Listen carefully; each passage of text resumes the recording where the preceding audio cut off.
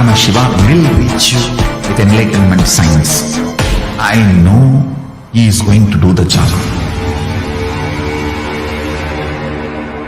Just be alive for next 3 years. Nothing else.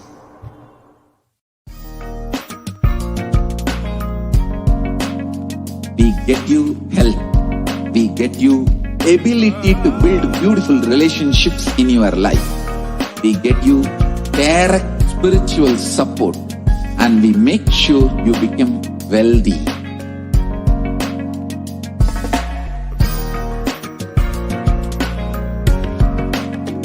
We won't stop giving you just good life. We will literally not stop till you live enlightened life. Manifesting the state of Paramashiva, space of Paramashiva, powers of Paramashiva, being of Paramashiva.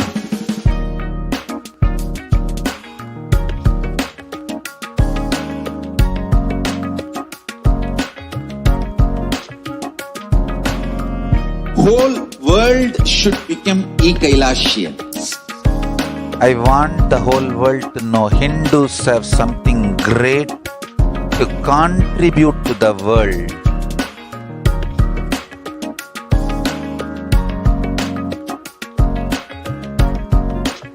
We have something great to contribute to the world. Let us do that.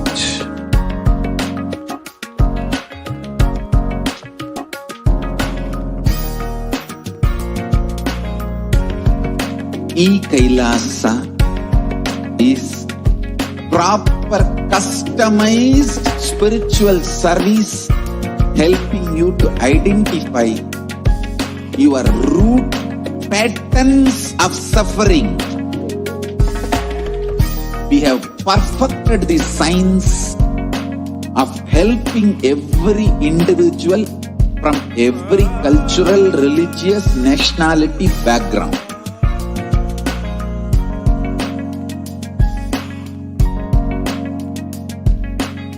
You will have lowest reactionary assumptions, highest awakened response, alive response for life continuously.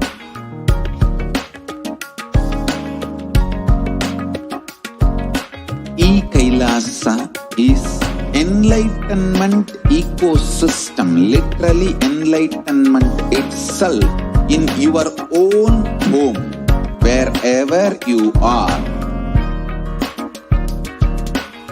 Proper customized spiritual service helping you to complete with your life negativity. Withdrawal from life, self-hatred, self-denial, self-doubt, so much of tiredness, laziness. We can support you aligning your diet, your attitude, your aptitude, your understanding about life. We can help you with everything.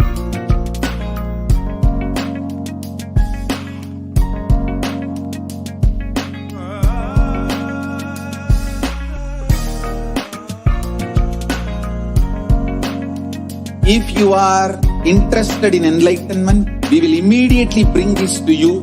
If you are not interested, we will explain the whole science, inspire you and make you interested in enlightenment time.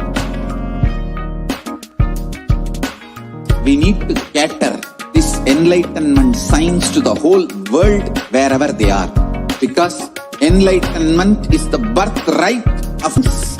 Kailasa is responsible to provide that to all human beings.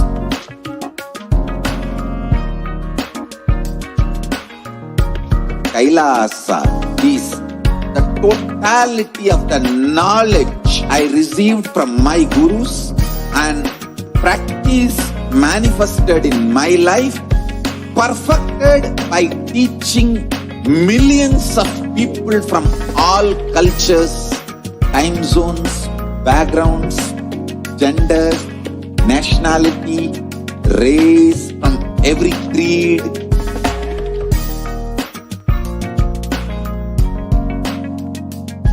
So this absolutely perfected knowledge available to you, served to you in your home without even you moving out of your couch, free of cost.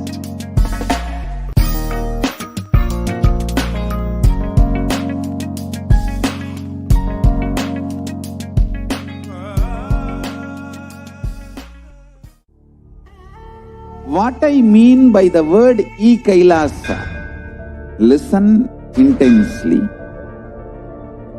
Enlightenment ecosystem, literally enlightenment itself, in your own home, wherever you are. If you cannot come to Kailasa, it's okay. Kailasa can come to you. Kailasa coming to you is e-Kailasa.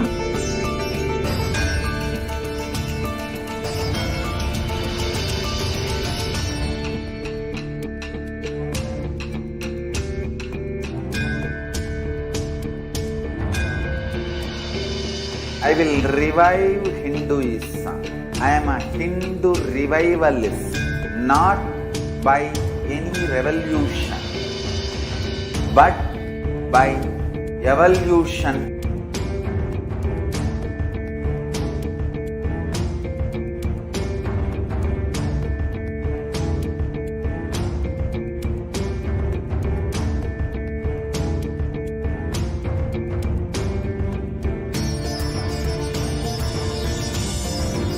And setting model community.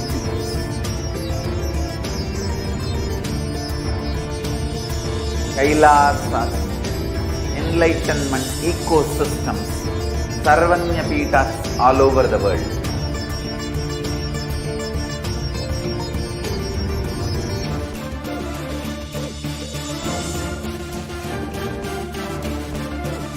Powerful cognition, knowledge, only when you live, power manifestation and possibilities manifestation happens.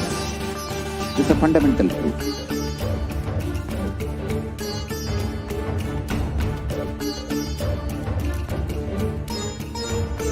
Hinduism cannot live exclusively as one sampradaya. No. All sampradayas of Hinduism is an ecosystem.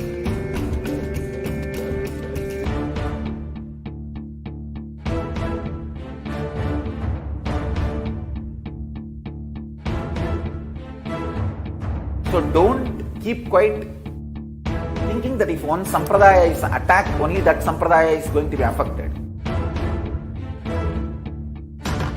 All of us are ecosystems.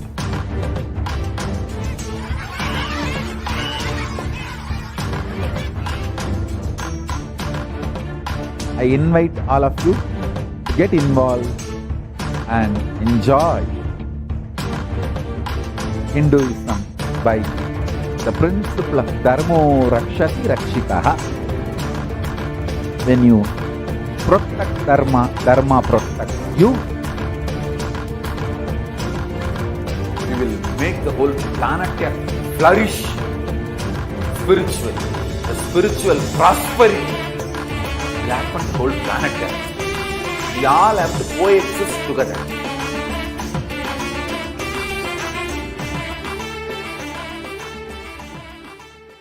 There are some great spiritual sciences unique to Hinduism. Subtle, otherworldly, but definitive sign. Manifesting the cosmic beings in Archavatara, deities in Nijavatara, living incarnations is possible. Understand? Kriya Pada of Vedas and Agamas elaborately explain the whole science of making the cosmic beings manifest in Archavatara, deities and Nijavatara, living incarnations. Both.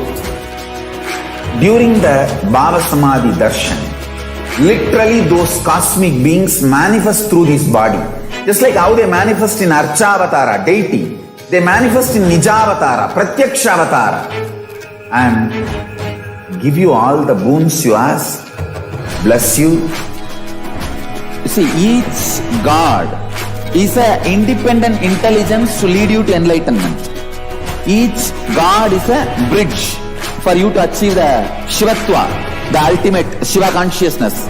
Krishna is the bridge for you to achieve the Krishna consciousness. But Shiva consciousness, Krishna consciousness, all consciousness is one and the same. Ultimate consciousness only. So that energy itself completely expresses. Just like Radhika, when I see my own sweetness in the mirror, I become eager to taste it. I find that the only way to relish this sweetness is through the constitution of Sri Radhika. Bhava Samadhi Darshan is a window to the infinite expanse of consciousness, allowing us to glimpse the formless in a way that we can understand. It cleanses the karmas of lifetimes. It awakens our biomemory to the space of Paramashiva, the ultimate consciousness, and creates a deep and lasting transformation in us.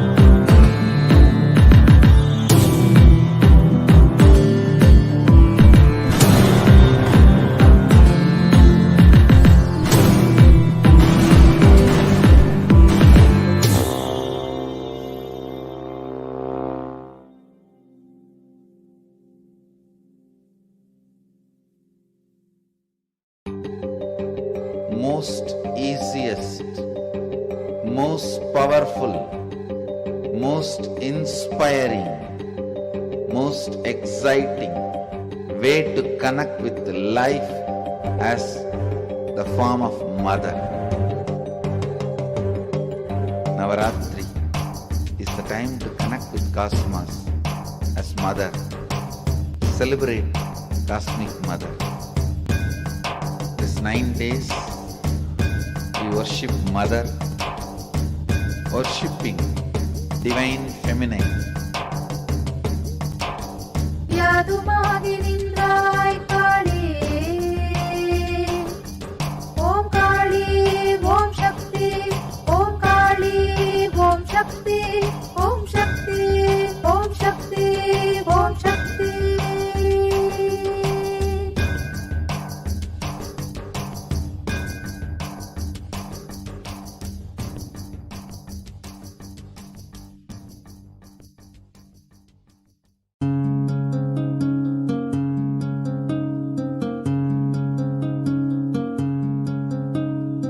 There are some gods, 9 unknown gods.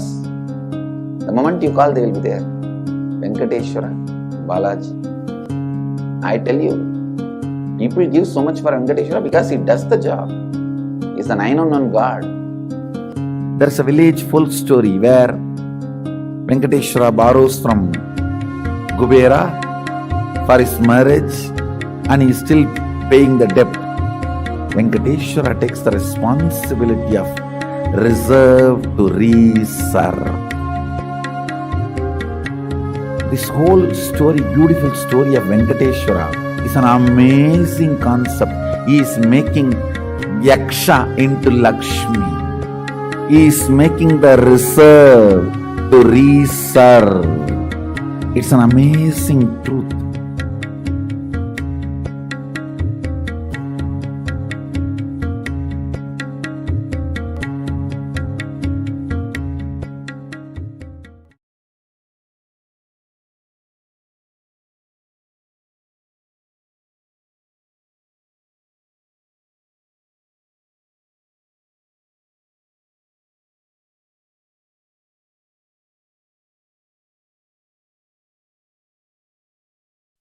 नित्यानन्दं परमसुखदं केवलं ज्ञानमूर्तिं द्वन्द्वासदृशं तत्त्वमस्यादिलक्ष्यम् एकं नित्यं विमलमचलं सर्वदी साक्षिभूतं भावातीतं त्रिगुणरहितं सदामि. Nithyananda. Welcome all the viewers who are joining us today for this Parashakti Akashic reading.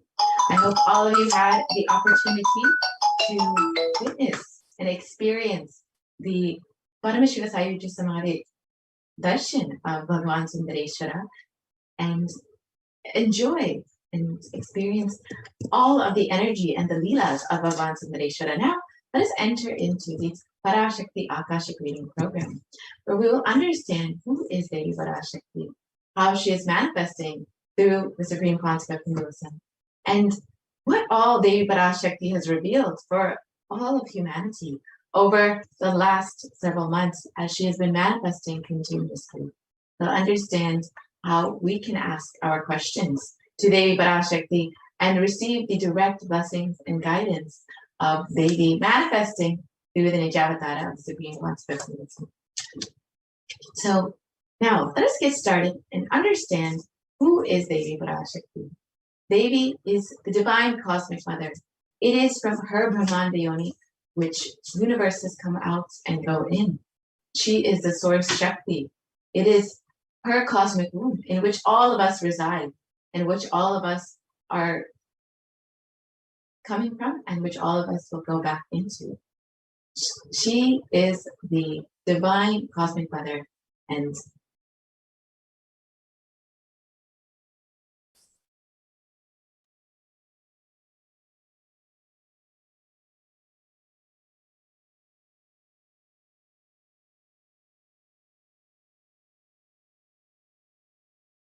so Devi is the ultimate pure feminine consciousness, the cosmic mother. She is the source Shakti. It is her cosmic womb, Brahmanda Yoni, from which billions of universes come out and go in. Source where the Big Bang and black holes go on.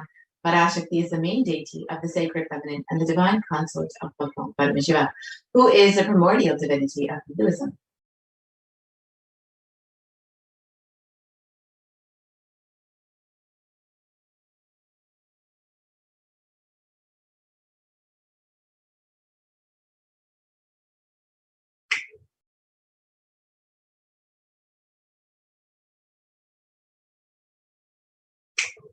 Today, out of his extreme compassionate love, the supreme concept of Hinduism is manifesting Devi Parashakti herself and gracing us, answering all of our questions, attending to our prayers, giving boons, healing us, revealing our past, present, and future, delivering and ultimately giving us the experience of Paramashivoham itself.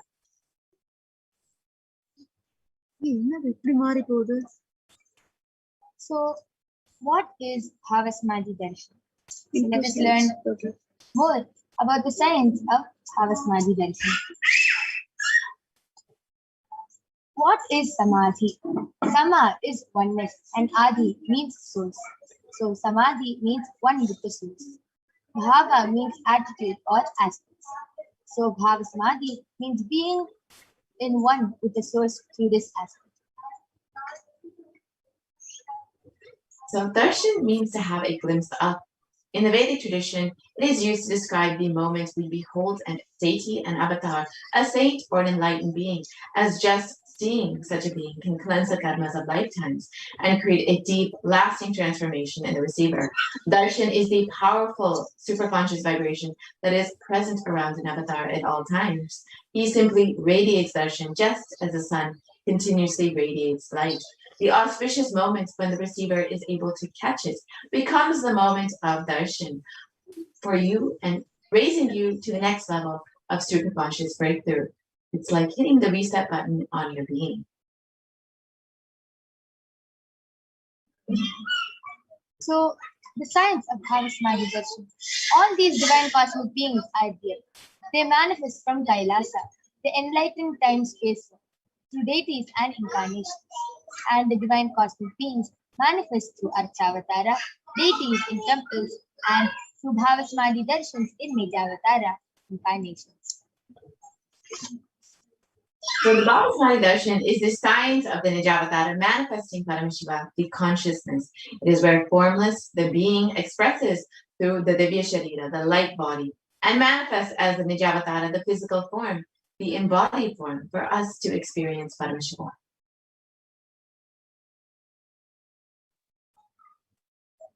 So you can see how Devi Parashakti expresses through the being of Devi Raja Rajeshwari and manifests as the Nijavatara, the physical form Devi Meenakshi. And the Acchavatara, the deity, reflects the consciousness and manifestation of the superconscious energy. But human beings are not mature enough to receive the higher level experiences from the Acchavatara directly. The avatar, the physical embodied form, comes down to bridge the gap and creates the experience of superconscious energy in all of us.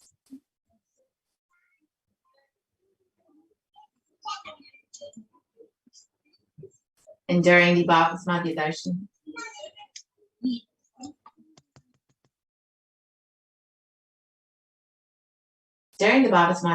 our neurons mirror that of the avatar. The mirror neurons activate and process all the observed movements or information of the avatar just by seeing. That is, the entire body can silently and without moving receive what is happening elsewhere through a process of direct observation, experiencing the superconscious energy radiated by the avatar.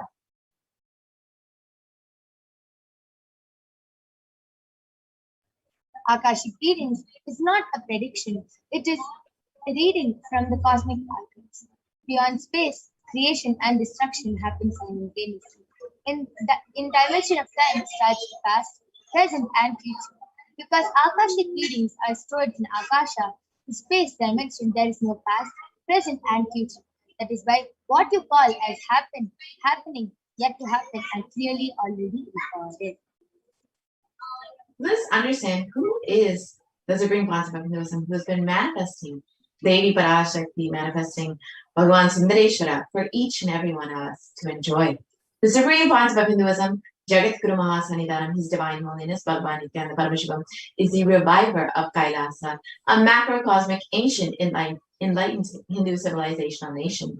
The Supreme Concept of Hinduism is the 1008th incarnation of Paramashiva as per Hinduism, and has been recognized by his predecessors who were enlightened masters and adepts. The Supreme Concept of Hinduism has made the science of power manifestation, yoga, and temple-based universities as a lifestyle for humanity. The Supreme Concept of Hinduism is ordained as the 233rd Guru Mahasannidhanam of the Kanchi Kailasa Sattvasampeetham, Chaturne Mandala Adinam. And Swamiji is the incumbent emperor of the Surya Vamsha Sarangi Samrajyam and is the present 293rd Guru Mahasannidhanam of the Kailasonnata Shyamala Peetha Sattvasampeetham and the present Mahamandaleshwar of the Mahanirvani Akhada, which is one of the largest apex monastic orders. And 3008th Acharya Mahamandaleshwar of the Akhilakada is the present 23rd Guru Mahasannidhanam of the Dharma Mukti Svaragopara Adina and has been elected as the Supreme Concept of Hinduism by a congregation of over 1,000 Hindu leaders.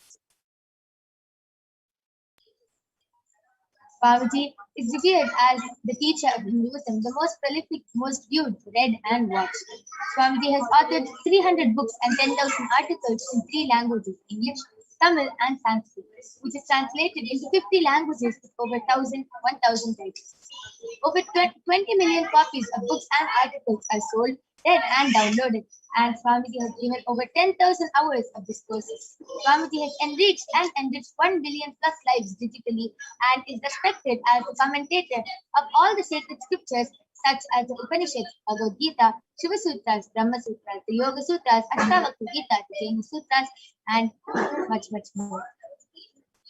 And the Supreme Concept of Hinduism is honored as a leader of Hinduism, the most awarded, internationally recognized Hindu leader, and is the reviver of 108 ancient Hindu sampradayas, including the Rudrakanyas, Rudras, Rishis, Rishikas, Bhairavas, Bhairavis, and Sannyas. And the Supreme Concept of Hinduism is the establisher of the largest Hindu university, Kailasa Nithyananda Hindu University. with satellite campuses in 150 countries. The Supreme Pontiff of Hinduism, publisher of 1,000 plus Kailas enlightenment ecosystems, and the founder and reviver of over 100 Sarvagnikas, and is the collector of the largest Hindu library with over 1 million books, 1 million Palmanic scriptures, and over 20 million digital books. So now with this, let us enter into the demonstration of the extraordinary powers by the Nithyananda Gurukula Balasas and the Nithyananda Yogis, the initiated disciples of the Supreme Pontiff of Hinduism. So we will be witnessing the demonstration of the blindfold reading as well as body standing today. So we have my yoga prana with us here today to guide us through this.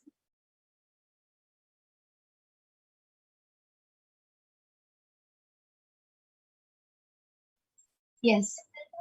And thank you, Maniti Punapyananda, for that beautiful introduction. So let us now move on to the next segment, which is the power manifestation segment, where all of you will be learning about the 463 powers of Paramashiva, how we can awaken these divine Shaktis in us, and so much more. So let us first learn about where these Shaktis come from. So in the Vedas, the source scriptures of Hinduism, Paramashiva reveals in elaborate detail that every human being is hardwired to be able to manifest these 463 plus extraordinary Shaktis. And Swamiji beautifully says that just with the cognition that you are divine and that you need to manifest the divine, you can manifest these extraordinary Shaktis, and not with the cognition that you are a man and that you need to reach the divine. So let us see the fundamental difference between Shaktis and Siddhis. Shaktis are the powers which express from the space of enlightenment as a side effect of feeling connection with the divine and high integrity with the Guru. Shaktis are the source of enlightenment. And Siddhis are the powers. Yes, siddhis are powers that manifest from tapas or penance for enlightenment. And siddhis are only on the path to enlightenment. Shaktis are the powers which manifest through ordinary human beings in extraordinary ways, just with the initiation from the avatar, and Shaktis are permanent. Siddhis, however, are not permanent, and siddhis may divert you from enlightenment. So who is the source of all these Shaktis? Paramashiva. Paramashiva is the primordial divinity in Hinduism, the ultimate reality and cause, which is self-effulgent, Swayam Prakasha, all-pervading, unchanging beyond time, space, form, and causality. As the fundamental base of Avyakta, the unmanifest, and Vyakta, the manifest existence, he performs the Panchakritya, or the 5 cosmic acts of Srishti, creation, Sthiti, sovereign rulership and maintenance, Samhara, rejuvenation, Prabhava, pulling out of delusion, creating grace for all living creatures. The Supreme Pontiff of Hinduism is the avatar of Paramashiva himself as the 1008 living incarnation and representative of Paramashiva and the reviver of Kailasa, the ancient Hindu civilizational nation, the greatest cosmic borderless nation. And since the beginning of time, the Sanatana Hindu Dharma has been the cradle of enlightened beings and highly advanced sciences. It was where the science of enlightenment and the Shaktis of powers were lived and taught as a lifestyle. And for the first time, the Supreme Pontiff of Hinduism is making these yogic sciences available for humanity to experience and enjoy at a record-breaking, never accomplished before pace. And Swamiji was recognized as an avatar at a very young age and was trained and taught to revive these sciences, and so that millions of people can enjoy and experience the science of power manifestation from the disciplines of Vedanta, Tantra, Sri Vidya, Yoga, Yogic powers, Mantra Shastra, Siddha Vidya, the science of Aushadha, Advaita, Bhakti Yoga, Paramashiva Jnana, and Paramashiva Vijnana.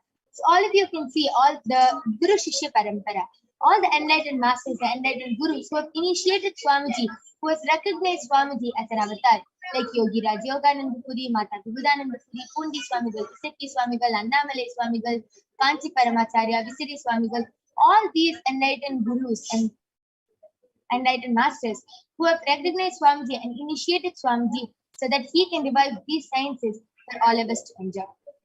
So all of you might be wondering, how do we awaken these divine Shaktis?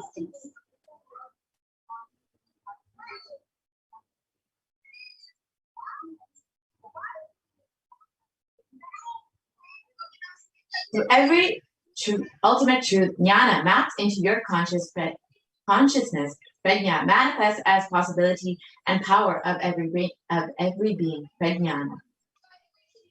So let us now watch a small video which explains the science of initiation, the power of initiation, and how the avatar, the living incarnation, just with one touch, look, or word, how Swamiji can initiate us into all these powers. Diksha is the direct transfer of spiritual energy by an enlightened being through look, word, or touch. The traditional Vedic book Navaratneshwara states, Sarvasamapi dikshanam muktihi phalamakhanditam avirodhat bhavantyeva prasangyastu bhuktayaha. The main benefit of all initiations is moksha, enlightenment. As a side effect, health, wealth, leadership, and well-being happen.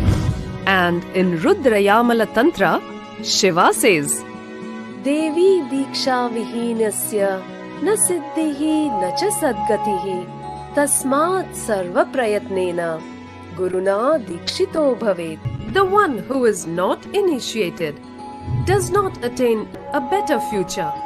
So by all efforts, one should get initiated by Guru. What is the science of initiation? Neuroscience has proved that the process of initiation floods the brain with energy. This is the superconscious energy of Kundalini, our own highest inner potential energy. As the Kundalini flows from the thalamus to the cortex, it sets an energy loop within the brain, which awakens the latent non-mechanical parts which we have never used before. With increasing levels of coherence, the whole brain comes alive, turning into a superconductor of conscious energies that heal, empower, transform our lives, bliss and fulfillment. Initiation creates high awareness, visualization, creativity. It also slows the aging process and improves the immune system. Kundalini awakening, healing experience, levitation, teleportation, materialization. Experience the power of initiation through a range of exclusive programs conducted at the ashram. Nithyananda Dhyanapitham, Nithyananda Nagar, Birdi, Bengaluru. Yes, with that beautiful video, it explained how just with the initiation from the avatar, we can experience so much change in our life and how we can get initiated into all these powers. Let us now understand how the science of power manifestation is authenticated through the four aspects of evidences or pramanas.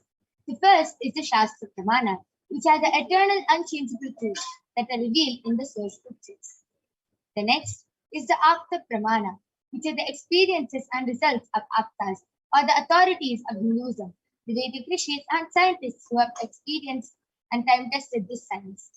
Next is the Atma Pramana, which is the account of the Supreme Pontiff of Hinduism, Jagat Guru Mahasanidhanam, His Divine Holiness Bhagavan Nithyananda Paramashivam.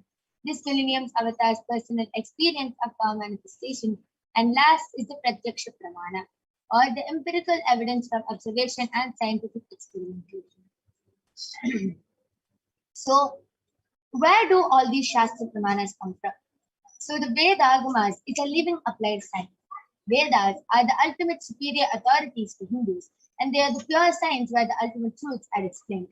Agamas are the scriptures where the applied technology, the applied science is expanded. Vedas and Agamas, the Vedagamas, are given the status of Shruti, as they are directly revealed by Paramashivoham. They are the eternal unchangeable truths, and a reference cited from these Shastras or source scriptures is called a Shastra Pramana. So let us now get ready to witness a very exciting and unique demonstration of the power of third eye. So let us now see the Shastra Pramana for the power of third eye, which comes from the Vijnana Bhairava Tantra.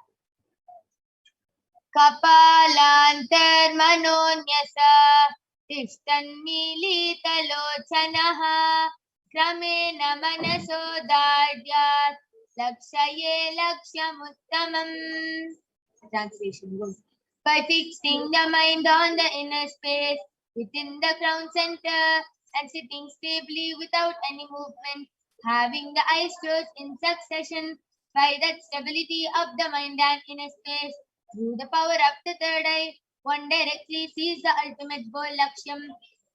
By having the vision beyond the sight that reveals any object or place, attaining the space of oneness with the source Paramashiva. The next is the Apsa Pramana, where Bhagavan Sri Krishna initiates Arjuna with the power of prayer. Bhagavan Krishna initiates Arjuna during the Mahabharata war.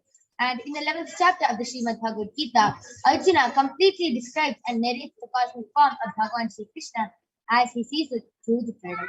So Bhagavan Krishna says to Arjuna, Natu maam shakyase drashtum manenaiva divyam dadami te chakshuhu pashyame yogamaishwaram. But you cannot see my cosmic form with these physical eyes of yours. Therefore I grant you the divine third eye vision. Behold my cosmic opulence. So let us now listen to the Atma Pramana, how Swamiji experienced this power manifestation, this third eye, the power of third eye, from his own words. Inside and outside broke. The first experience is that I was able to see everything around me, above me, the whole 360 degree, 10 direction, below me, everything. I realized not only I was able to see, I was able to feel, experience. I felt that the skin of the stone on rock on which I was sitting and the skin of this body both carry me equally. In both I exist equally. The setting sun, rising moon, the whole Arunachala hill, all the plants, bush, shrubs, trees, everything, everything, everything. Just became so alive. The idea, something is inside,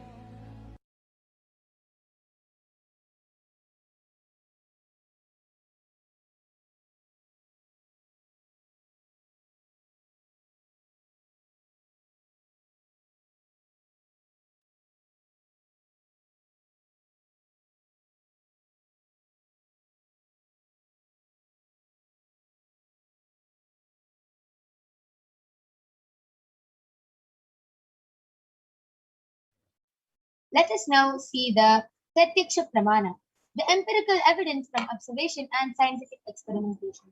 So all of you can see, the study measures which compare the metabolic cell activity of the brain in the conscious and meditative states of the third eye, using the PET, which is the positron emission technique.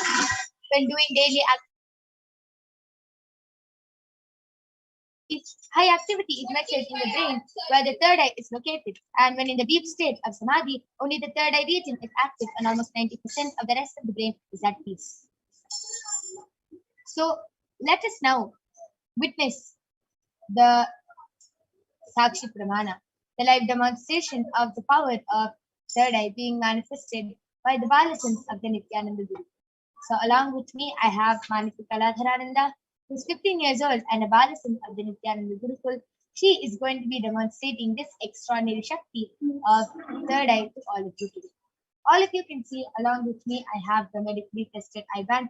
In front is a complete opaque sheet and behind is a thick sponge. All of you can see that there is no gap between the eye band the opaque sheet and the sponge, and there's no possible way of light entering. And there is a strap which comfortably straps the eye band to the pearlescent. So I will be putting in the strap. So all of you can see, I'm going to be placing the eye band on Ma Kaladra's eyes now.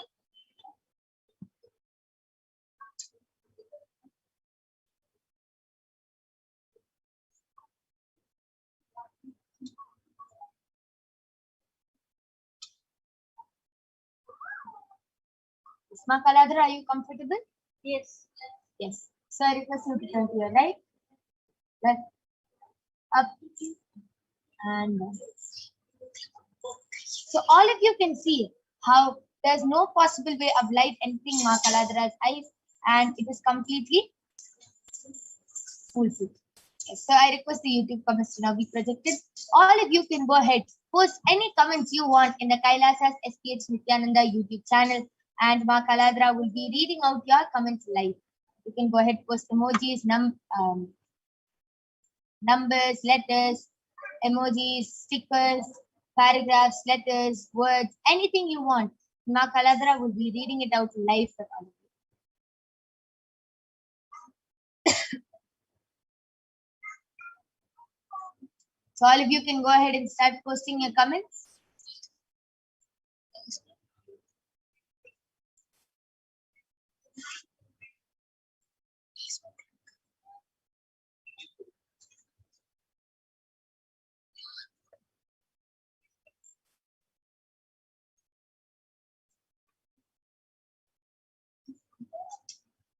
Ma Kaladra, you can go ahead and start reading.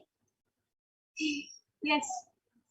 Ma Nithyananda expressions of me I am has posted Nithyananda Ma Kaladra, you are so pretty like me, and she put a smile emoji with where the where it's shown as the emoji being laughing too badly that tears are coming out. How old are you, Ma? Yes, Ma, I am 15 years old. Beautiful, that is amazing. All of you saw how Ma Kaladra has read out the comment. Ma Mahajalandhara Nithyananda, why don't you go ahead and throw a challenge at Ma Kaladra? You can go ahead and post a random series of emojis, and Ma Kaladra will be reading it out through her third eye.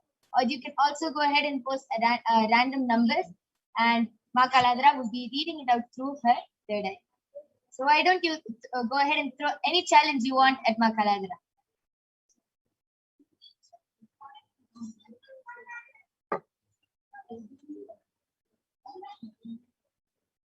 As Mahajalandhara expressions of me I am has posted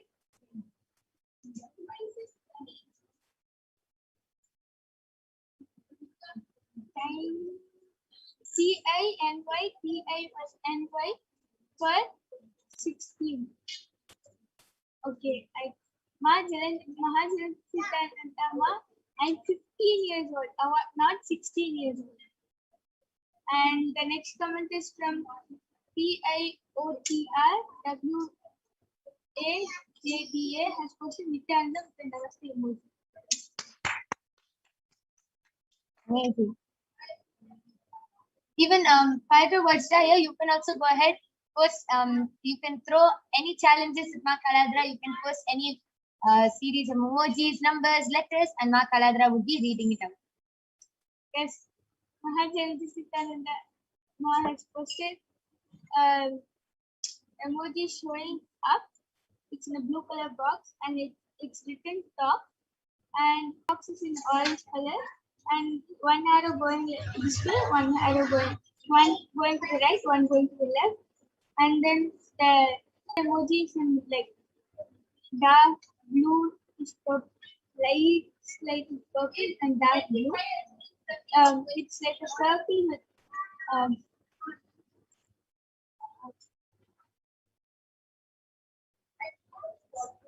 for sharp parts, like cutting blade. And the next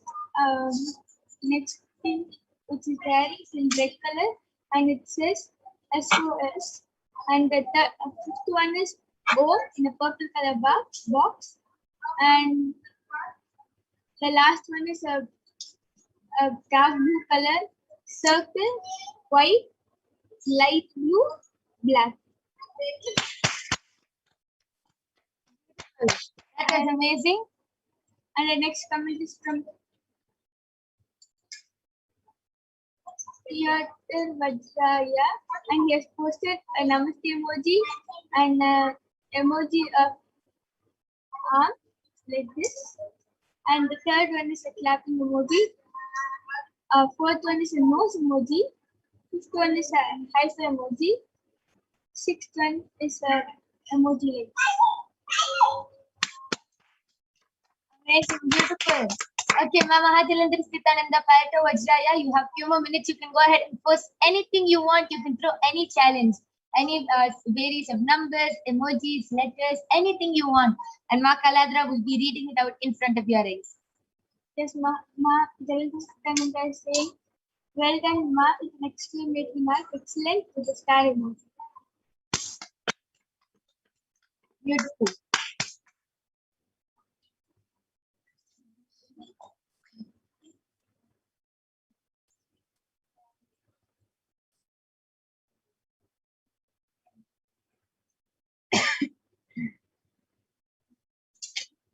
Yes, here Vajraya has posted wow and house KAUSHAL Patel has posted Nithyanandam. Will I get any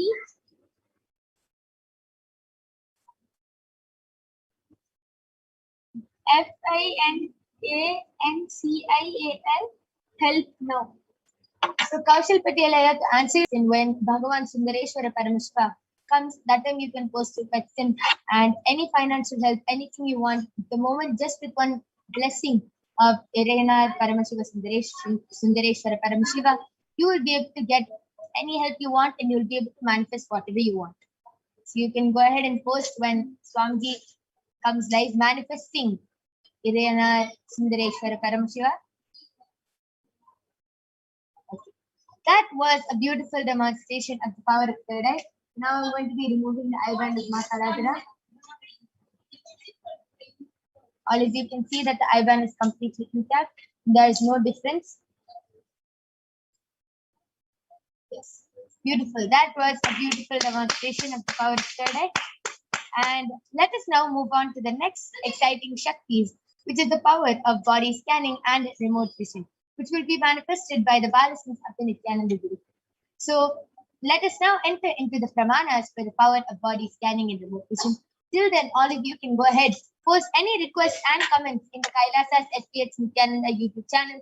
Any of you want a remote vision or a body scan, you can go ahead and post your comment in the YouTube chat. So let us now see the Shastra Pramana for the power of body scan, which comes from the Vijnana Bhairava Tantra. Swadehe jagato vapi sukshma sukshmatarani cha tatvani yani nilayam dhatmante vyajyate para. So the translation goes, cognize deeply that from the subtle to the subtlest constitutive principles, your whole body, Swadeha, or the whole universe, simultaneously consists of the essential duality. They are being absorbed in their source cause, Paramashiva, and by the experience of such restful awareness, one becomes complete from all the thoughts, and the ultimate universal divine power, Paradevi, Adishakti, is revealed, and the supreme power manifestation happens. Next is the Atma Pramana. The Apta Pramana from the life of a Siddha named Teriyar. Teriyar was one of the prominent disciples of Agastya. One day, a man suffering from a severe headache comes to Agastya for healing, and Agastya uses the power of body scanning to identify his root cause. He reveals that the root cause of the headache is that there's a small tere, a type of frog, sitting in the person's brain. Agastya immediately instructs Teriyar, his disciple, to do an open head surgery, and Teriyar successfully completed the surgery, and the person is completely healed and cured of the headache. Thus, Teriyar Thus, the disciples gained the name Hearing Eye. Next is the Atma Pramana from the life of His Divine Holiness Swamiji of how Swamiji was able to manifest this power. So Swamiji beautifully reveals on the 22nd of December 2019, paraphrasing his words, only when I had a multiple compound hand fracture was I forced to go for surgery and therefore for medical checkups related to that. At that time, they detected heavy metal quantity in my different organs, and it was revealed that I had been poisoned without our knowledge. I immediately used the agnostic method instead of medical facilities to study the body condition due to the poisoning. Through the body scanning, I found out what the problems and imbalances had happened and where the balance had to be. I used allopathy as a second opinion just to verify my facts. Next is the Sakshi Pramana. All of you can see how the various disciples of Swamiji have been beautifully initiated into these powers and have been able to manifest these powers at the day-to-day lives. So let us now witness this live demonstration by the Balasins of the Nithyananda Guru. Before that, let us see the Shakti Pramana for the power of remote vision.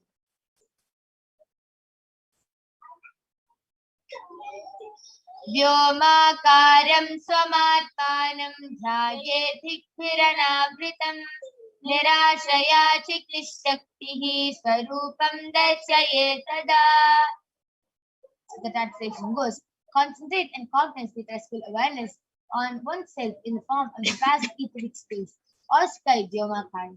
This is limitless in any direction whatsoever. Thus, that it is Shakti, the power of consciousness, freed from all support, reveals and manifests herself as a form of nature, of one's essential nature of the self. So let us now see the Apta Pramana, where in the Hindu Purana of the Mahabharata, the whole war, the sacred scripture of the Srimad Bhagavad Gita, is narrated to the blind king Dhritarashtra by his trusted charioteer Sanjaya. Sanjaya is initiated into the power of Duradrishti and Durashiti by Bhagavan Sri Vedavyasa, and it is through Sanjaya's narration that the humanity has received the sacred scripture, the Srimad Bhagavad Gita. And next is the Atma Pramana, where Swamiji beautifully manifests this extraordinary Shakti. So Narayana Swami Tata was one of the gurus of Swamiji and was well known in Tiruvannamalai to see remote distances at least. One day, a senior police officer came to Narayana Swami Tata seeking help to find a thief whom they were searching for the last 1 week. The Supreme Pontiff of Hinduism was asked to see the whereabouts in the mirror with the Jnananjana, and not only that, to show the police officer. And the Supreme Pontiff of Hinduism not only saw the whereabouts of the thief, but also showed the same to the police officer, and after which they caught the thief red-handed in the same location as revealed by Swamiji. Last is the Pratyaksha Pramana. See how the Sakshi Pramana, so many people have shared their experience of how they are able to manifest this extraordinary Shakti just with the initiation from Swamiji. So without further delay, let us get ready to witness the live demonstration of the power of body scanning and remote vision. So we'll be back with you right after a short break.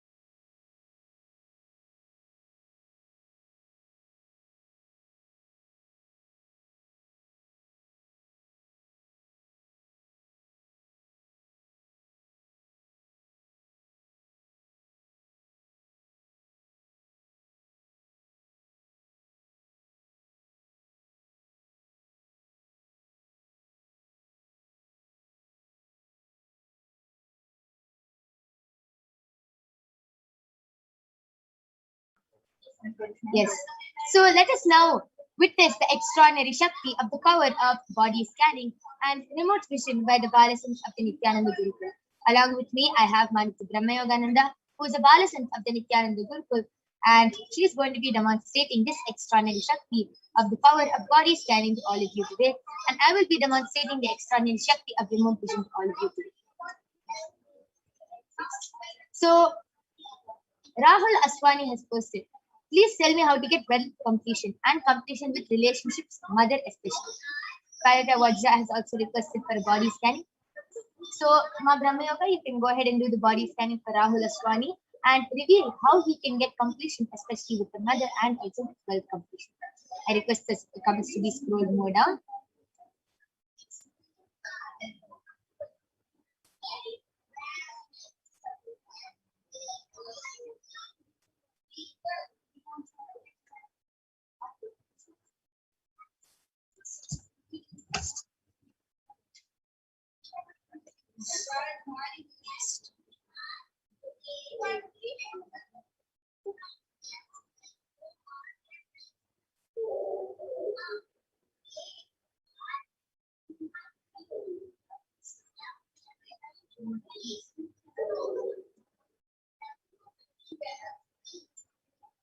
Okay.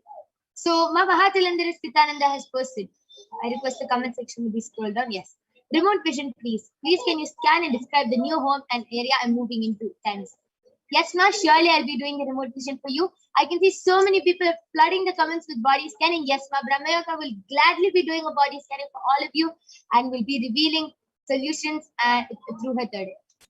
Yes, Rahul Aswani Ayya, Parvishka revealed that completion is not happening in a relationship because of the amount of toxins which is there in you, and not only you but all your relatives, especially your mother and everyone. Everyone has a lot of, all of you have a lot of toxins in your stomach, and the way you can cleanse it is by having a lot of neem juice, at least 2 cups of neem juice in one day, and have a lot of turmeric. Follow these 2 solutions. Everyone in your family can follow it, and you'll see that especially you follow it authentically, whether other people are following it or not. You authentically follow it, and you'll see a lot of breakthroughs happening, and a lot of your relationships will get completed. Yes. That was a beautiful body scanning for Rahul Aswaniaya. And Parata Vajra has also requested for a body scanning. He has specifically asked, I'm preparing for surgery of the neck spine area. The discus has to be replaced with metal implant. Please scan towards the surgery. Ma Brahma Yoga, you can go ahead and do the body scanning for Parata Vajra. And yes, Ma Mahajalandra Stithananda, I have scanned your new home. Actually, it's actually very pretty, Ma. I was able to see that the moment you enter inside, it's actually 2 doors, and I was able to see it's wooden doors, 2 doors. And just before you enter, it's like white, it's like a wooden brown and white. So that is the colors, like from outside if you see. So it's very pretty, it goes well with each other. And so from outside, it's like a small gate, and the moment you enter inside, you can see the whole house, and there's 2 wooden doors. After you enter inside the wooden doors, I was able to see there's actually long, it's a very long, it's not a painting nor it's a picture, it is just like it's like it's a very ancient kind of painting kind of thing. It's on cloth or on jute, it's like that. And I was able to see it's of like village ladies, and it's very colorful and very traditional, and like very traditional.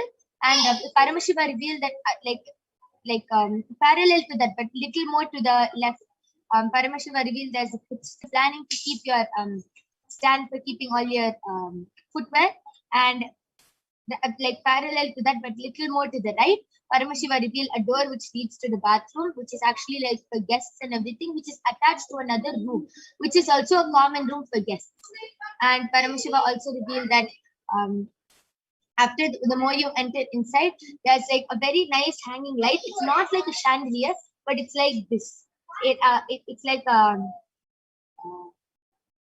it's in a shape. It's in a shape of a crescent moon. It's in that shape, and it's like a yellowish golden light which lights up the whole room, and it's I was also able to see that there is next to the room which is for guests, there's a door which leads out to the balcony, and from inside also it's like painted in that wood color, so it's really beautiful. And Swamiji also showed that we are planning to keep the sofa in the living room against the wall. Next to the sofa, there's another door. There's another door which leads into another room. And if you come out of that room, just turn to your left, you'll be able to see a small dining area. Next to the dining area, there's like a small counter where you can keep things.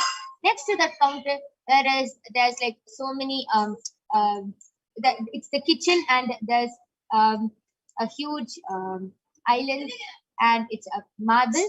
And yeah, so this is the basic structure of the house. And I was even able to see 4 rooms, out of which you are planning to keep 1 room just empty. And yeah, this is what Paramashiva revealed. So in the chat section, ma, yes. And yes, I did the Parashakti Vajtaya. And Paramashiva revealed that his blessings are with you. You can go ahead for the surgery and replace it with the metal one. Paramashiva's blessings are there with you. All you have to do is just before you go for the surgery, put vibhuti on your whole. It doesn't have to be on your whole back, but at least in the area where the surgery is going to be done, like massage vibhuti into the skin. Keep vibhuti. Make sure you have vibhuti in that area before you go for the surgery, and that will really help. And the surgery will be a success. And I also did the body scanning for Saranka with the Karan Manita Lalatakshananda. And yes, so Ma Paramashiva revealed to me that all the problems you have right now, like the body pain or head pain or whatever you're facing, tiredness, boredom, everything is because you need to strengthen your immune system. Family showed that your nervous system really needs to be strengthened, and the way you can strengthen it is by reading the Living Enlightenment book every day and listening to Swamiji's satsangs. These 2 are the solutions you should give, and other than that, you should make sure that your diet has a lot of beetroot in it and have a lot of dates. Follow these 2 solutions, and really all the problems that you have will get through. Yes, beautiful. Gauri Tangavel has requested for a scanning and healing for her knee pain. Ma Brahmayoga, you can go ahead. Ma Lalatakshananda and Payata Vajra, I requested yes. Payata Vajra has gotten back telling yes, ma. Wow, thank you.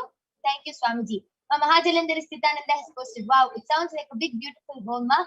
Very exciting for me and lots to look forward to. Thank you, and thank you for helping me complete completions to my new life ahead. Yes, ma, just accept whatever it is. Just hold the cognition that life is auspicious, and when the divine is there in your life, he will take care of the rest. He will make sure that any decision in your life is always auspicious. And Payata Vajrahaya has posted, thank you, Paramashiva. Yes, just hold his gratitude, Aya, and the surgery will go well. Yes, so Gauri Tangavilaya, Swami healed your knee pain, and he gave a solution that you should eat a lot of pomegranates. That will really help you in your knee pain. Yes, beautiful. So this is from Gauri Tangavel, and yes, Balakrishnan Aya is requesting a scan and for a school name.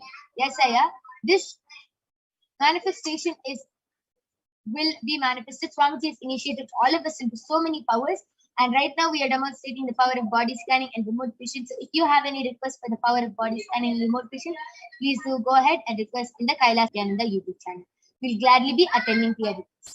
Ma Lalatakshananda has posted a request for a body scanning. Yes, Ma Brahmayoga actually did the body scanning for you and revealed a solution. So Ma Brahmayoga, I request you to repeat the scan.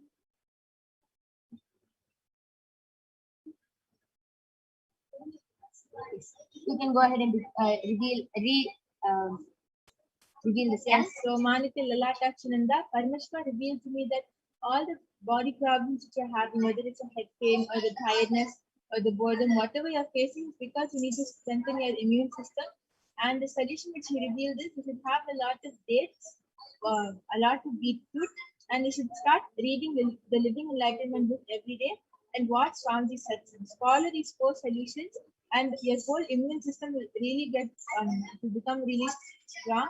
And also all the side effects, all the body problems which you're having will also get through. Yes. So this is a body scanning for Ma Lalatakshananda, I request you to get back, Ma. Maheshwara Mayananda has posted, there is a lump in my throat. Can you tell me what it is and how to heal it? Melissa Cook has posted, I also requested for a body scanning and healing for my eyesight and skin condition and where they originate. Brahmayoga, you can go ahead and do the body scanning for Melissa Cook. Yes, Maheshwara Mayananda, I did the body scanning for you. Paramashiva revealed that the lump in your throat is because of dehydration and toxins in your body. So Swamiji revealed that you should do the mucus-free diet and eat the palay suri, so you can put white rice in the and soak it in water. You can soak it in water for 24 hours and then add a little salt, pepper, and eat it every morning with green chili. And this will really help you, and it will heal your the lump in your throat. It will help you remove the other toxins in your body. And yes, you can go. Yes, so Melissa Cook, Paramashiva revealed to me that for your eyesight and your skin condition, they originated from the food you're eating. The food you're eating, whether it's knowingly or unknowingly, you're having non-vegetarian in the food which you're eating, and you have to immediately change it. Like if it's unknowingly, then you have to just find out about the food and change the diet you're having, change the place where you're getting your food. And if it's consciously, please make a decision and change it, because that is affecting you a lot. Not only is it you are able to see it affecting your eyesight and your skin, but inside your body also it's affecting your body a lot. So immediately change your diet and also to detox yourself from what you have already eaten. Paramashiva revealed that you have to have castor oil and neem leaves. Have 1 spoon of castor oil and at least 3 to 4 neem leaves at the same time. Every day without miss. The first thing in the morning on an empty stomach, you should have this, and you'll become weak. Like your stomach will completely detoxify. Wow, that is a beautiful body scanning for Melissa Cook. And yes, Melissa Cook, I requested to get back. Celine G has requested for a body scanning. So Brahmayoga, you can go ahead and do the body scanning. Balakrishnan Ayya has requested for a remote vision for his grandmother's house. And yes, Ayya, Paramashiva revealed that your grandmother's house has 6 rooms and 2 bathrooms. There's actually another bathroom, but which is actually outside the house, and it's a very old style bathroom, and it's a Indian style bathroom, and it's pretty old. Paramashiva is revealing that that the moment you enter inside the house, there's a big shelf where your grandmother keeps a lot of pictures and everything. And the moment after you go a little more inside, there's a big living room, and straight across to that, there's another room where, which guests can stay in. Next to that, on the parallel to that room, there's a bathroom, and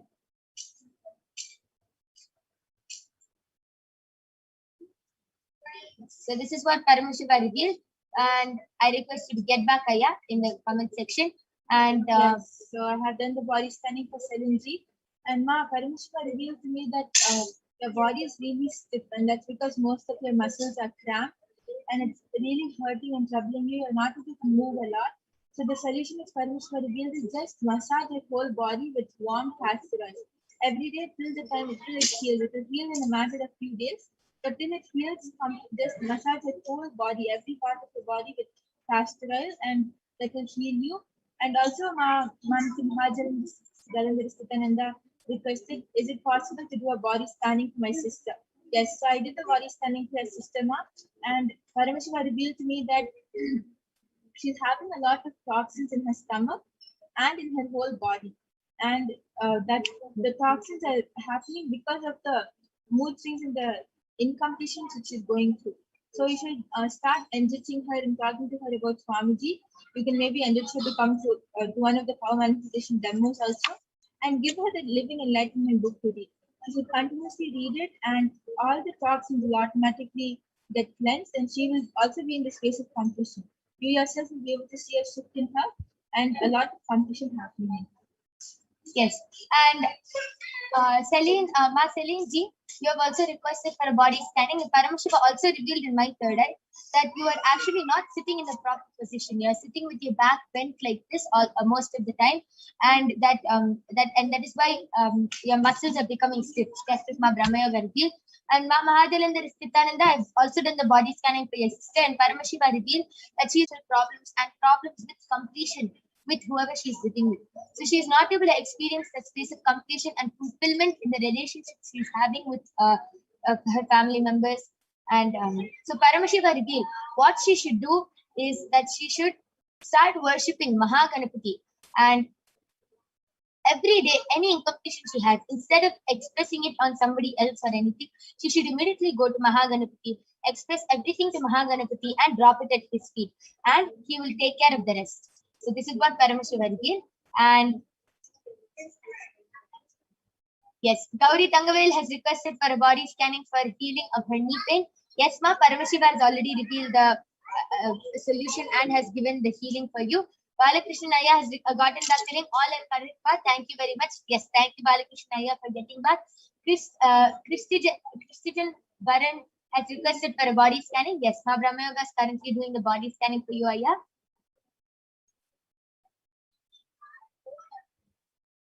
Melissa. Yes, Christian Baran Ayya. Paramashiva revealed to me that you have a lot of mucus stuck in your body, and that is really that is irritating you a lot. You're always feeling that your breath is hot, you're not able to breathe properly, and you're getting really it's agitating you a lot. So the solution is Paramashiva revealed for that is you should just boil mint leaves in hot water and have that the whole day. Continuously have warm water with mint leaves, and that will help you in cleansing all the mucus.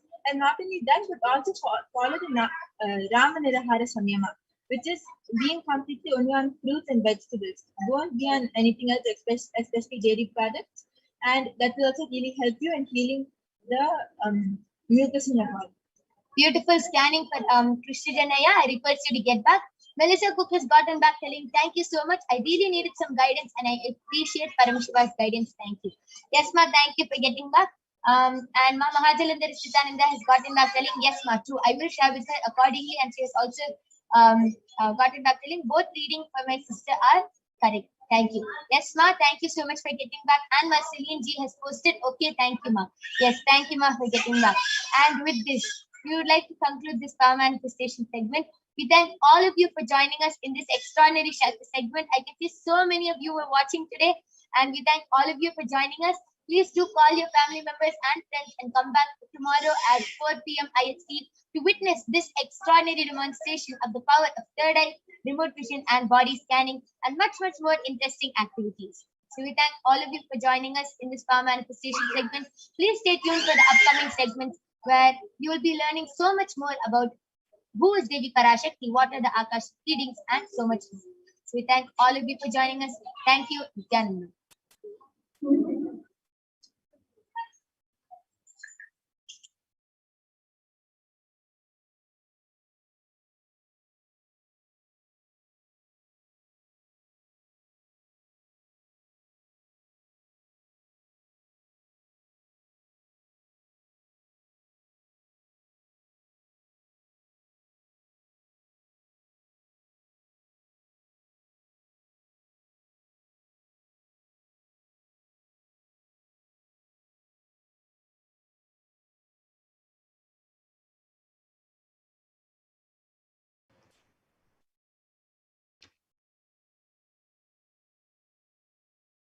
Yes, Nithyananda, everyone.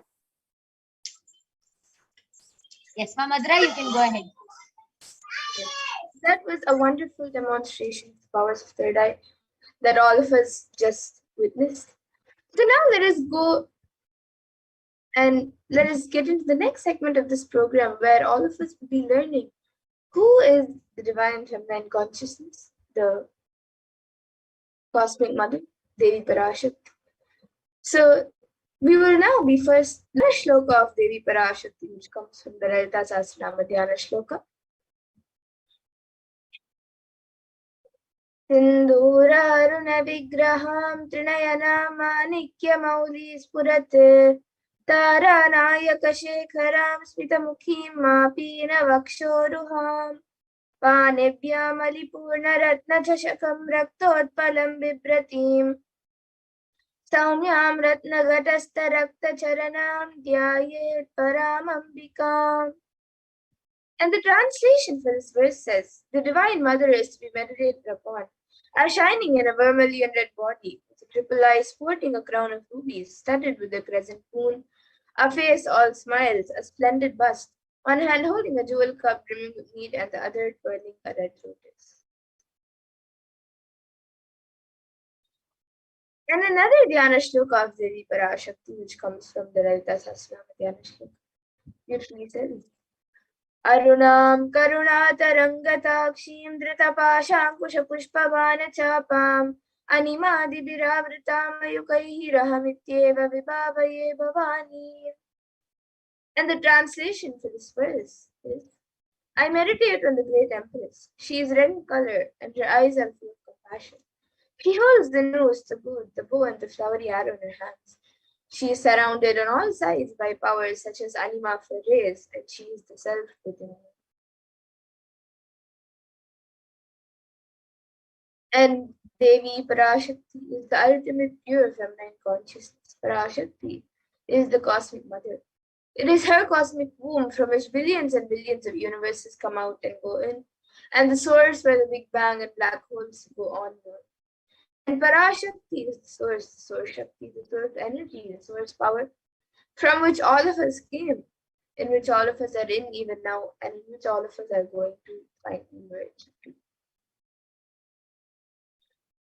And out of her extreme love and compassion, Devi Parashakti herself is manifesting through the embodied form as the Nijavatara of the Supreme Court of Hinduism, Jagat Guru Mahasannidhanam, His Divine Holiness Bhagavan Shri Nithyananda Paramashivam, gracing us, answering all of our questions, attending to our prayers, giving wounds, healing us, revealing our past, present, and future, delivering profound spiritual truths, and ultimately giving us the experience of Paramashivoham itself. And Devi Parashakti beautifully reveals how she is manifesting as the Nijavatara of the Supreme Court. She beautifully says, raising as Omkara, expressing as Vedas and Agamas, blossomed as Hrimkara, filled as Parashodasi, living in 40 triangles, the Kailasha Swami who is in Kailasha, Shripura Chintamani, Parashodasi, sitting as part of Paramashiva, Parameshwari, who rules the world, Paramashakti, Manonmani, Meenakshi, as Nithyananda, I took Nijavatara here to give good boons to bestow all goodness. Hiranyagarbha Swarupini, Brahmanda Yoni, Shami, Chandramauli, Rapala, Aparna, Uma, Parvati, Savitri, Navayavana, Samraji Lakshmi, Parameshwari, Parashodasi, Meenakshi, I came here as Nijavatara. Taking the form of Nithyananda, I came here as Nijavatara. With great compassion and blessing, listen people, to do good to all of you, I took the form of Nithyananda, I came down as Nijavatara. And she continues the review. Raising in Omkara, blossoming as Shiva, Shiva manifesting as source of existence, powers of existence, expression of existence, from the oneness of Om, blossoming into two as Prakriti and Purusha, blossoming as three Shaktis, Icha, Kriya, and Jnana, growing as 4 Vedas, expanding as 5 Panchabhutas, beyond 6 chakras, filled as Gotras of 7 rishis, expanding as 8 directions, existing as 9 grahas, blossoming as 10 indriyas, being as 11 rudras, creating all the worlds, bringing life to tell and make truth blossom and to do good. Parashodasi, Meenakshi. In the form of Nithyananda, I came to bless every one of you. So now let us see how we can receive Devi Parashakti. So literally we're seeing Paramashiva and Parashakti at that moment. She is there on your screen. So you can receive her in a very traditional way. You can keep 2 beet leaves, 1 banana, 1 betel nut, a coin in front of the screen as you watch Devi Parashakti. And for those of you who might be wondering what exactly is this coin considered as, what is the coin considered as, what is its importance in the Hindu tradition? So in the Hindu tradition, a coin is actually considered the traditional dakshina. It is usually given in temples as a donation and offering to deities. And it is even given to people. They come to your house the first time, or when you meet them for the first time, and for various other purposes. And it can be the lowest value. In India, it can even be just 1 paise, and in the US, it can even be just a cent. Swamiji says, I'm not trying to monetize, keep even 1 cent, it is okay. So for 100 days, if you have darshan, it will add up to $1. In India, even 1 paise is okay. And you can offer that to Devi Parashakti. And once the darshan is over, you can do namaskar and eat the banana, the betel leaf, and the betel nut, taking it as prasadam immediately. And the coins that you collect, you can send it to the Los Angeles temple. And some of you might be wondering, what exactly does this betel leaf and betel nut do? How will it benefit you, whether it's physically, emotionally, or mentally? How will it benefit you? So this betel leaf and betel nut may look too small, but in a few days, you will see how much taps your sentiment that really Devi Parashakti is there. Rituals will break your monotonous and conscious mentality and lifestyle and remind you and raise you to the power of the cognition. It will break your unconscious behavior.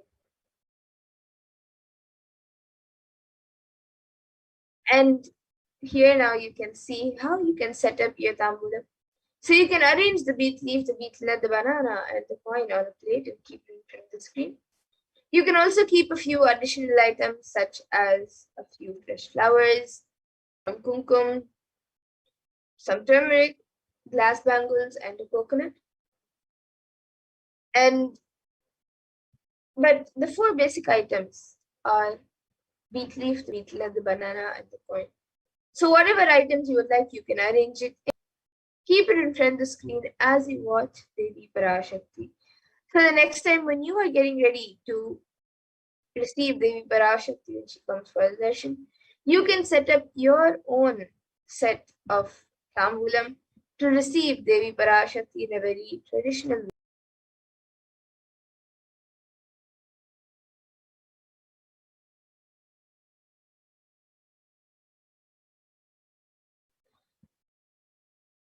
And with that, now we segment where we have learned who is Devi Parashakti and how we can receive her in a very traditional way. So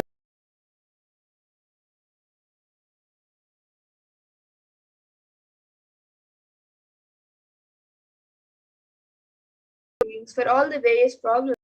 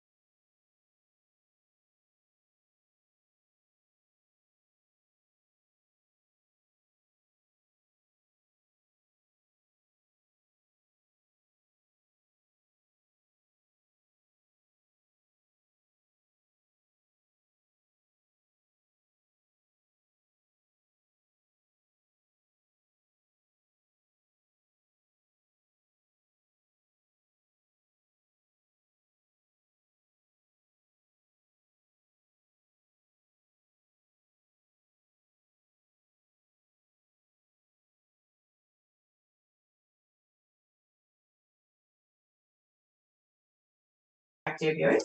Let us now enter into this next segment where we will understand some of the revelations that Devi Parashakti has made for humanity. And over the last several months, Devi has been continuously guiding us and blessing us. She's been revealing so many sacred revelations. And we, as the disciples of the Supreme Concept of Hinduism, are the most blessed beings who directly witness Devi manifesting through Swamiji himself. So let us now understand some of Devi Parashakti's revelations made for humanity on the cause and effects of this cosmic delusion, this pralaya.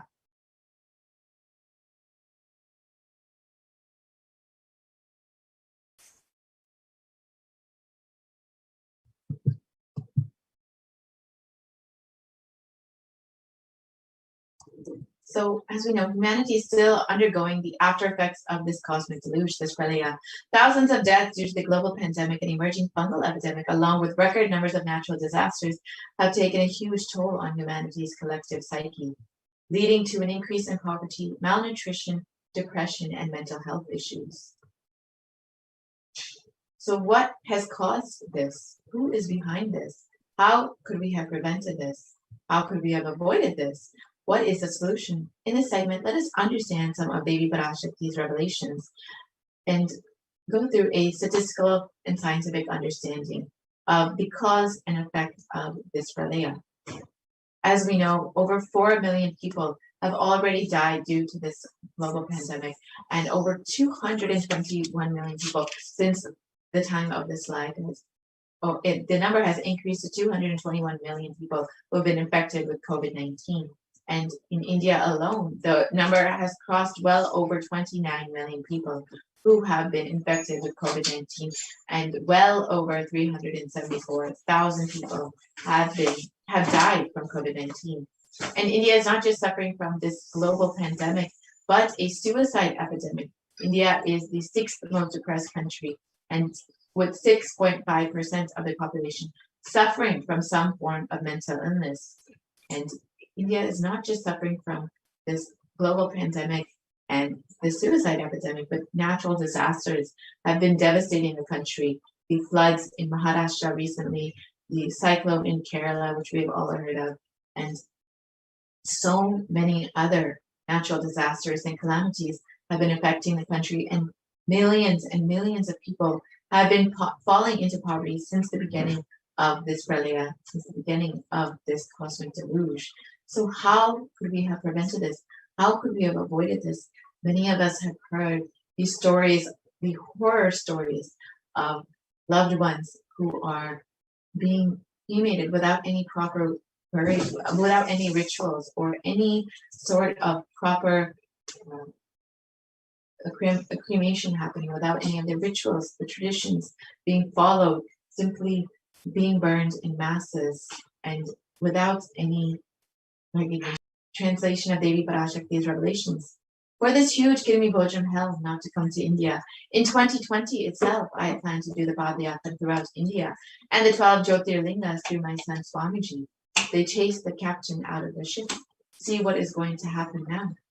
Let us now go back to 2017 and see the vision of this Padayatra that Devi Parashakti had, that Swamiji himself had revealed for all of humanity, that was supposed to be conducted in 2020. Let's understand what the vision of Swamiji.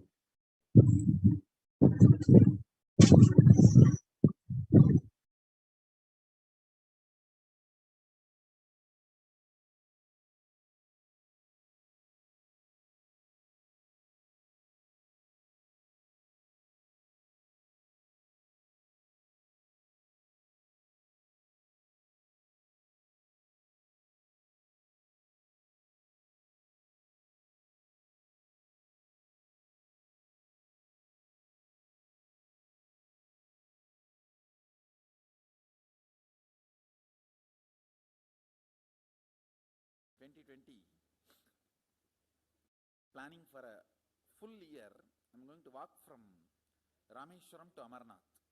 1 year with 10,000 people, just walking all over India to spend time with people. 2020, there will not be any program other than Padayatra and just spending time with people. Just walking. Of course, 10,000 people will be walking with me. Maybe 200 vehicles to carry our food and all the other items, transportation. enjoying the river banks, forests, and time with nature. 10,000 people manifesting powers, walking from village to village. What do you think will happen?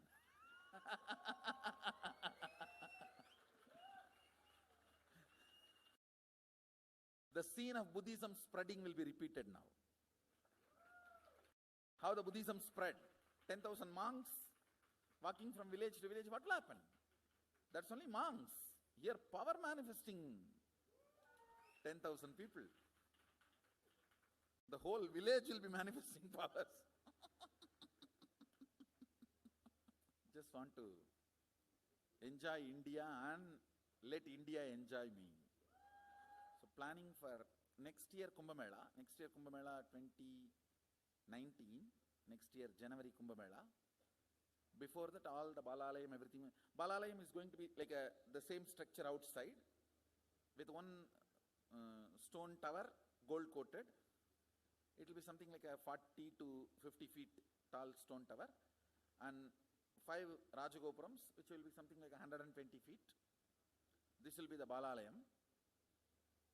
And after the Mulalayam is built, this Balalayam will serve as a Utsava Murti Sannidhi, where the Utsava Murtis will be worshipped and where the Archanas.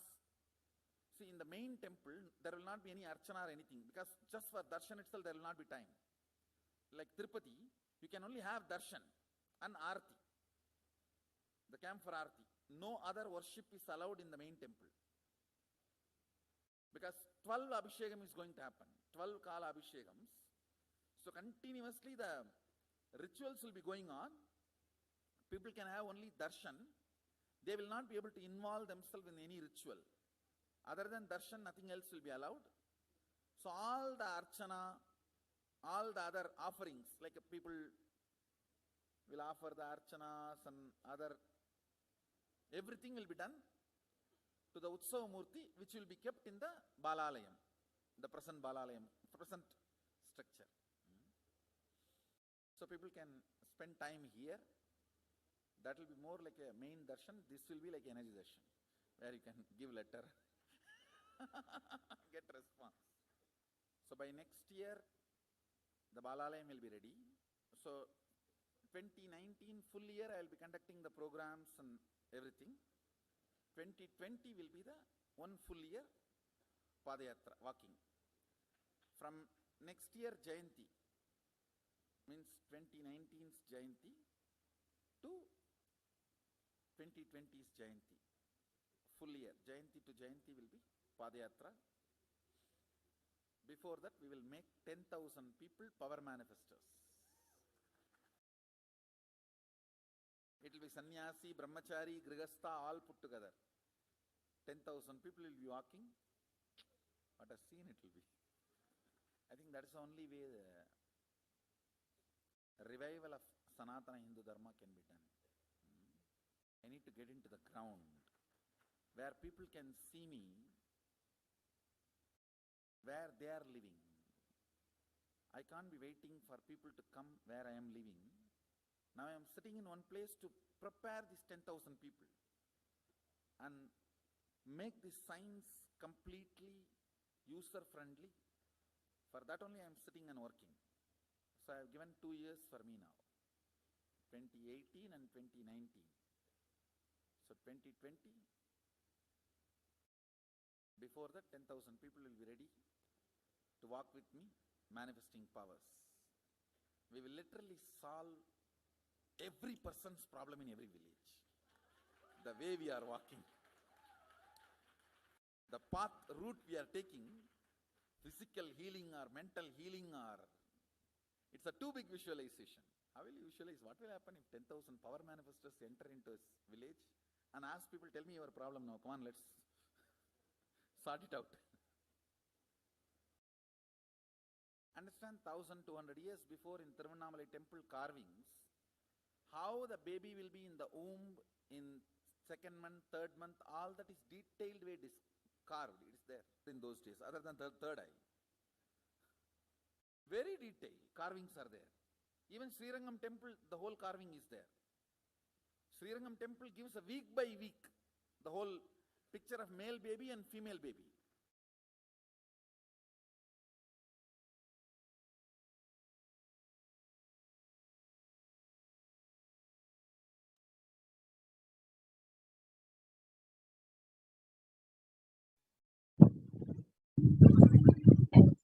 Supreme concept of Hinduism revealed the vision for this Padayatra in 2017 itself. The vision was to traverse from Kanyakumari to Kashmir with 10,000 people, 10,000 power manifestors. And literally, this would be like the scene of Buddhism spreading all across. Once again, it would see the revival of Hinduism. This is the only way we could have seen the revival of Hinduism.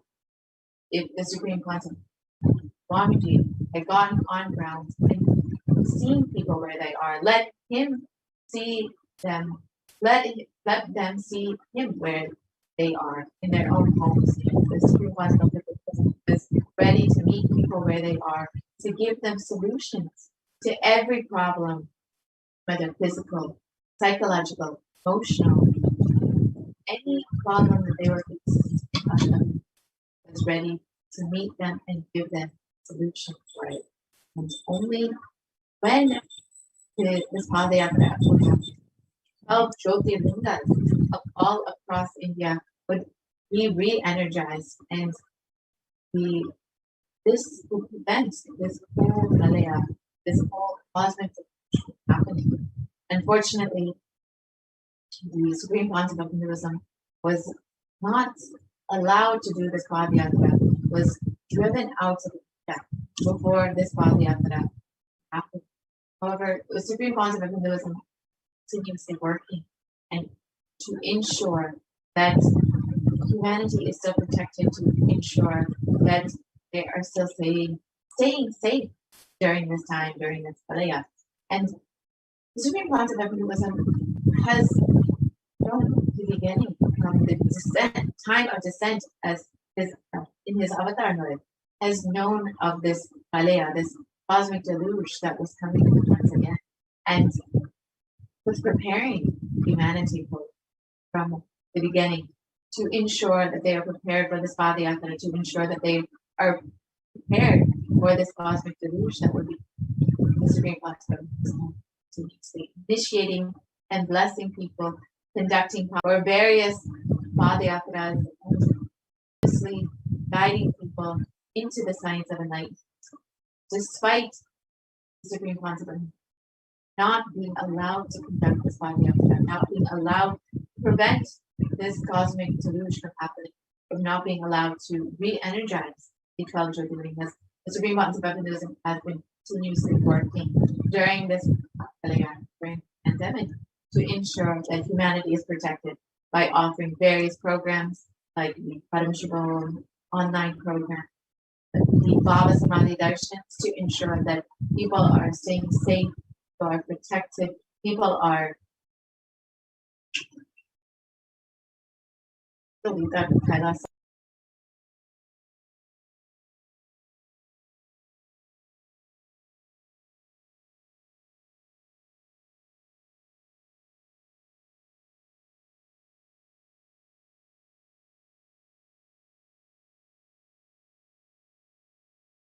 Yes, so here you can see that since the age of 10, the Supreme Concept of Hinduism has been enriching people around the world and preparing them for the Padayatra to save them from this pralaya. And he has been guiding humanity for just since the age of 10.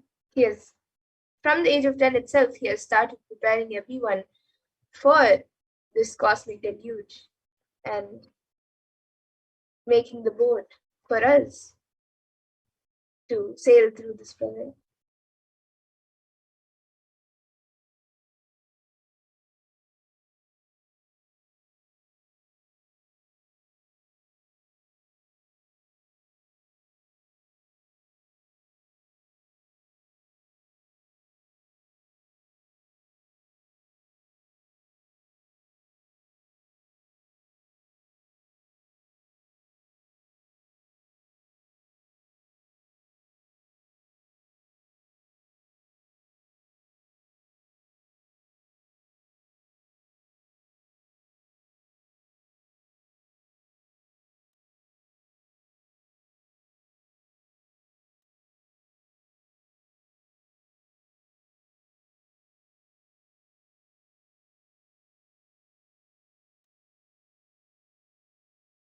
And here you can see that from that age, we just saw that since the age of 10 itself, the Supreme Point of Hinduism has been enriching many. So the Supreme Point of Hinduism has been enriching and initiating masses into enlightenment through his powerful discourses, initiations, and darshans. So here you can see a picture of 16th and 7th November in 2005 in Chennai, Tamil Nadu, where he conducted the program Bliss Attracts. And you can see the mass darshans, the mass satsangs, the mass programs in the next several slides of the Supreme Concept of Hinduism has been conducting over the last 2 decades here in Rathipuram, Tamil Nadu in 2005. You can see how many people in each of these photos are in attendance. Each of these people are getting initiated into the science of enlightenment, getting blessed by the Supreme Concept of Hinduism directly. And of course, he is preparing them for the pandemic, for this pralaya, and to ultimately give them this cosmic breakthrough, this super conscious breakthrough. And here in Salem, Tamil Nadu in 2005, the Nithyananda program conducted by the Supreme Concept itself. You can see the Supreme Concept of Hinduism itself blessing people, initiating people, literally even feeding people, performing homas, performing pujas, doing everything in order to prepare every single being for this pralaya. The Nithyananda program, here you can see creations in Tirunelveli, Tamil Nadu, the creation of the day of Advent of the Supreme Concept, according to the Hindu calendar. And you can see in all of these photos how many different people from different backgrounds, different walks of life, ages, and every culture, nationality, so many various backgrounds were in attendance for all of these programs here. You can see the Jayanti celebrations in the last photo and this photo.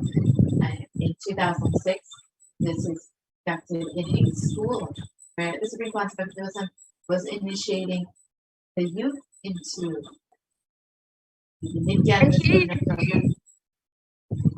Here you can see the Nithyananda program in Tamil Nadu in 2006. So even here you can see how many people, thousands of people have attended this program to get enriched by Swamiji, and he has initiated everyone to these sciences. And here you can also see the Adi Kailas Nithyananda Sarvagya Pita, the Guru Purnima celebrations there.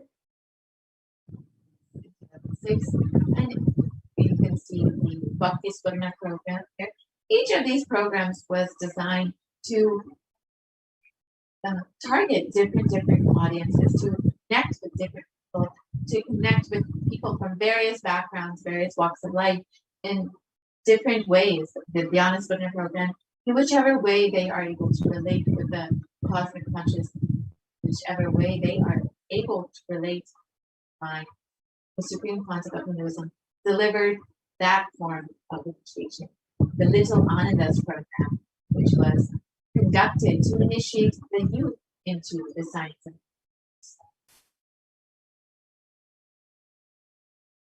each of these programs. This is Satyayama.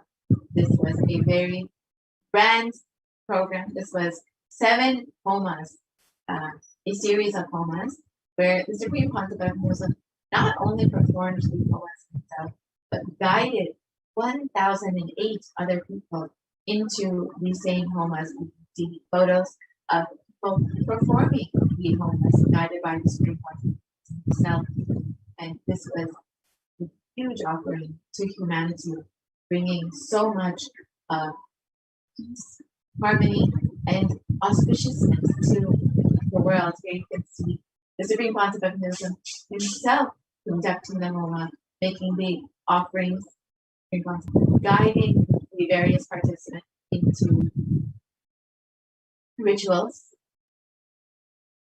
and of course the Supreme Concept of Hinduism himself performing these various rituals, the cultural performances.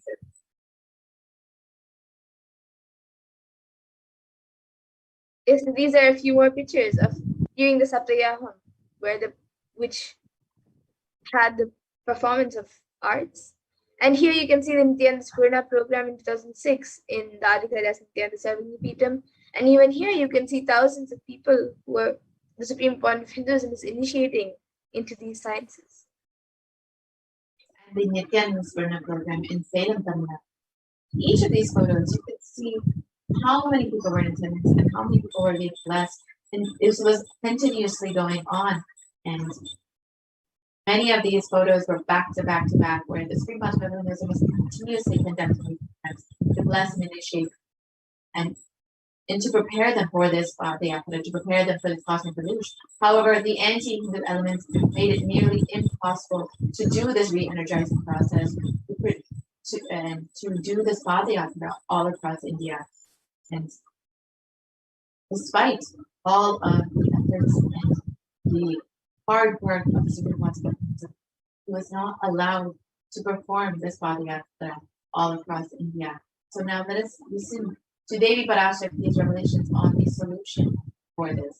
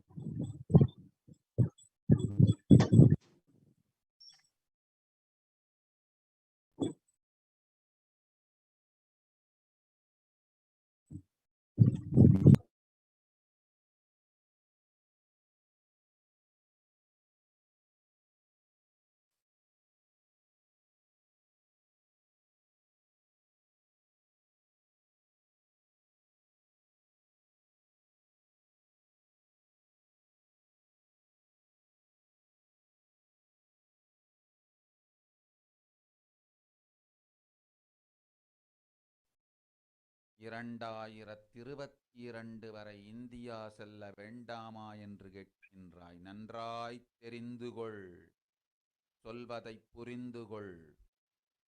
இந்த பெருநரகமான கிருமி போஜனம் இந்தியாவிற்குள் வரக்கூடாது என்பதற்காக 2020 பாரதம் முழுவதும் 12 ஜோதிர்லிங்கமும் பாத யாத்திரை செய்திடவே என் மகன் மூலமாய் திட்டமிட்டிருந்தேன். படுபாவிகள் ஓடத்தின் மாலுமியை ஊர்விட்டு துரத்தினார்கள். என்ன நடக்கிறதென்று பார். முறையாக கைலாய நாட்டின் தலைவனாக நிறை மரியாதையொடு நல் மதிப்பொடு என் நிஜாவதாரம் நித்யானந்தன் திருவடி மீண்டும் பாரதத்தில் பட்டு பாத யாத்திரை செய்த பிறகு மட்டுமே நீ அங்கு செல்ல வேண்டும். அதுவரை உன்னை காத்து செல்லாதே. ஓம் ஓம் ஓம்.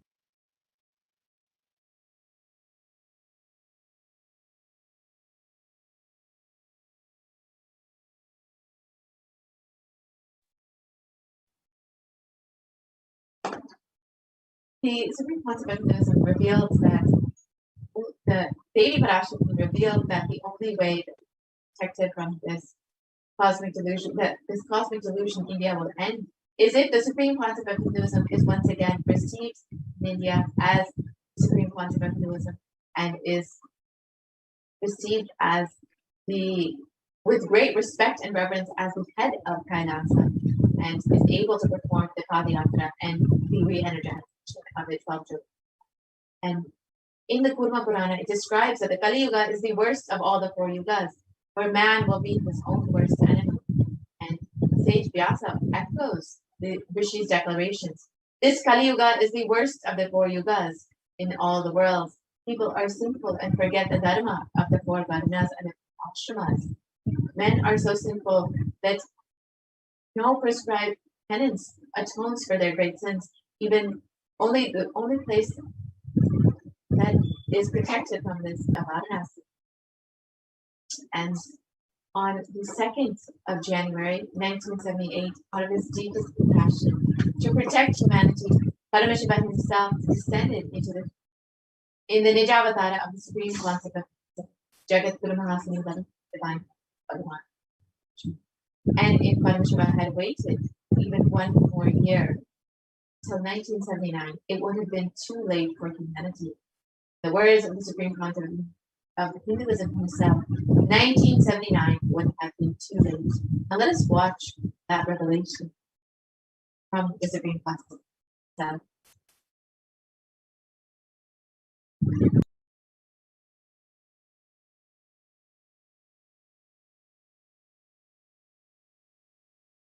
And I tell you, O Hindus, don't be afraid. I am back with the same science. We are going to be rich.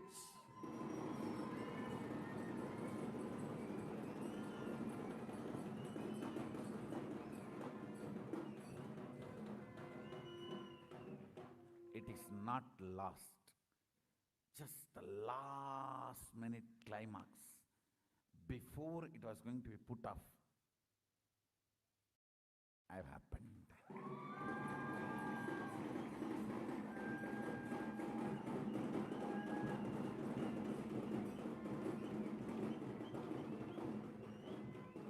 "1979 would have been late. 1979 would have been late. If I had time, I would have sent only ambassadors. Because no time, I have to get up and come directly.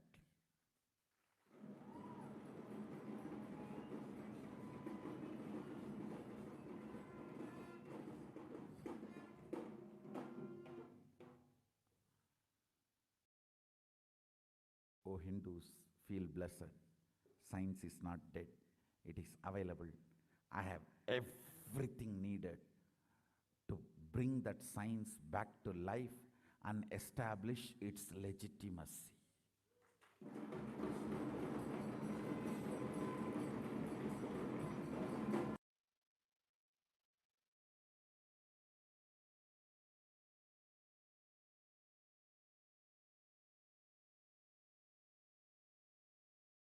And the Avatar's advent on planet Earth was to protect the world from this cosmic deluge and to move into a new age, the Satya Yuga or the Nithya Yuga.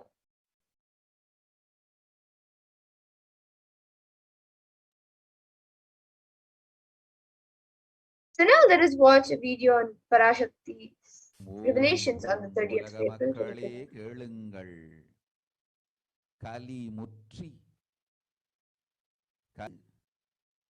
Puthuyugam சத்தியயுகம் புறப்பட வேண்டிய காலம் வந்ததனால் வந்திருக்கின்றது இந்த பெரும் பிரளயம்.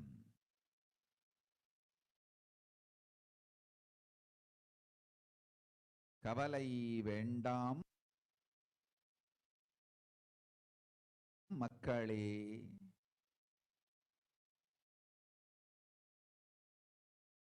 நித்யானந்தன் வடிவம் தாங்கி நாமே இங்கு வந்திருக்கின்றோம். நித்யயுகம் செய்வோம், நித்யயுகம் சத்யயுகமாய் மலரும் இங்கு. ஆனந்தமாக இருங்கள்.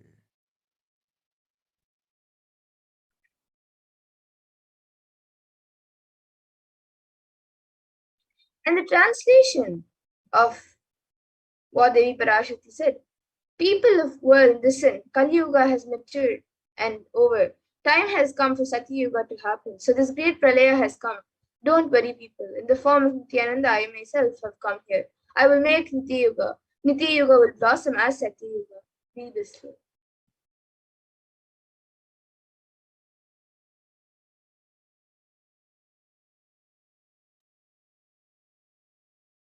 For this huge hell, Kirmi Bhojanam, not to come to India. 2020, I had planned to do Padayatra throughout India in 12 Jyotirlingas through my son Swamiji. And in order to prepare for this, the avatar began Padayatra at the mere age of 10. So here you can see Supreme Point of Hinduism at the age of 10.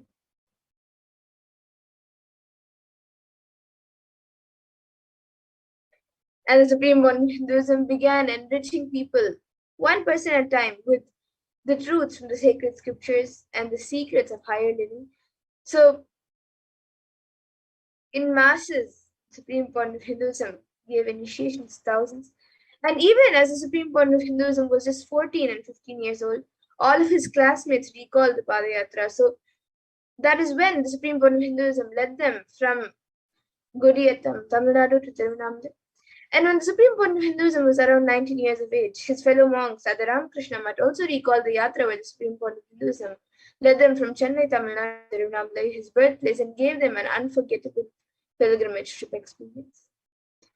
And the Supreme Point of Hinduism continued walking the length and more people around the world, preparing each and every one of us until the Supreme Point of Hinduism founded the international mission, the Nithyananda Sangha, to revive Kailasa International. And he established the first Kailasa enlightenment ecosystem in Tiruchengodu, Tamil Nadu, South India on the 14th of April 2001. So you can see a picture of that, where he inaugurated the first Kailasa.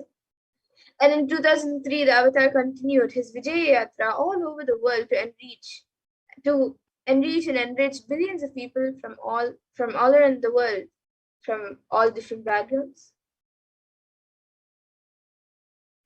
The Supreme Point of Hinduism's intensity and dedication for the people, even among crowds of thousands who don't even know English, the Supreme Point of Hinduism resonated deeply, and his presence moved each and every one to tears.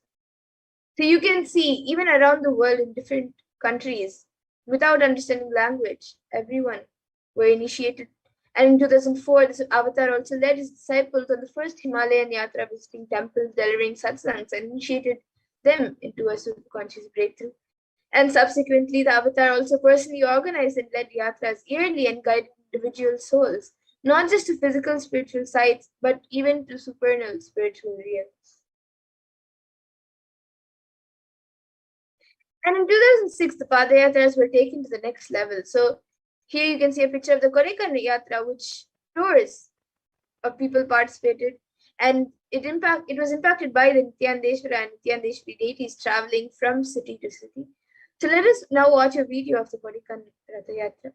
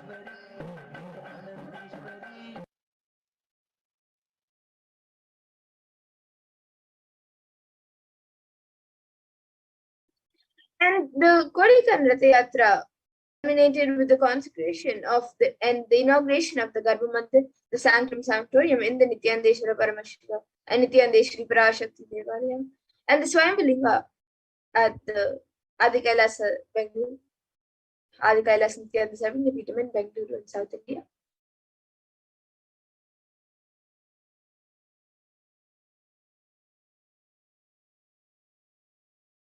So here you can see the inauguration and the consecration of all the deities in the Garbha Mandir. And the deities were energized as Archavataras to radiate the energy of Paramashiva and Parashakti to create the Adi Kailas Sarvagiriyatam as a ship to save humanity from the upcoming Pralaya. So even years ago, the Supreme Point of Hinduism established the deities as Archavataras to heal and protect everyone from the Pralaya. And the Supreme Point of Hinduism created innumerable spiritual energy centers in India as safe havens during this great deluge. So you can see Kailas and Tiruchengodu, then the Adi Kailas Sarvagiriyatam and Bangalore and much more. And in 2008, the Avatar also created and energized the Vaidya Sarovar, the Antalinga, which would protect anyone who bathes in its waters from the deadly COVID-19. So let us watch a small video on Abhishekam done to the Nithyananda Vaidya Sarovar Anandalinga.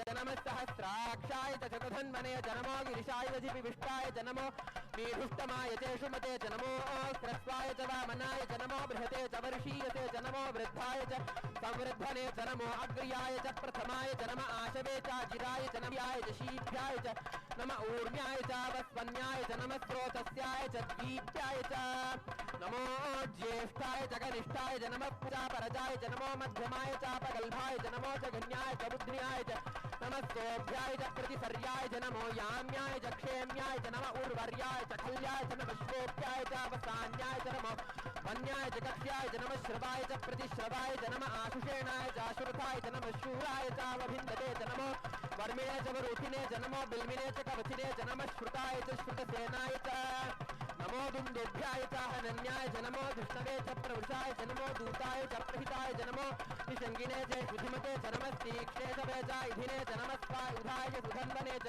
नमस्कृत्याय च वत्स्याय च नमः काट्याय च नीप्याय च नमः सूप्याय च सरस्याय च नमो नाद्याय च वैशन्ताय च नमः कूप्याय च वट्याय च नमो वर्ष्याय च नमो मेघ्याय च विद्युत्याय च नम ईर्ध्याय च तप्याय च नमो वात्याय च रेश्म्याय च नमो वास्तव्याय च वास्तुपाय च ओम नमः सोमाय च रुद्राय च नमस्ताम्राय च अरुणाय च नमः शंगाय च वशुपतये च नमः उग्राय च भीमाय च नमो अग्रे वधाय च दूरे वधाय च नमो हन्त्रे च हन्यसे च नमो वृक्षेभ्यो हरिकेशेभ्यो नमस्ताराय नमः शम्भवे च मयोभवे च नमः शंकराय च मयस्कराय च नमः शिवाय च शिवधराय च नमः तीर्थ्याय च पूल्याय च नमः पार्याय च वार्याय च नमः प्रतरणाय चोत्तरणाय च नमः आतार्याय च लात्याय च नमः षष्ट्याय च फेन्याय च नमस्तिकत्याय च प्रवाह्याय च नमः इरण्यादिगं शिलाय च क्षयणाय च नमः कपर्दिने च पुनस्तये च नमो गोष्ट्याय च गृह्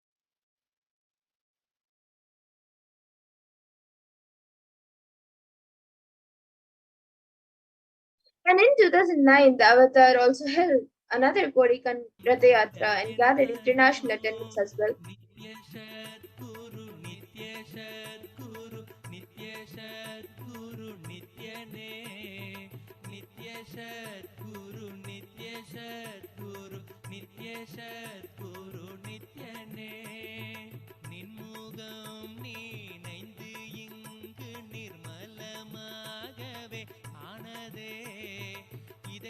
சக்கரம் அனகதமும் இனிமையோடு திறந்ததே நித்ய சத்குரு நித்ய சத்குரு நித்ய சத்குரு நித்யனே நித்ய சத்குரு நித்ய சத்குரு நித்ய சத்குரு நித்யனே.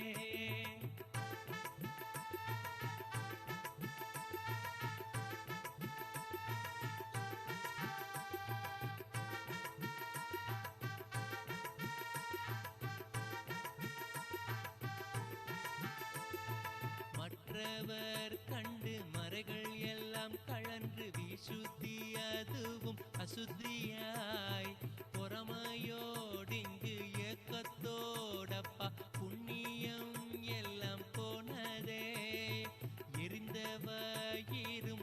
யோகமும் சேர்த்து விசுத்தி அசுத்தியானதே. விஷுத்தியை தீர்க்க விமலனின் பதம் விரைந்து இங்கு வரவேணுமே. நித்ய சத்குரு நித்ய சத்குரு நித்ய சத்குரு நித்யனே. நித்ய சத்குரு நித்ய சத்குரு நித்ய சத்குரு நித்யனே. ஆமை பூகுந்த எண்ணகந்தினை பொறாமை பூகாது காக்கவே.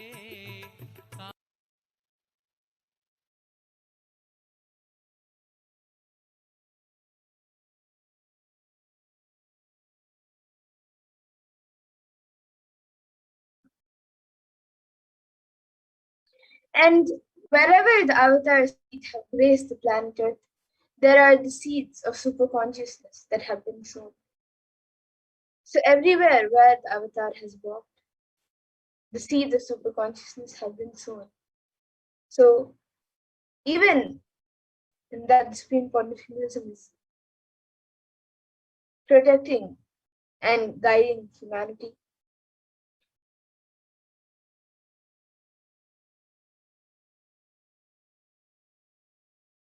And Kailasa ecosystems and Sarvagnya Peetams, Supreme Point of Hinduism is enriching over 1 billion lives around the world.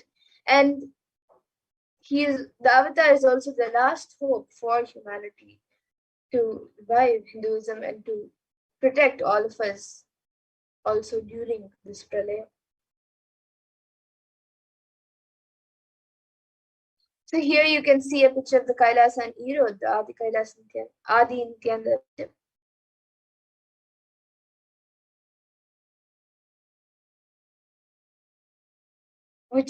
And this was actually the first Kailasa that was established by the Supreme Point of Hinduism in 2001.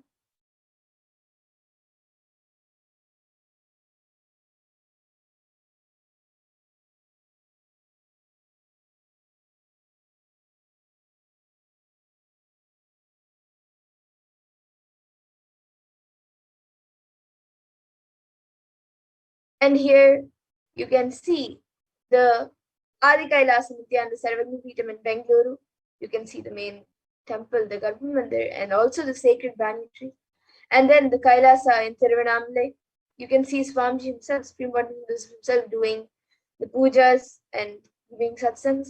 And you can see now the Kailasa in Columbus, Ohio, which was inaugurated in 2007. And the chief presiding deities of the temple are the Nithyanandeshwara and Nithyanandeshwari, which is Lord Shiva and Devi Parashakti. And the deities are 7 feet tall and are granite, and it weighs 6 tons. And their faces have been directly hand carved by the Supreme Point of Hinduism himself. So you can see how Supreme Point of Hinduism himself, for every temple and Kailasa, Supreme Point of Hinduism has worked. And he has put his effort to protect all of us during this pralaya.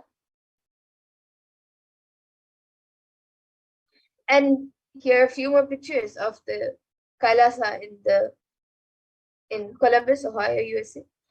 And this temple was, yes, and now you can see the temple in Los Angeles, California, in US, which was established in 2007.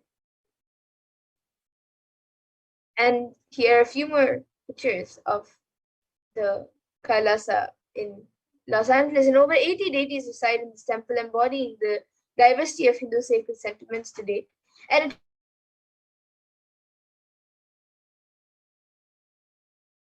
USA, established in 2009. And this actually has one of the only Meenakshi deities, the biggest Meenakshi deity in the temple. And you can see a few more pictures from the San Jose temple. And here's the Kailasa in Seattle. So the Supreme Point of Hinduism beautifully says, since the skies. Yes, and here you can see a few more pictures of the Kailasa in Seattle, USA, established in 2008. And actually it has the largest Nataraja in the West. And you can also see Kailasa in Houston, Texas, established in 2017. And this Nithyanandeshwara Hindu temple is a powerful enlightenment ecosystem housing the 19 deities, 13 granite deities, and much more. And you can see the Kailasa in Charlotte, North Carolina, USA, established in 2013. So in December 2010, it was established as a house temple. And you can see Kailasa in New York and Kailasa in Washington, D.C.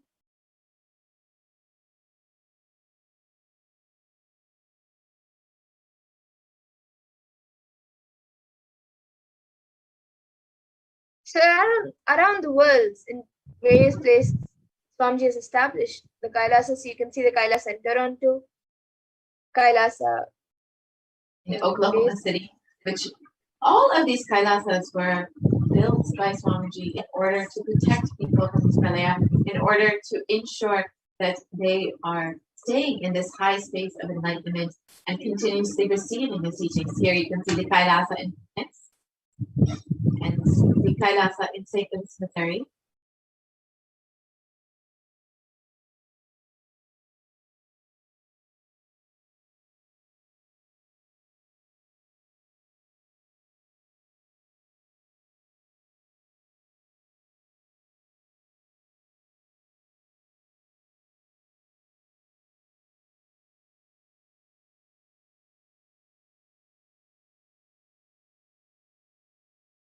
And the Kailasa in Phoenix, Arizona, which was established by Swamiji in order as the energy field of worship, meditation, and celebration for 7 years. And this temple structure is 2,500 square feet, completely enlivened with cosmic energy. Presiding deities are Sri Nithyanandeshwara and Devi Nithyanandeshwari, Shiva and Parvati, and with the Shivalinga as well.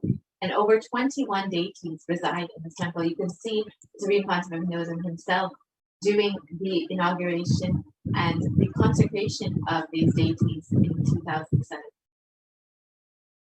And here you can see Kailasa in St. Louis, Missouri. The St. Louis Patina carries the energy of Tirumala Tirupati of South India and houses one of the tallest Venkateshwara deities in America, along with his consorts Sri Devi and Bhudevi. The beautiful Shivalinga and Nithyananda Ganesha also reside at this temple, and the St. Louis Avinam is located on the scenic route, just 30 minutes from the city. The beautiful landscape nestled among the woods and rolling hills of Missouri stretches for 20 acres. Upon entering, visitors can see the Paramahamsa Park around the Pushkarni Lake, and the construction of the Vedic community is planned around this Paramahamsa Park. You can see the temple, the deities, and the various activities that take place in the St. Louis. The Kailasa and Omen, and the Omen Avinam serves as a pillar in nurturing Vedic culture. Activities include yoga and meditation, plus bringing spiritual healing to the communities for peace and harmony. The Omen Avinam, a home temple, is spiritually named Omen Shivagange. It fulfills the needs of the Hindus in the area and brings a powerful, energized deities to the region. Here you can see Kailasa in Dubai is another center in the Middle East, bringing the science of enlightenment to the whole of the Middle East.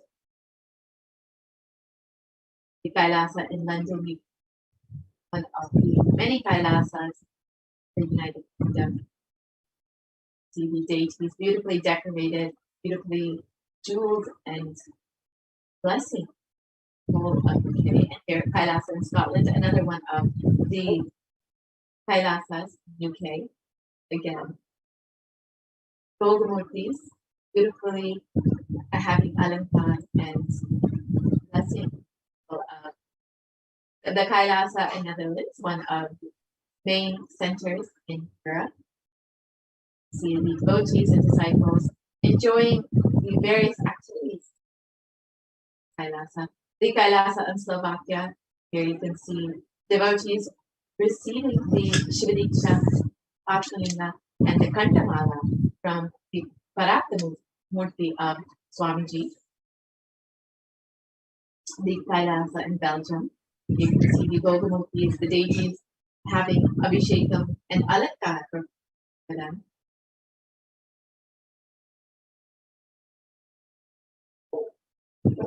The Kailasa in Luxembourg, the Bhogamurti of Swamiji, blessing the whole of Luxembourg.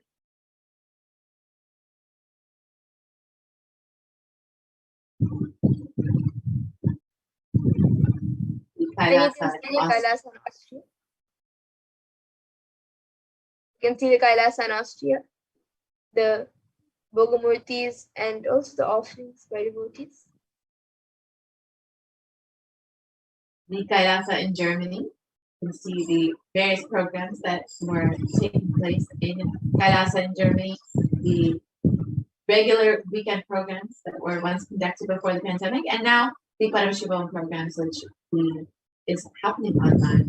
And you can see Kailasa in Italy, the Vogamur, and the Naivedyam offering to the deities. And again, this is one of the centers in Italy that is blessing and bringing the soul sign to light. The Kailasa in France, the France Adinam, and the devotees, the disciples, and the sannyasis who reside at this Kailasa in France, enjoying this enlightenment ecosystem. You can see Kailasa in Switzerland, the Bhogamurtis, and the Parakamurti of Swamiji, the various other deities that were having Abhishekam forms, the Kailasa in Mauritius, and you can see the Sangha, the devotees and disciples in Kailasa and Mauritius enjoying the Abhishekam, the Alankar, and all of the various activities happening in this continent.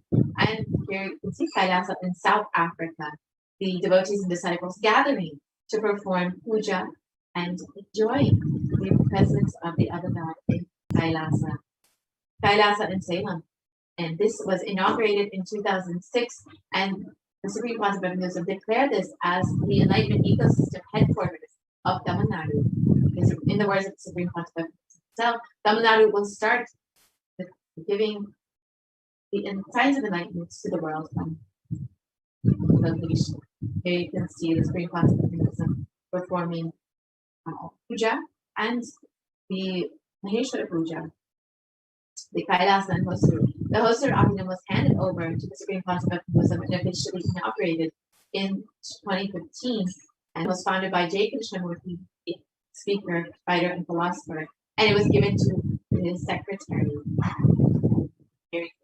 Kailasa in Patna, one of the centers in Tamil Nadu, one of Kailasa enlightenment ecosystems in Tamil Nadu. You can see the Supreme Council of Hinduism himself directly blessing and guiding thousands of people into the sun. The Kailasa in Varanasi, one of the Kailasas in North America, in North India, and the sannyasis offering the various naivedyams to the deities. The Kailasa in Rajapalayam, which is a Shakti Sthana and is considered a Hindu heritage site. The significance of this land as for Hindus is little known, that Devi Meenakshi stayed in this area after her coronation. And you can see the various programs that have been conducted in this Kailasa and Rajavadi, and of course the Supreme Council itself conducting these programs. This is one of the important energy centers of Kailasa. The Kailasa in Hyderabad, which is a beautiful Rajarajeshwari temple and holds the energy of Devi Parashakti as the form of Rajarajeshwari itself. The deities. The Kailasa in Gujarat, which is the Yogini Sabhajna, built in by the Supreme Council to provide this whole sacred feminine traditions, all of the various traditions, including Rudrakanyas, the Rudrakanyas, Yoginis, Bhairavis, and many more. The Kailasa in Tiruvannur, which is a scenic seashore location, and the shrine houses the energized deities of Nithyananda and Nithyanandeshwari. And here you can see Kailasa in Alanpur, the devotees and disciples enjoying the deities, performing the Annadan and various other programs enjoying this enlightenment ecosystem built by the Supreme Concept. The Kailasa in Tambaram, Chennai, one of the many Kailasas in Chennai, in Tamil Nadu. And this one is a very special significance as the Nataraja deity resides there. And this is the Kailasa in Avadi, Chennai, one of, again, many other Kailasas in Chennai. You can see the murtis, the deities, as well as the Boga murtis that bless this Kailasa. And another Kailasa in Chennai, the Nithyanandeshwari and Swamiji deity, beautifully decorated, blessing the whole of the Kailasa in Melbourne, Australia, which was the first Nithyanandeshwara Hindu temple in Australia and was inaugurated by the Supreme Concept in 2015. And these deities are life-size, and radiate the energy of Supreme Concept.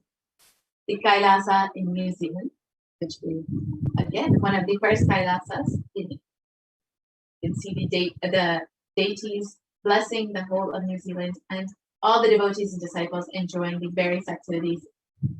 Here, the Kailasa in Singapore, which was established by the Supreme Court in 2006, and offers meditation, yoga, and the sacred space is energized by the Supreme Concept himself. And the Kailasa in Kuala Lumpur, Malaysia, established in 2008, one of the many Kailasas in Malaysia that was blessed and energized by the Supreme Concept himself. And this temple introduces the people to the many benefits of yoga, meditation, and offers spiritual healing. Here you can see the Kailasa in Guadalupe, South America. The devotees and disciples enjoying this beautiful enlightenment ecosystem built by the Supreme Concept. So the Parakamurti have been oddly performed and ensure humanity survives this pralaya. The Supreme Concept created a sovereign order of Kailasa with thousands of sannyasis, with no discrimination against caste, creed, and religion. And the Supreme Concept of Hinduism has initiated thousands into Nithyananda spiritual healing, who are actively healing millions of people all over the world. So the Supreme Concept of Hinduism initiated the disciples into Nithyananda spiritual healing. And over 2,500 plus satsang centers, Padaka mandirs, and home temples operate as de facto spiritual embassies of Kailasa and share this whole enlightenment ecosystem with the world. The Avatar has been inspiring millions to reclaim their Hindu-centric freedom, and thousands of people have formed the Padayatras and were conducted by the Hindu diaspora worldwide to honor the hard work of the Supreme Court. 2017, devotees in Malaysia planned a Padayatra and executed it successfully, with thousands who participated and the dying human population in Malaysia being free. And for every major festival, devotees from all over the world have done the Padayatra out of their sincere devotion and love for the Avatar. It's the various Padayatras by devotees. And Supreme Concept of Hinduism has contributed over 26 plus years of humanitarian services to humanity and has served over 1 billion free organic nutritious meals and has enriched over 1 billion lives too. And the world's greatest digital communication with over 1 billion is Kailasa. You can connect with us on all the various social media platforms. Twitter, Facebook, Instagram, YouTube, and more. And 1 billion e-citizens in over 100 countries have the most successful community in the world. And all of these Kailasa enlightenment systems can see that have been established to enrich billions of people and to contribute this whole science of enlightenment the world, to share this whole science in the world. And Supreme Concept has various global initiatives in education, holistic health, and the development of potential by sharing the practical applications of Hinduism and its science of enlightenment. And the Supreme Concept and Kailasa have given foreign aid through Hindu diplomacy and the by United Nations with over 100 humanitarian charitable organizations. And Sri Kailasa United Nations has over 26 years of achievements in global peace, education in children, quality, food and environment, and many more. And the Nithyananda Hindu University has contributed free education to 150 countries and has 487 extended campuses, and over 20 million children and youth have benefited from this free education. Kailasa has served over 1 billion free meals and continues to serve these free meals with the vision of no hungry home. The Supreme Council has initiated multiple services, including Annadan, free organic meals, organic agriculture, and many more. And Kailasa has offered free food in 197 countries across the globe. And Kailasa has availed free medical services for millions of people worldwide. And this includes free medical camps with high quality medicines and professional doctors, 108 Kriyas yogic techniques for free online and available for everyone. And the Supreme Council of Hinduism is greatest contributors in the science of yoga, with 1,000 plus scriptural references mapped for yogic techniques, and 2 Guinness World Records and over 6,000 plus asanas. And the Kailasa Sacred Arts University has produced more than 4,000 Hindu deities, which are now consecrated and worshipped in across 600 locations. And the world's largest Hindu university is Kailasa's Nithyananda Hindu University. The world's largest Hindu library is Kailasa's Nithyananda Hindu Library, with over 1 million holy scriptures collected and preserved. And with the Supreme Pontiff some sincere hard work in the past 6 years, inspiring millions of people one at a time, preparing them to stand together to protect humanity, the Supreme Pontiff of Hinduism announced the plan to traverse once again on foot from Kanyakumari to Kashmir. And in 2018, the Supreme Pontiff of Hinduism began the re-energizing of the Jyotirlingas. The avatar began visiting temples in earnest to start the intense spiritual process. While the avatar was working hard to protect India from the great destruction, the anti-militant forces tried their best to halt the avatar's mission since 2001. After years of pouring energy into the making of the only ship that would save humanity, the captain himself was driven out of the ship through various attacks and assassination attempts, lawfare, and abuse. The Supreme Council of Hinduism was forced to leave. Militant anti-Hindu forces followed him for 2 decades, instigating the deadliest and most brutal attack against a single Hindu leader. Since 2009, the Supreme Council of Hinduism has survived over 70 assassination attempts, incessant lawfare, and repeated attacks against him and his disciples.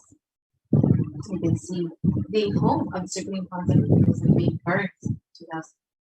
And with the media entirely owned by the anti-Hindu nexus, the truth never had a chance to come out. The attacks, the abuse against the Supreme Council of Hinduism have never surfaced to common knowledge.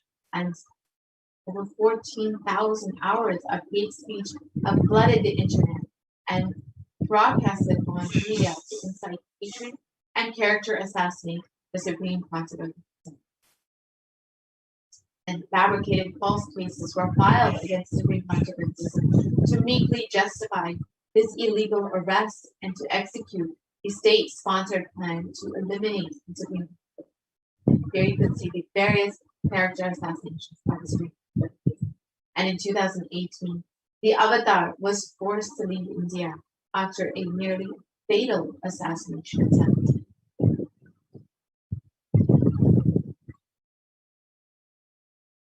So now, the absence of the avatar without Padayatra, without Jyotirlingas, not been energized. Yeah, is suffering amidst the worst pandemic. In his absence, India and Indians are suffering the repercussions of their unjust actions. Now, India is unfortunately worst affected countries in this pandemic. In the Puranic ages, the whole kingdom of Ayodhya suffered with economic meltdown due death of cattle and crops and the uncontrollable depression when Lord Rama left for 14 years exile. And the economy began falling immediately 2 months after the Avatar left India, and today India faces the brutal effects of the pandemic and its sites. Despite being driven out of the country, the Supreme Council of Buddhism continues to be the last hope for humanity and India by continuously providing initiations, darshans, programs in order to protect and guide humanity during this pandemic. And over the last 1 year, the Supreme Council of Buddhism expanded the services of Kailasa to millions more in India through the food banks, the charitable services of Nithyananda Paramashivam have been shared with the whole of India. And with back-to-back programs, darshans and satsangs, the Avatar has made humanity physically, mentally, emotionally, and psychologically sail through this pralaya. And when the whole world had closed its doors to India, the Supreme Council of Buddhism opened up Kailasa and all of the campuses of Kailasa for Indians in desperate need of protection with multi-layer quarantine. And it's not just includes multi-layer quarantine, but all possible needs that we have with free organic food, all of the personal protective equipment that are needed, and organic agriculture so people can grow their own food, and various activities and programs, yoga, puja, and free internet services for those who want to work from and see the organic agriculture, which the Supreme Council of Buddhism has increased in order to feed many, many more people during this pandemic. And the Guru Gita, it states, salutations to Guru, whose 2 lotus feet remove the pain of duality and who always protect one from calamities. It is only the Guru's feet, it is only Swamiji's feet that we can hold on to at this time. If remember, this Paduka provides protection against great diseases, great disturbances, great evils, great fears, great calamities, and great sin. So it is only the divine lotus feet of the Guru that can protect us. There comes death in forsaking a mantra, poverty in forsaking the Guru, and Vaurava hell in forsaking both the Guru and the mantra. So at this time, it is only through sacred feet that we can hold on to. It is only Swamiji who we can hold on to protect us and guide us through this pandemic, to protect us from all of the calamities that humanity faces. So we must realize that the pralaya will only end when the divine feet of the Supreme Council of Buddhism once again walk on its soil.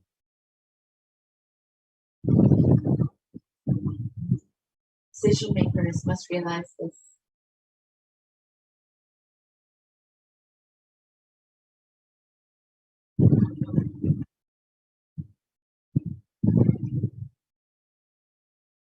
We must realize this will only end when once again the Supreme Council of Buddhism walks on.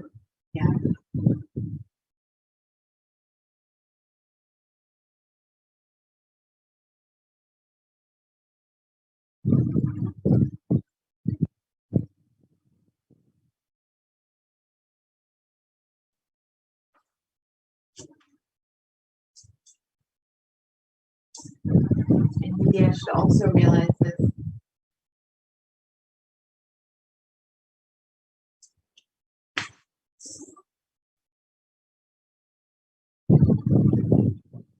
Every citizen should realize this. It is in our hands now to make this happen, to ensure that we are safe from this pandemic, to bring the Supreme Council of Buddhism back again to India and be received as head of Kailasa with great respect and reverence. Only then will we see the end of this pandemic. Only then we will see India being saved from Australia. Now, we've understood what Devi Parashakti has revealed as cause and the solution for this area. Despite all of attacks and despite all of the against Supreme Master assassination, the lawfare against Supreme Master has not given up, not given up on humanity, and continues to continuously bless humanity, continues to guide humanity, continues to protect humanity during this Pralaya with the various programs, with making the Adi Kailasha Satyapita and all of the Kailasas of India available for humanity, and are just overflowing with gratitude for the Supreme Concept, for Swamiji happening in your life, for protecting you during this time, and for guiding you during this time.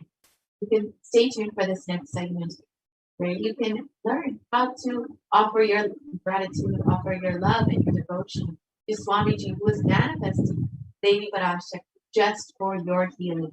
So you can stay tuned for this next segment. We'll be right back after a short. Most easiest, most powerful, most inspiring, most exciting way to connect with life as the form of mother. Navaratri is the time to connect with Cosmos as mother. Celebrate Cosmic Mother. This 9 days we worship Mother, worshipping Divine Feminine.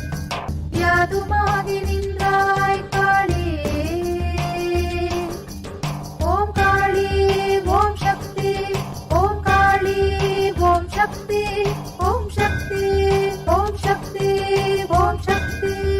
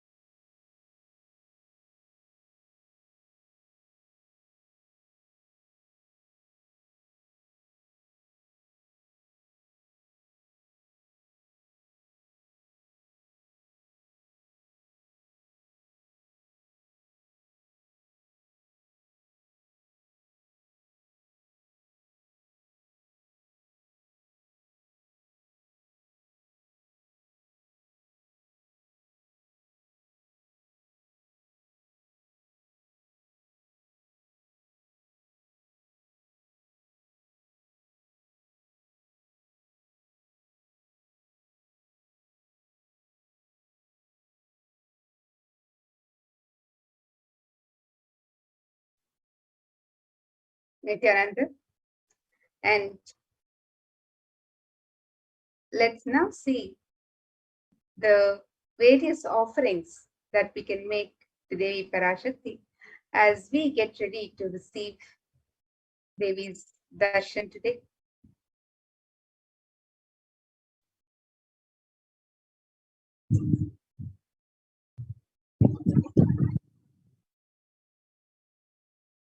Yes, and these various offerings that we can make to Devi Parashakti are just a way to offer our love, our gratitude, and our devotion to the divine happening in our lives. every offering is a giving of a divine gift of pure love, devotion, oneness. And it consists of two parts, the giving and the accepting. And only when the divine accepts what one offers, the offering becomes complete. Offerings are not made out of fear nor out of need. But when an avatar lands, the offerings are purely a part of the grand Leela played out for the only purpose of enlightenment.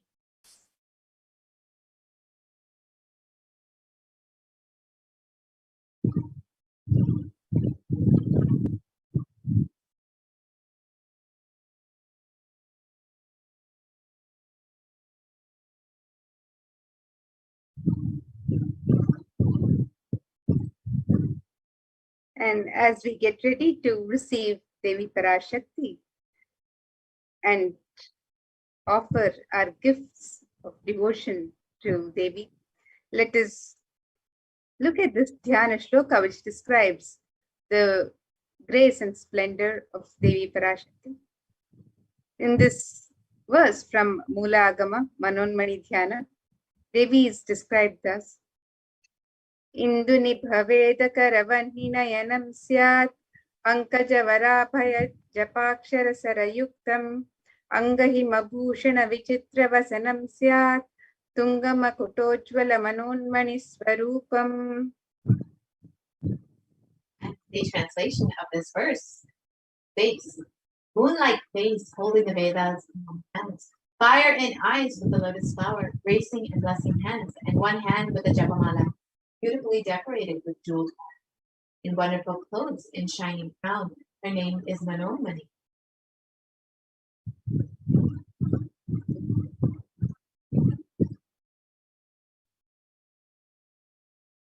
And another verse from Mulagama Manonmani Dhyana. This verse describes Dhyayetam Shashini Bhavadanam Vedahastam Dadhanam Savye Padmam Varadam Apare Chapnayam Chakshamalam Divyair Abharanair Vibhushitatanum Brahmadhi Vipujitam Devi Meva Manonmanim Pratidinam Kamarthadatrim Shubham.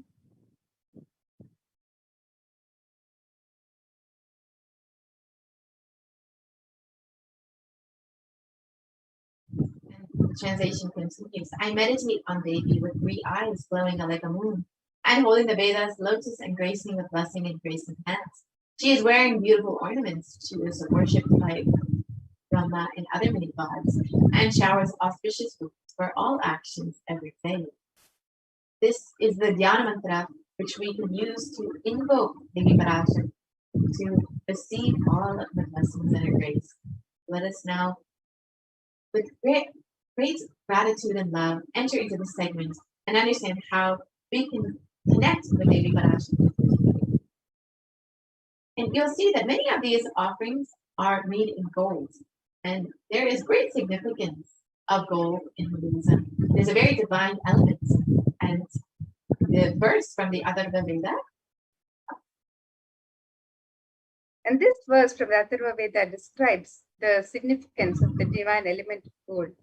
It says, Treda jatam janmanedam hiranyam agnirekam priyatama bhabuva somasyaikyam irapatata apamekam vedasam reta ahutatte hiranyam trividastva vaivishe.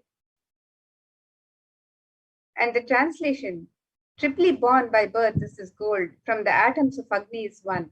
It becomes dearest to Agni. One fell away from the Soma when it was hurt. One they call the seed of virtuous and powerful Apa, the watery molecules.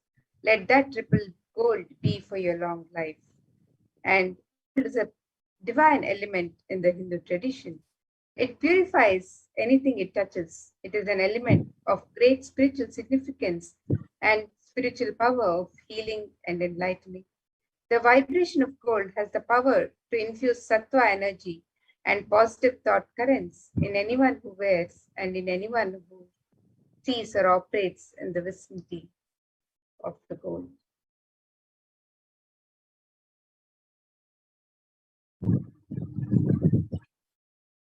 And gold is present in all of our Hindu scriptures, the Agamas, the Vedas, the Shrutis, the Smritis, the Itihasas, and the Puranas.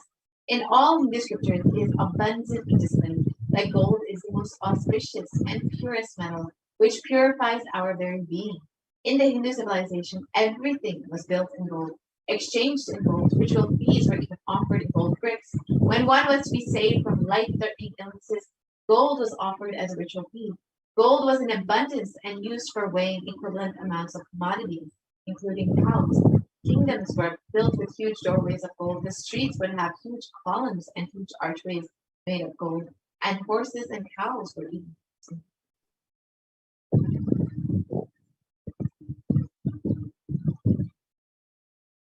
And the Hindu civilization thrived on the banks of rivers of gold. The Indus River was called Hiranmaya, the river of gold.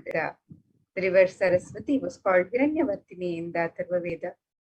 Gold is the supreme element for offering gifts to the ones you love and revere. Temples are constructed and paved in gold. Deities are made in gold and decked and adorned in gold because it preserves the enlightenment energy for thousands of years and it lasts forever.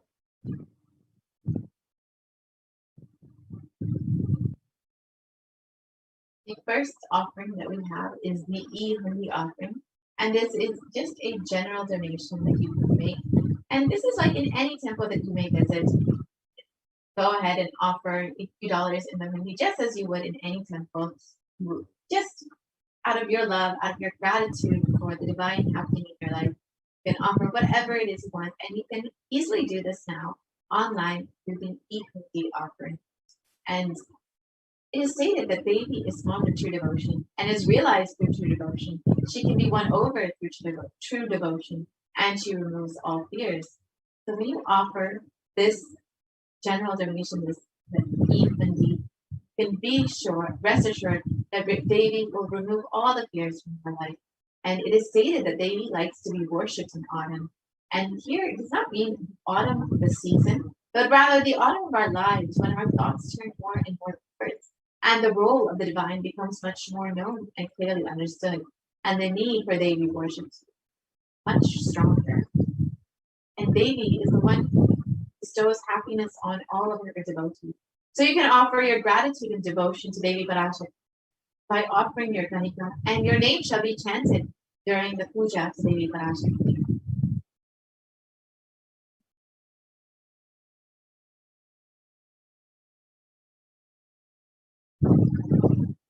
And the next offering is the offering of the Sankalpa chanting, the conscious resolution that we make as an offering to Devi Parashakti. And in the Devi Mahatmyam, verse 34, from chapter 12, the verse describes the power of the Sankalpa. And it says, the goddess enchants the universe and she herself gives birth to this universe. That goddess being prayed without interest in anything gives that knowledge that leads to salvation and gives wealth in the materialistic sense. And when we make the conscious resolution, Devi answers the prayers, all prayers asked and unasked, because the conscious resolution has the power to receive the grace and blessings of Devi directly. It is a direct communion with Devi. So she blesses the person with offering, with all the fruition of the desires and wishes that the person is wishing.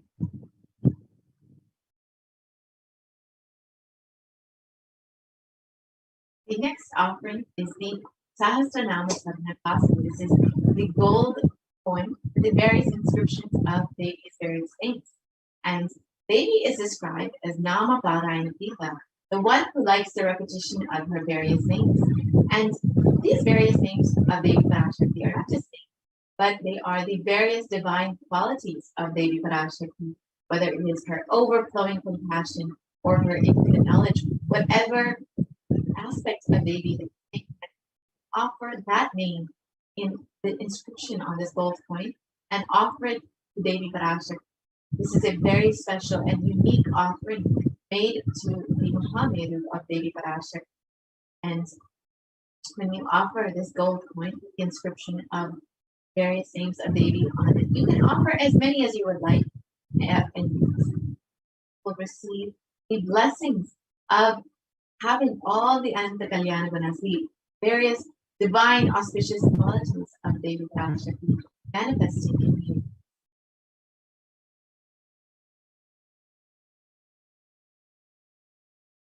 And the next offering to Devi Parashakti is the offering of the gold finger ring embedded with a pearl. Devi is fond of pearls. She's adorned with pearls. And this verse describes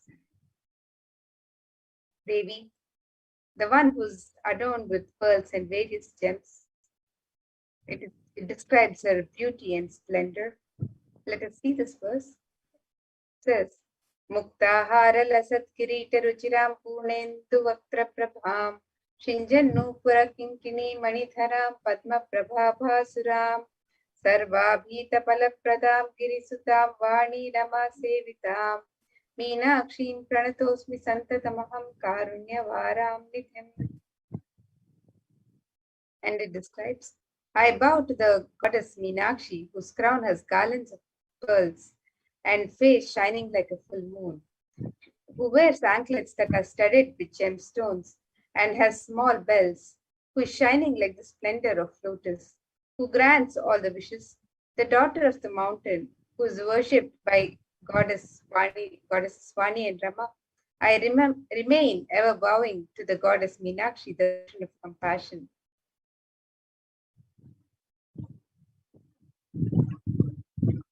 And you can offer this gold finger ring with a pearl embedded and receive the blessings of Devi Parashakti showered by her compassion and pure love for all your business endeavors. And you can make this offering on the website www.kailasamailer.com/sevas. This and all other offerings are made available for you to gift to Devi Parashakti as your personal gift today. So you can visit the website www.kailasamailer.com/sevas and offer any of these offerings.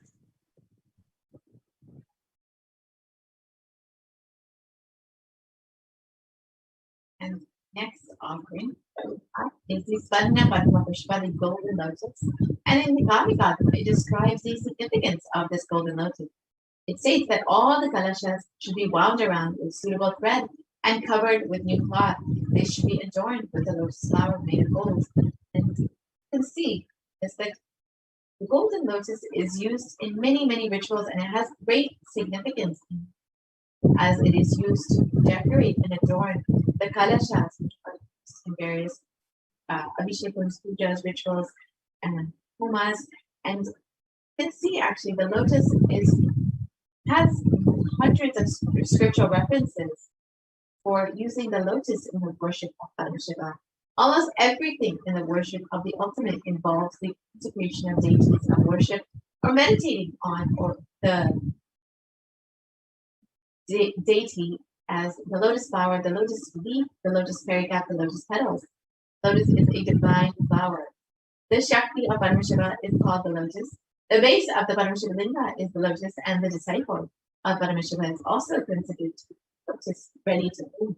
So when you offer the golden lotus in any size and dish, you will be blessed to have the state, space, powers, and being of Devi Parashakti and Paramashiva in your inner space amidst any and every adverse situation in your life. Just as a lotus blooms in murky waters, you too shall bloom in any murky adverse situation in your life.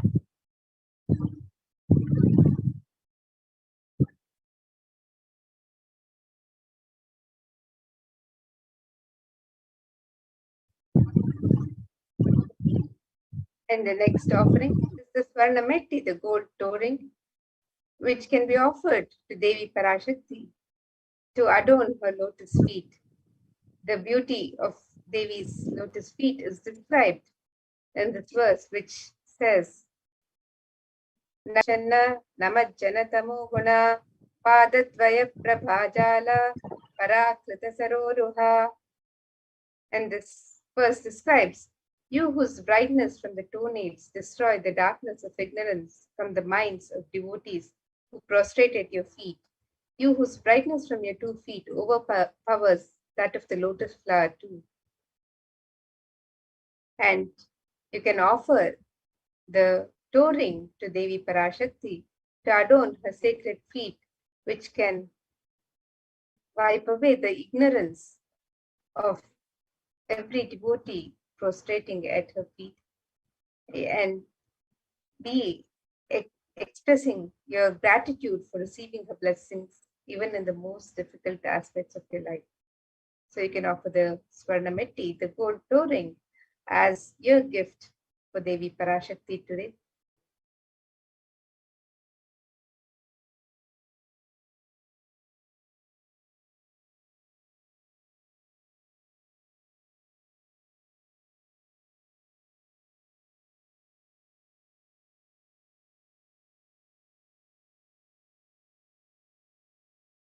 And the next offering is the offering of the Swarna Mangtika, the gold hairline jewelry.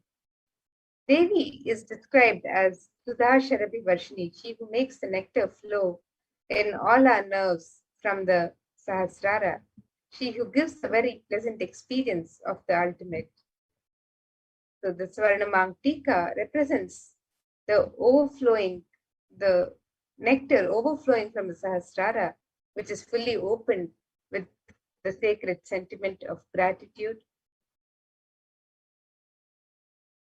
And you can offer the Swarna Mangtika to Devi Parashakti today and receive the blessings of achieving the blissful state of overflowing gratitude and the space of complete completion.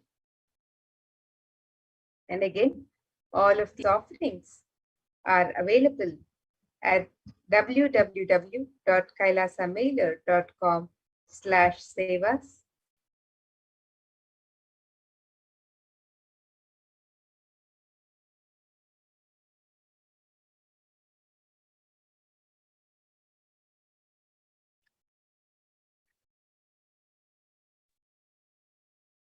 Yes. And the next offering is the Pratikshapada Puja, the offering of the worship of the divine lotus feet of Swamiji, of your very own feet. And you can offer this Pratikshapada Puja to Swamiji, who is manifesting the Parashakti just for you, just to bring the healing energy of the Cosmic Mother. And in the Saundarya Lahari, it states that the nails have been sharpened by constantly being touched by the crowns of the celestial beings, who always prostrate before Devi. Tamoguna is darkness, and in this stotram, tamas is indicative of ignorance in the minds of the devotees. By constantly prostrating before Devi, their ignorance is removed and they attain knowledge. So you can offer this Pratikshapada Puja and be blessed with attaining ultimate supreme knowledge on your path to enlightenment. The blessings of Swamiji and Devi Parashakti.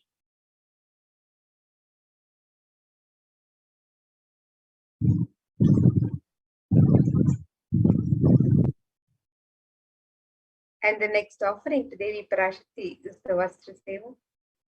Vastra Seva is traditionally offered to the divine as a prayer for the protection of the divine at all times, in all conditions. And you can offer the Vastra Seva to Devi Parashakti today and be blessed with all auspiciousness and blessings of Devi Parashakti and Supreme Pontiff of Hinduism, Jagat Guru Mahasannidhanam, His Divine Holiness Bhagwan Shri Nithyananda Paramashivam. And Devi Parashakti is manifesting through the Supreme Pontiff of Hinduism during the Bhava Samadhi Darshan.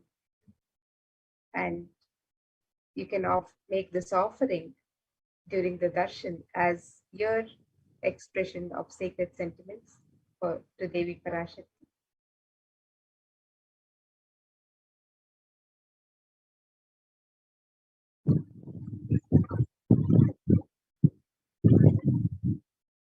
So yes, you can see here all the lists of sevas that you can offer. It includes the Ihandi, which is a general donation, the Sankalpa chanting, the offering of your conscious resolution, the Devi Sahasranama Swarna Kasu, the pure gold coin with the sacred names of Devi Parashakti.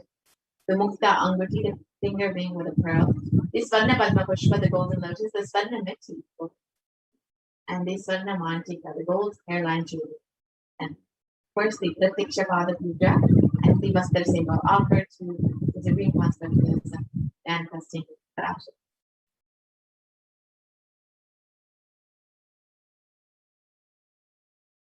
Yes, and here you can see the website where the offerings can be made. www.kailasamailer.com/sevas. You can scroll down and make all of the offerings to Devi Parashakti, the offerings of the e-hundi, where you can offer any amount of your choice and in multiple currencies. And you can also offer the various jewelry or any other seva that you would like to offer on this website on Sept. So the e-hundi offering is available in multiple currencies for your convenience. So the offerings can be made in currencies of US dollars, Canadian dollars, Australian dollars, New Zealand dollars, euros, Indian rupees, Singaporean dollars, Malaysian ringgits, Great Britain pound, and the Chinese yen. And you can offer any amount of your choice. And you can also make the various offerings of jewelry or any other sevas on this website, where you can offer the conscious resolution and make an offering of the Devi Sahasranama Kasu in 3 different, any number of coins. You can offer the Mukta Anguti in 3 sizes, the pearl finger ring. You can offer the Swarna Padma Pushpa, the gold lotus flower in 3 sizes, the Swarna Metti, the ring, the Swarna Mangtika, the gold hairline jewelry, the Pratyakshapada Puja, the Vastra Seva, and various other offerings to Devi Parashakti as your expression of your sacred sentiments. And for the convenience of our devotees, we have also made available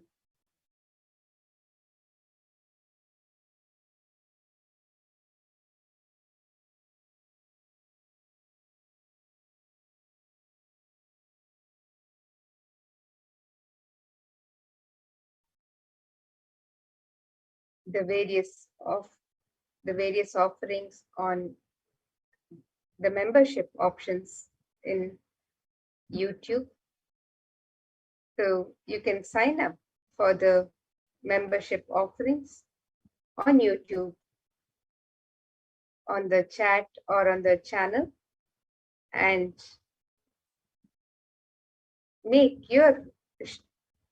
show your support for Kailasa.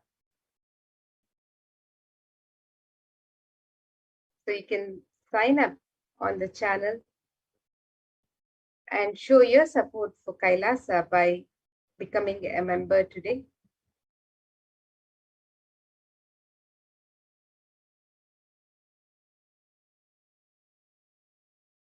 And with this, now we'll come to the conclusion of this segment, where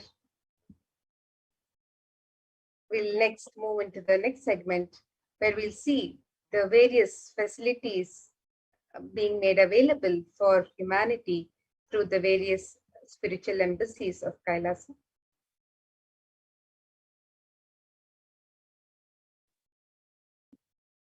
Nithyananda Madhaya Naiswami. Nithyanandam. Nithyanandam, everyone. Welcome to this segment of Kailasa's multi-layer quarantine COVID care protection centers at de facto spiritual embassies of Kailasa. With the blessings of the Supreme Pontiff of Hinduism, Jagadguru Mahasannidhanam, His Divine Holiness Bhagwan Nithyananda Paramashivan's blessing. Let's start with the Sadguru Vandanam. Nithyanandam Paramasugadam Kevalam Jnanamurtim Sandvatitam Gagana Sadusham Tattvamasya Ekam Nityam Vimalamachalam Sarvadi Sakshi Bhutam Bhavatitam Triguna Rahitam Sadgurum Tam Namami.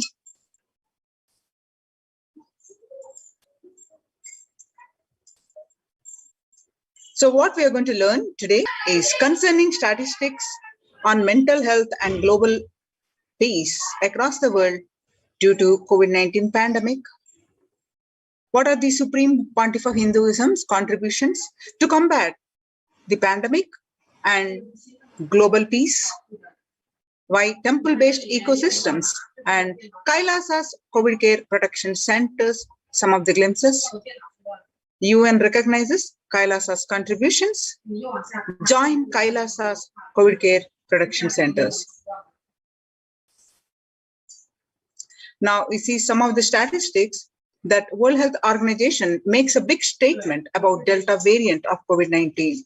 The World Health Organization on Tuesday said the Delta variant of coronavirus has elbowed out all the three other COVID-19 variants of concern that now represent a tiny fraction of the samples which are being sequenced. Less than 1% of alpha, beta, and gamma are currently circulating. It's really predominantly Delta around the world, said the World Health Organization's technical lead on COVID-19, Maria Vanker-Kovic. Delta variant, which was first detected in India last year, has become more fit, it is more transmittable and is out competing. It is replacing the other viruses that are circulating. She said and added that variant has been detected in more than 185 nations till date. COVID-19 has now killed more Americans than the influenza pandemic of 1918. The coronavirus pandemic has now killed more Americans than the 1918 influenza pandemic did. The pandemic in 1918 infected about 25% of Americans and killed an estimated of 0.65% with 675,000 deaths. COVID-19 has infected more than 12% of Americans and killed about 2% with 676,000 deaths.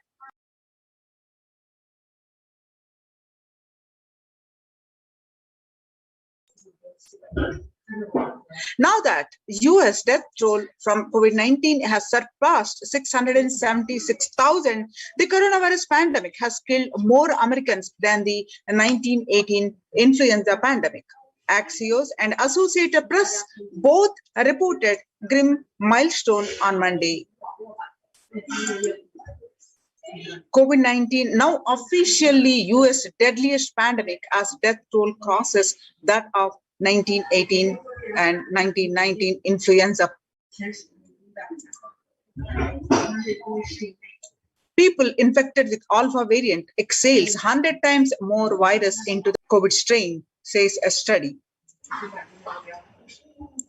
And 6 feet distance may not be enough to prevent viral transmission indoors. According to a study, Washington physically distancing of 2 meters, about 6.5 feet may not be enough to sufficiently prevent transmission of virus carrying airborne aerosols indoors. According to a study, the results published in the journal Sustainable Cities and Society suggest that the physical distance alone is not enough to prevent human exposure to exhaled aerosols and should be implemented with other control strategies such as masking and adequate ventilation. The researchers examined 3 factors: the amount and rate of the air ventilated through the space, indoors airflow pattern associated with the different ventilation strategies, and aerosol emission mode of breathing versus talking.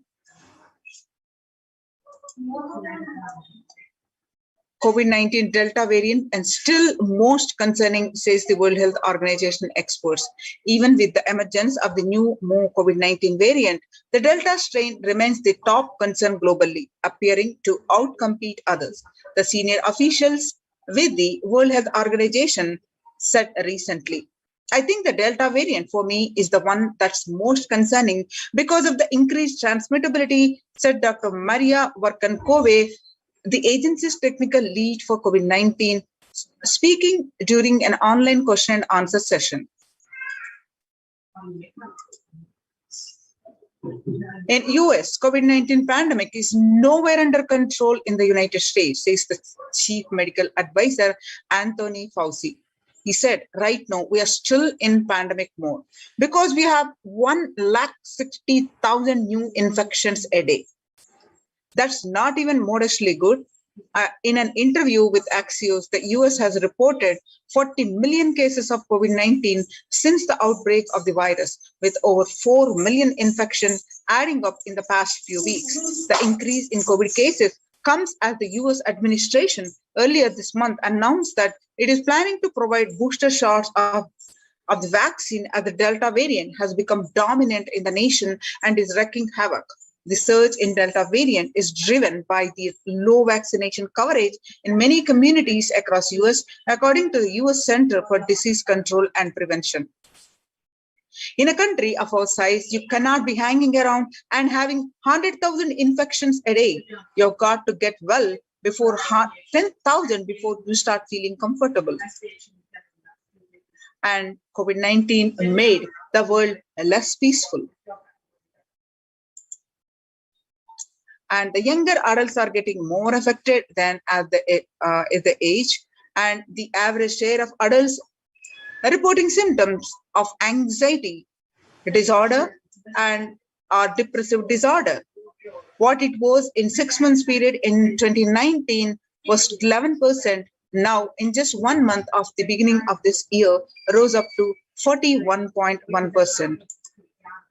The share of adults reporting symptoms of anxiety and depressive disorder during the COVID-19 pandemic by age. Again, younger adults are affecting more. Stress in America 2020, a national mental health disorder. COVID-19 is a significant stressor for most Americans. Nearly 8 in 10, about 78% say the coronavirus pandemic is a significant source of stress in their life. Nearly 7 in 10, which is 67%, say they have experienced increased stress over the course of the pandemic. And more than 60,000 US healthcare workers have contracted COVID-19, 300 have died. Of the health workers who treated the patient during the China's COVID-19 outbreak, 50% showed signs of depression, signs of anxiety. The self-reported mental health among pregnant women and new mothers before COVID-19 pandemic, depression was 15%, and during the COVID-19 pandemic, is increased to 40.7%. And before COVID-19 pandemic, anxiety was 29%. Now it rose up to 72%. Living in stay-at-home orders, 8 in 10 students are struggling with focus on school or work and avoiding distractions. 55% of students do not know where to go for help for their mental health.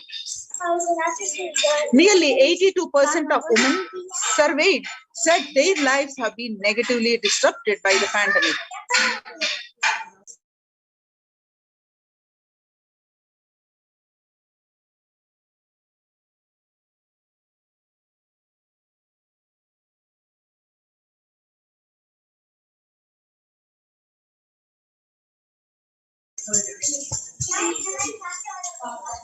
The global economic outlook, the World Bank. During the COVID-19 pandemic, it changed the world. The pandemic is expected to plunge most countries into recession in 2020, with per capita income contracting the largest fraction of countries globally since 1870. The International Labour Organization, COVID-19 is a threat to peace building in conflict-affected nations. The COVID-19 crisis has worsened already fragile situations. the ILO, the International Labour Organization, is more aware than ever of its responsibility to promote peace and resilience in the time of this global pandemic. Coming to India, the city mayor has said that the third wave of COVID is already upon Mumbai, pointing to a sudden spike in cases. The third wave of COVID-19 is not coming, it's here, said Kishori Patnekar, adding that an announcement regarding the matter had already been made in Nagpur. Speaking of the coming festive season in Maharashtra, the mayor urged people to remain in their homes. Mandals have been asked to allow only 10 people and have them work in shifts. Breakthrough infections found in 25% of health staff. A little over 25% of healthcare workers were infected with coronavirus despite getting fully vaccinated. A recent study has revealed that giving infections due to the Delta variant, the Institute of Genomics and Integrative Biology and Maximum Hospitals in Delhi NCR found that the vaccination breakthroughs were far more common during the Delta outbreak in Delhi than previously reported.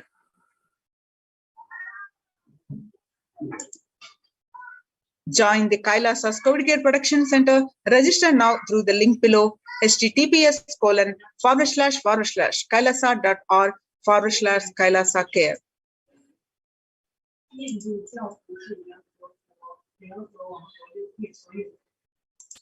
Making peace with the nature is possible for sustainable developmental goals. If we start now, making peace with nature is possible if we start now. Amid a pandemic, 2021 can go down as the year we made peace with nature and set the planet to healing. Our environmental, social, economic challenges are interlinked. They must be tackled together. For example, we cannot achieve the sustainable developmental goals, including ending poverty, by 2030 if climate change and ecosystem collapse are undermining food and water supplies in the world's more poorest countries. We have no choice but to transform our economies and societies by valuing nature and pushing its health of all our decisions. World Health Organization Health and Peace Initiative. Health and peace are interrelated. In the words of the Director General of World Health Organization, Dr. Tedros, there cannot be a health without peace, and there cannot be a peace without health. If individuals and groups enjoy equitable access to health services, fulfilling their rights to physical and mental health, and health actors design neutral health interventions that promote trust and dialogue, and communities are empowered to cope with violent conflict, then health coverage is more universal. Grievances can be heard and addressed to generate trust around the health emergency. Concerns affected communities are more likely to make meaningful contributions to peace and reconciliation and to resist incitement to violence. United Nations Institute of Peace. Amid COVID, we need enhanced international coordination to build peace. Tackling the pandemic and building resilience in fragile states require concerted international action at local, national, and global levels. As the humanitarian and economic toll of the COVID-19 pandemic continues to grow, so does the risk that this crisis will fuel new conflict around the world while stemming prospects for resolving ongoing ones. Stronger health systems and universal health coverage must be a priority. Remarks of the General Assembly special session in response to the COVID-19 pandemic. For the first time since 1945, the entire world is confronted by a common threat, regardless of nationality, ethnicity, or faith. A new social contract between people, governments, and private sector, civil society, and more can tackle the roots of inequality with fair taxation on income and wealth and universal benefits for all. On Day of International Yoga, 21st June, United Nations declared yoga for well-being.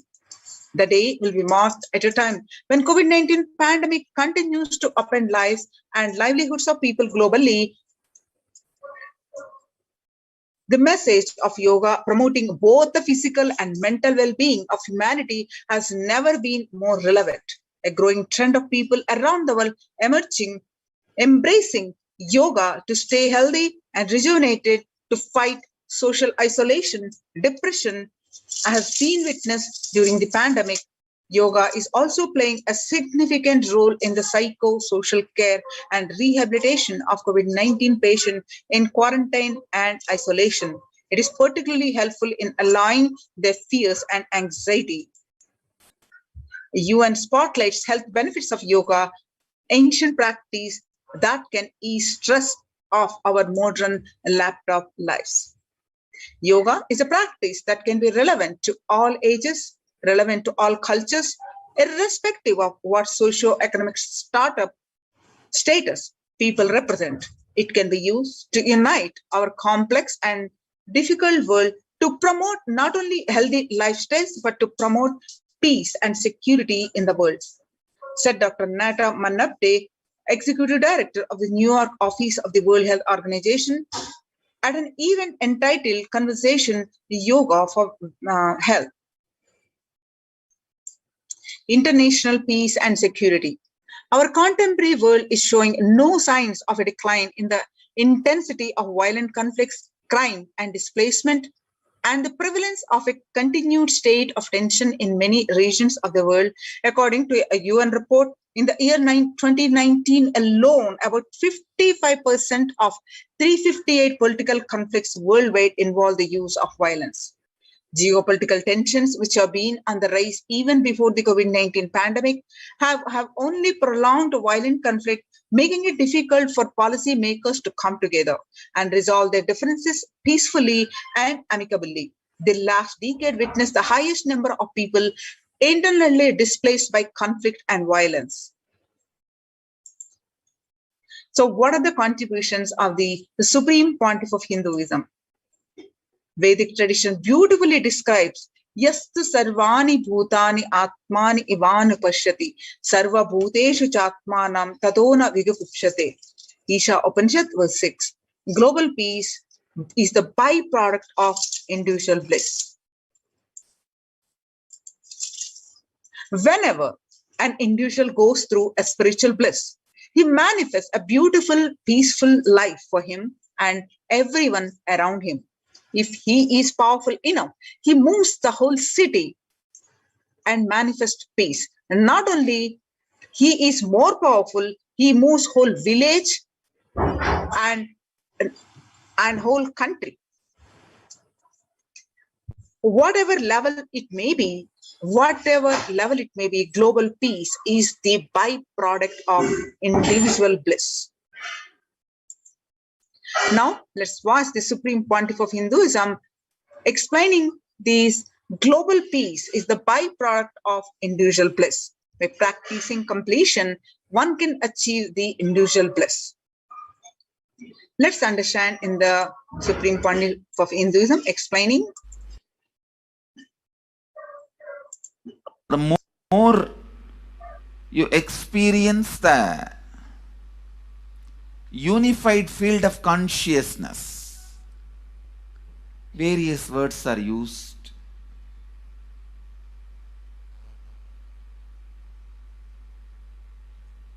Some of the Hindu traditions uses the word Atma. Some of the Hindu traditions use the word Nirvana. Whatever word you may use, Atman, Brahman, Nirvana, unified field of consciousness, whatever. But one thing I want to tell you, the deeper and deeper you go in your inner space, you experience the vast oneness. The more superficial you are, the more incompletions you carry with others, even with yourself. The more superficial you become, Even your own right hand and left hand fights with each other. Different parts of you fights with you. Different thoughts of you fights with you. Even you fight with you, the more superficial you go, the more deeper you start traveling. First, you get integrated. The you fighting with you stops. Then, the people around you get integrated. They fighting with you stops. Completion with yourself, then completion with others, then comes completion with other things, not just living beings, even with inanimate beings. The completion starts happening. Even with a nature, completion starts happening. Please understand, the more deeper you travel, the more deeper you go, the more deeper you settle down, the more you start living. Your cognition expands.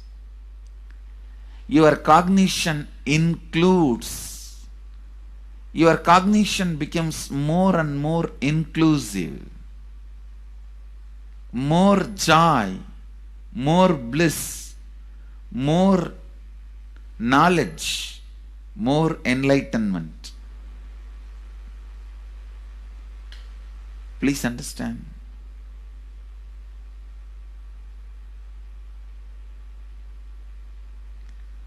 The more and more completion happens in you, you will see everyone around you feels complete with you. That is why I am saying, whether they have body or they are disembodied, in the deepest corners of your being, deepermost layers of your being, deepest parts of your being, you experience such powerful awareness, such joy.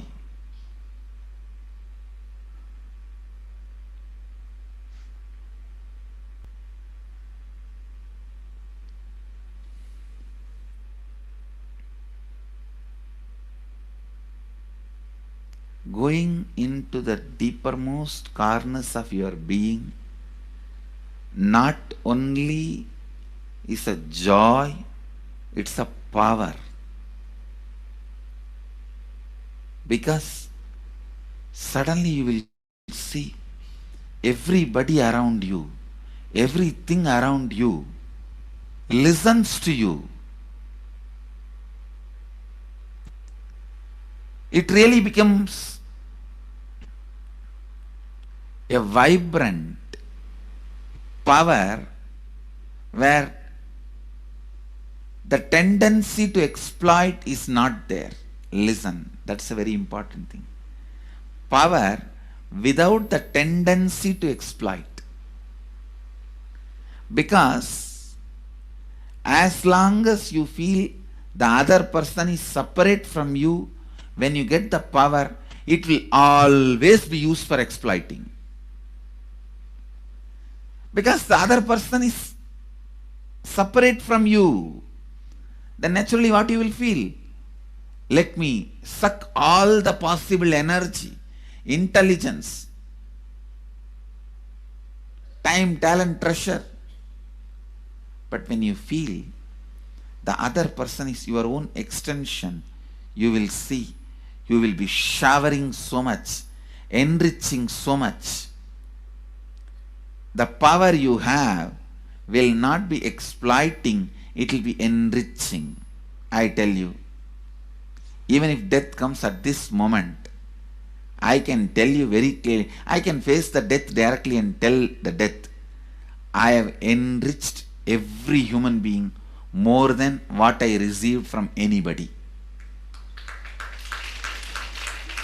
I have given to every human being whom I met in my life more than what I received from them.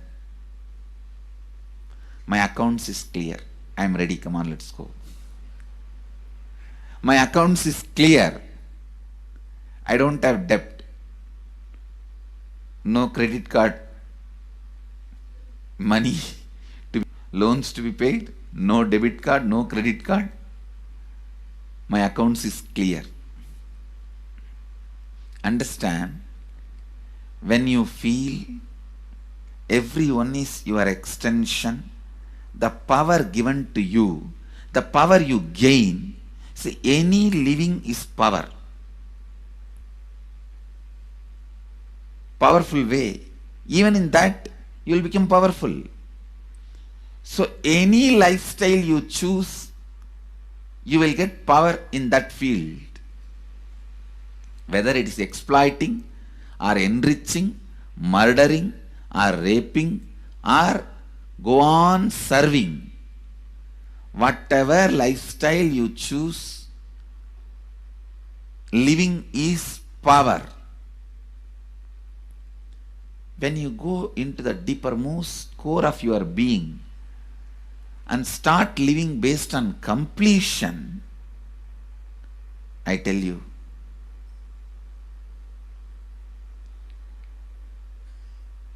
the first power you will experience is everything around you listens to you. That power will simply make you enrich everyone. The best power you can have through living is power of enriching. Whatever you do, as I said, whether you live the life of enriching or exploiting, you will become powerful. I tell you, the power of exploiting brings more and more conflict within and without. And those conflicts naturally bring suffering. And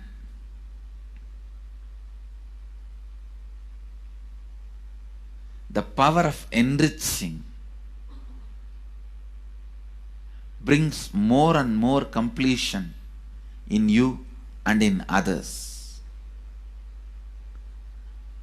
This full month, Nithyananda Sangha all over the world. The other day I was seeing, we have officially presence in more than 50 countries. As devotees, group of devotees, we have presence in 100 countries. All over the world, we are going to celebrate this whole month for Global Peace Month, impacting global peace. All of us this whole month will live completion and do samskara dahana kriya, means burning the patterns which separates us from others, burning the patterns which are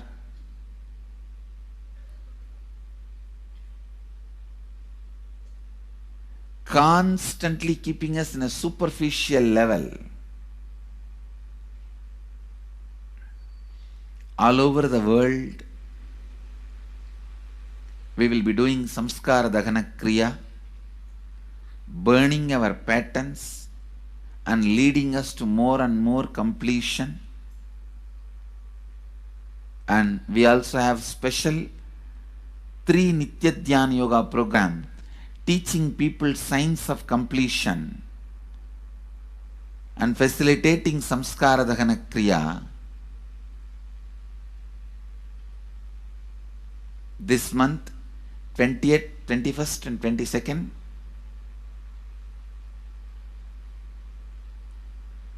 this whole month all over the world, all our temples, ashrams, centers, yoga centers, schools, colleges, universities should do samskara dahana kriya, should do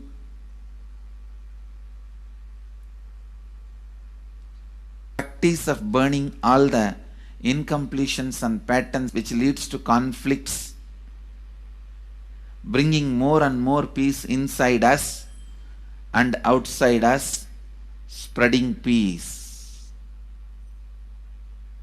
This whole month, let's impact global peace. Let us really contribute to the global peace, not just talking about it. Let's do it. Let's do it. Not just talking about it. Let's do it.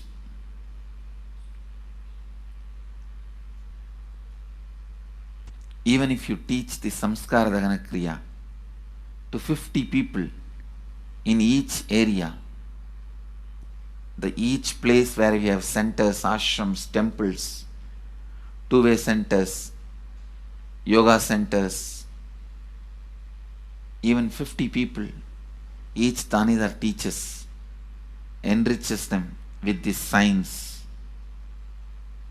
The amount of suffering and negative waves, negative vibes reduction can contribute so much to the world. Please understand. One positive person can burn millions people negativity. Experientially, with evidence we proved, one positive person has already burnt at least 20 million people's negativity in last 10 years and brought peace. So each one of you, if you stand up as one positive being, one authentic, responsible, enriching being,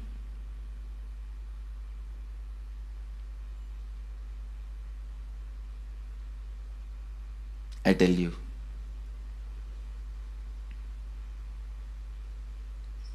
we can do so much to the world. It will be a better place than the time we entered. When we leave, it should be a better place. That's all. When we leave the earth, it should be a better place. So understand, inner peace is your birthright. Go to the depths of your being. Bring more and more completion into you. Completion with others. And start living Advaita. Today in the Inner Awakening session, it's all about completion with others. So last 6 days, literally, you worked so much, one by one by one by one by one, layer by layer by layer by layer. The completion with yourself. Now comes completion with others.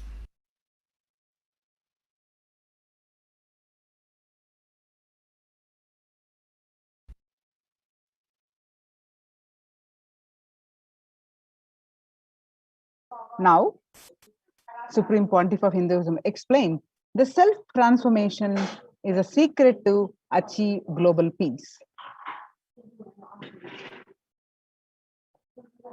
Social answer means, I'll tell, oh, you should all work for global peace. You should all work for turning the world. You should work for revolution. You should work for all these, that things. You should vote only the party which says that it will stop the war and all these things. This is the social answer. Nonsense. If you want the honest answer, I tell you, simply transform yourself. You can't do anything. If at all you can do, you would have done it. Be honest. If you can do, you would have done it. You are raising this question because you are not able to do. Am I right? So let us be very clear. Let us be honest. We are not able to do. Socially. That's the truth. That's the reason you are sitting here and raising the question. I tell you, understand few important things. There are a lot more attached to this question. There are many things which is attached to this question. We always feel the present is the world is totally spoiled, it is not going according to the rules or how it is supposed to be. It was wonderful once upon a time. In ancient time, things were going properly, everything was well and great. And I tell you, 10,000 years ago, they found some writings on stone in Harappa Mohenjo-daro culture. Some stone writings have been discovered. The other day I read a beautiful book about that stone writings. That writings, it says, oh, nowadays the society is not as it should be. So much of war, there is no peace. In the early times, there was so much of peace. Society was really great. Things were as it should be. And it almost looks like a today newspaper editorial. 10,000 years ago, the same thing carved on a stone. Then understand, there was no such time as only good prevailed. It is just a fantasy. Hinduism, they call it Satya Yuga, the age of truth. There was a time only truth prevailed. And every religion, Christianity, they say the Garden of Adam and Eve. There was a time everything was wonderful. Every religion has got the fantasy. The past was great. There was golden past. Always the idea of golden past exists only in the past. The more you go back, again you say the past was great. And I tell you one thing, it is a wonderful way of postponing accepting the reality. Otherwise, I can be sure the world was same as it is today. Whether it is 5,000 years ago or 10,000 years ago. Maybe one thing, there was no CNN channel that time. So the news did not reach you so quickly. That's all. The news did not reach you so quickly. That may be the only difference. But otherwise, I can be sure the good and the bad was equal. Good and the bad was equal. The same amount of wars were there. All the other things were there.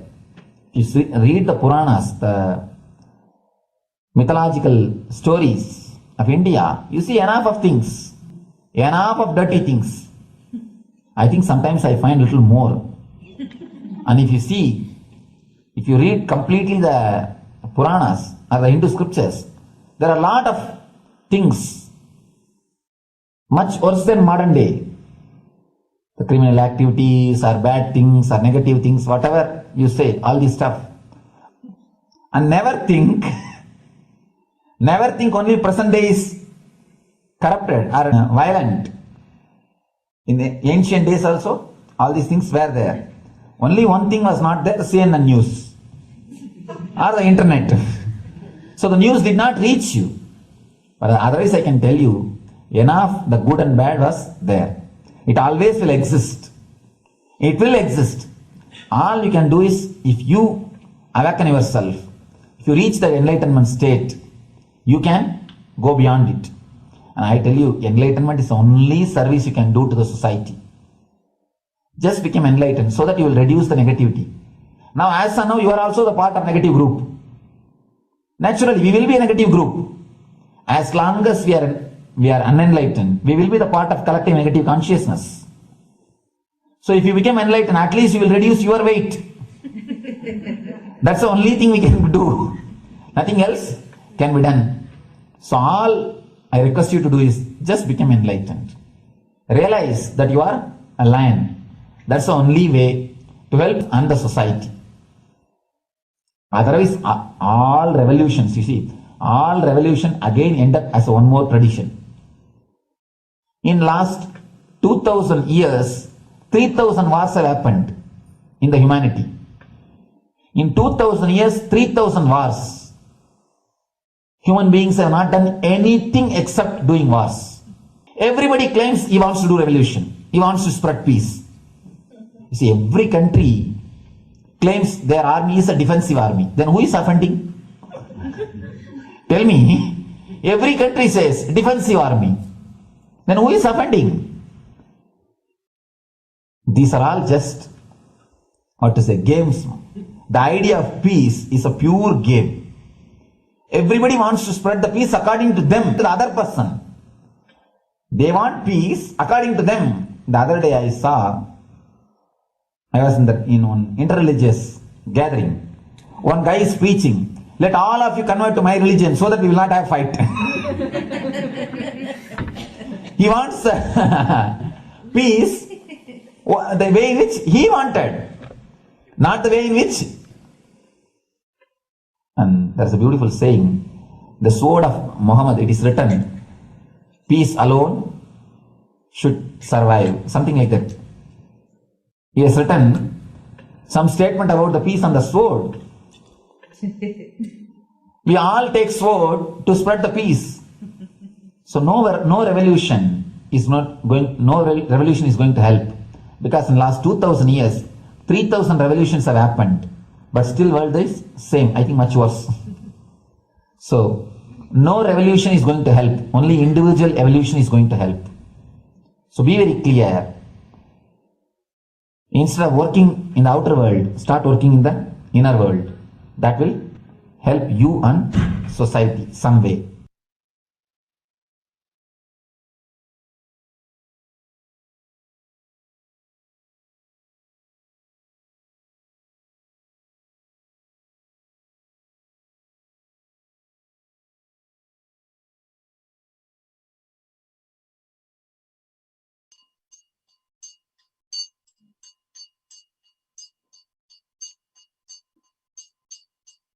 Now, let us see the Supreme Pontiff of Hinduism contributions to the global peace and to give a super consciousness breakthrough. The sovereign order of Kailasa, led by the Supreme Pontiff of Hinduism and Nithyananda order of monks and nuns and Hindu diaspora, are working for global peace and to give a super consciousness breakthrough to humanity. The Supreme Pontiff of Hinduism mission to revive a conscious world where the global issues at the climate, economic, social, health, and humanitarian levels cease to exist from their very root, turning the problems of poverty and hunger, violence, discrimination into powerful living through the experience of oneness. The Supreme Pontiff of Hinduism has been working very grassroots level to usher in an era of peace at all levels, individual, societal, national, and global. His deep insights into the workings of the human mind, body, emotions have enabled him to powerfully and directly address various social and emotional problems facing humanity today.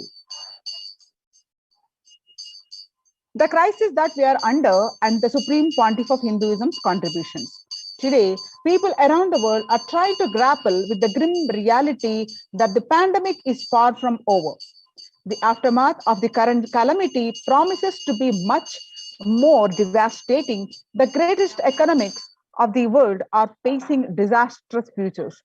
Countries are facing off each other in deep mistrust.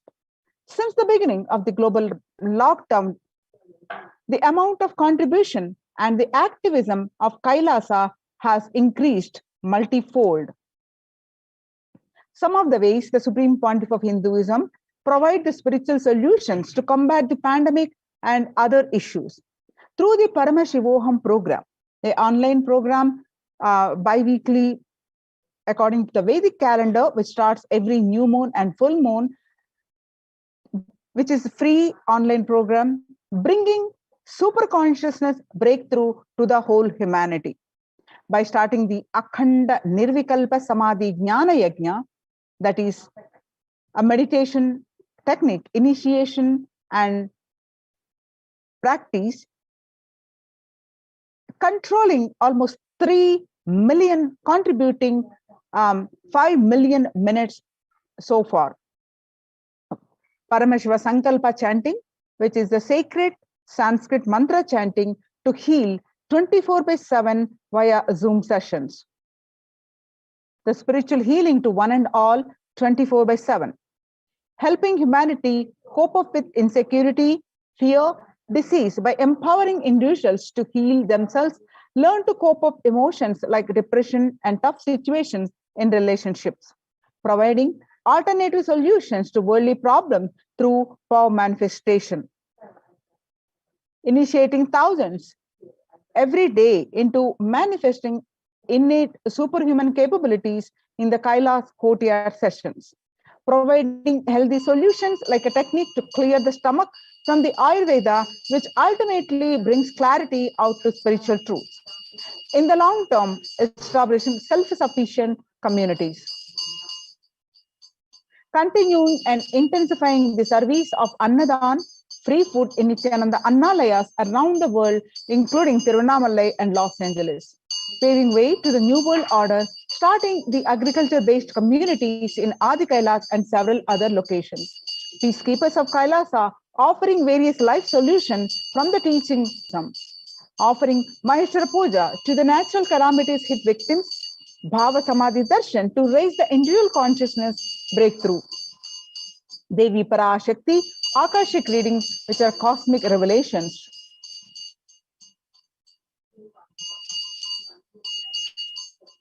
Now, let us see the Supreme Pontiff of Hinduism, spiritual solutions for COVID-19.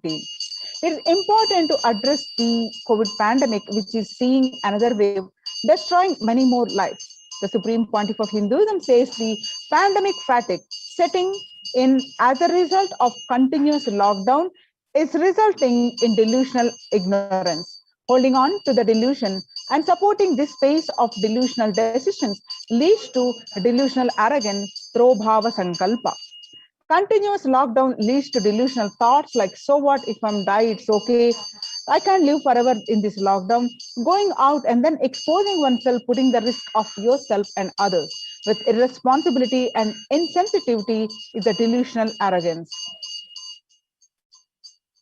Society was created with the delusional ideas of too many human beings, blind spots, and the decisions made from these blind spots. In the visionary, if the visionary of a civilization or country or nation has blind spots when he develops a vision for it, the whole civilization suffers those blind spots forever. Now it's time that nature, Prakriti, resets itself. Many of the blind spots based visions, ideas become important components of the society. This pralaya, which is happening, is melting down everything which is delusion based. The world as we know is gone. Let us celebrate God. The isolation which is seemingly endless with an unknown future, which is compelling humanity to make 100% lifestyle change, is something to be deeply dwelled upon. All problems need to be addressed with only spiritual solutions and powerful cognitions. To stop people having mental breakdown, pandemic fatigue, collapsing, depression, destruction, and also give them super consciousness breakthrough and revive the enlightened civilization, Supreme Pontiff of Hinduism continuously giving spiritual solutions and powerful cognitions. Some of the powerful cognitions are spiritual solutions are unclutching, practicing completion, practicing oneness, practicing ajapa japa of Mahavakya, Om Nithyananda Paramashivoham, continuously building deep feeling connection, yoga, puja, and vegetarian diet, and nirahara samyama. It's time we all take the responsibility to save the humanity, to protect people from the pandemic fatigue and destruction. Let's try to enrich people for every one of these great spiritual truths.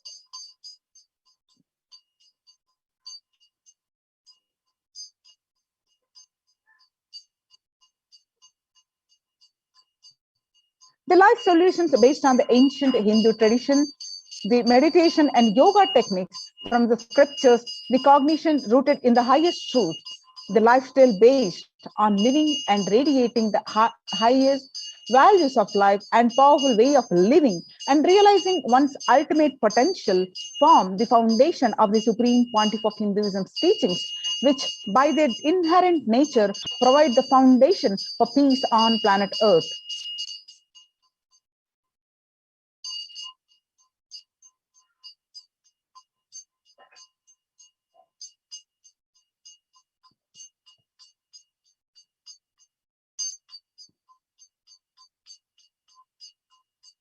Supreme Pontiff of Hinduism recently, on the basis of humanitarian initiative, launched the opening of Kailasa's COVID care centers in India, where the monastery campuses have been turned into a multi-layer quarantine facility to safeguard the inmates against any possible point of contact with the outer world. The Supreme Pontiff of Hinduism has opened this service free to all people, regardless of gender, caste, creed, ethnicity, color, or socio-economic status. Food, shelter, internet, and all basic facilities, including medical care, are provided at these COVID care centers, free of cost and for an indefinite time. The outcome has been splendid, with zero infection rate so far among the participants, a feat not achieved anyone else in the world, let alone in India. This response model of handling the COVID-19 pandemic at a community level, along with the guidelines and recommendations for governments, has been recognized and accepted by the United Nations as well.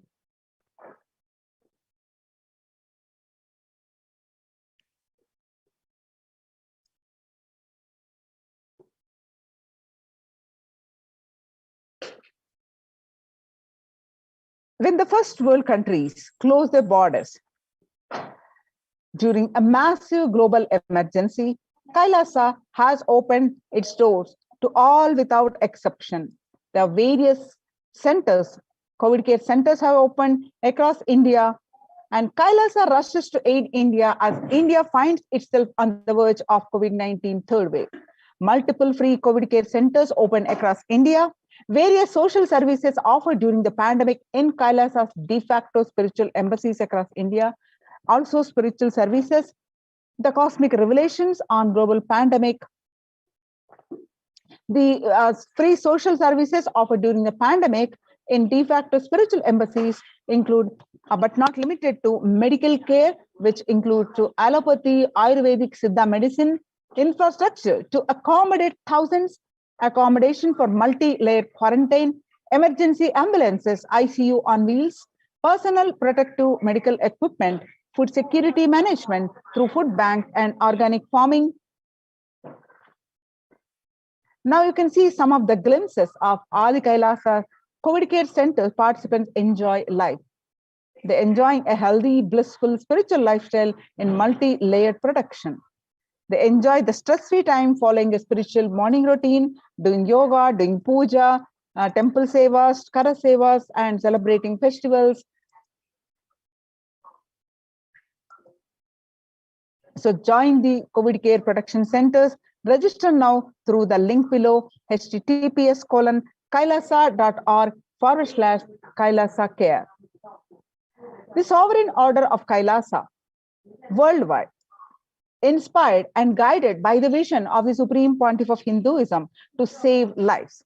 A one-of-a-kind humanitarian charitable service massively mobilized to provide protection and preventive COVID care in this testing time of global meltdown. Through this initiative, Kailasa has been consistently supporting people through free food banks, that is Annadan, free medical care, and many more services. The impact of mental disorders and lack of spiritual strength during a humanitarian crisis are often difficult to assess and inflict lasting damage. To assay this, Kailasa is offering spiritual programs, temple events, spiritual healing online. Kailasa's recommendations on COVID-19 and multilateralism to be presented at the United Nations General Assembly and Human Rights Council. Kailasa's report and recommendations on an international treaty on COVID got accepted and published by the United Nations. Surviving the highly contagious COVID-19, where the world is only as resilient as the least resilient country, and person requires the true multilateralism, governments, organizations, and people to collectively address the crisis. Kailasa has been successfully providing grassroots solid solutions in multifarious ways, including providing sustainable community livings with multi-layered quarantine, educating citizens on individual pandemic management, leveraging best of different systems based on charity, barter, and money, providing food security and traditional Hindu medicines. These unique contributions have been recognized by the United Nations, and they got published in their website www.ohchr.org. You can also download this article on the Supreme Pontiff of Hinduism's Facebook profile page, and you can download this link and read the full article by yourself. In the Kailasas COVID Care Production Center, and register now through the link below, https:///Kailasa Care. With this, we are going to move on to the next part of the segment, which is getting prepared for the Bhava Samadhi Darshan. After a very short break, we'll be moving on to the next part of the segment.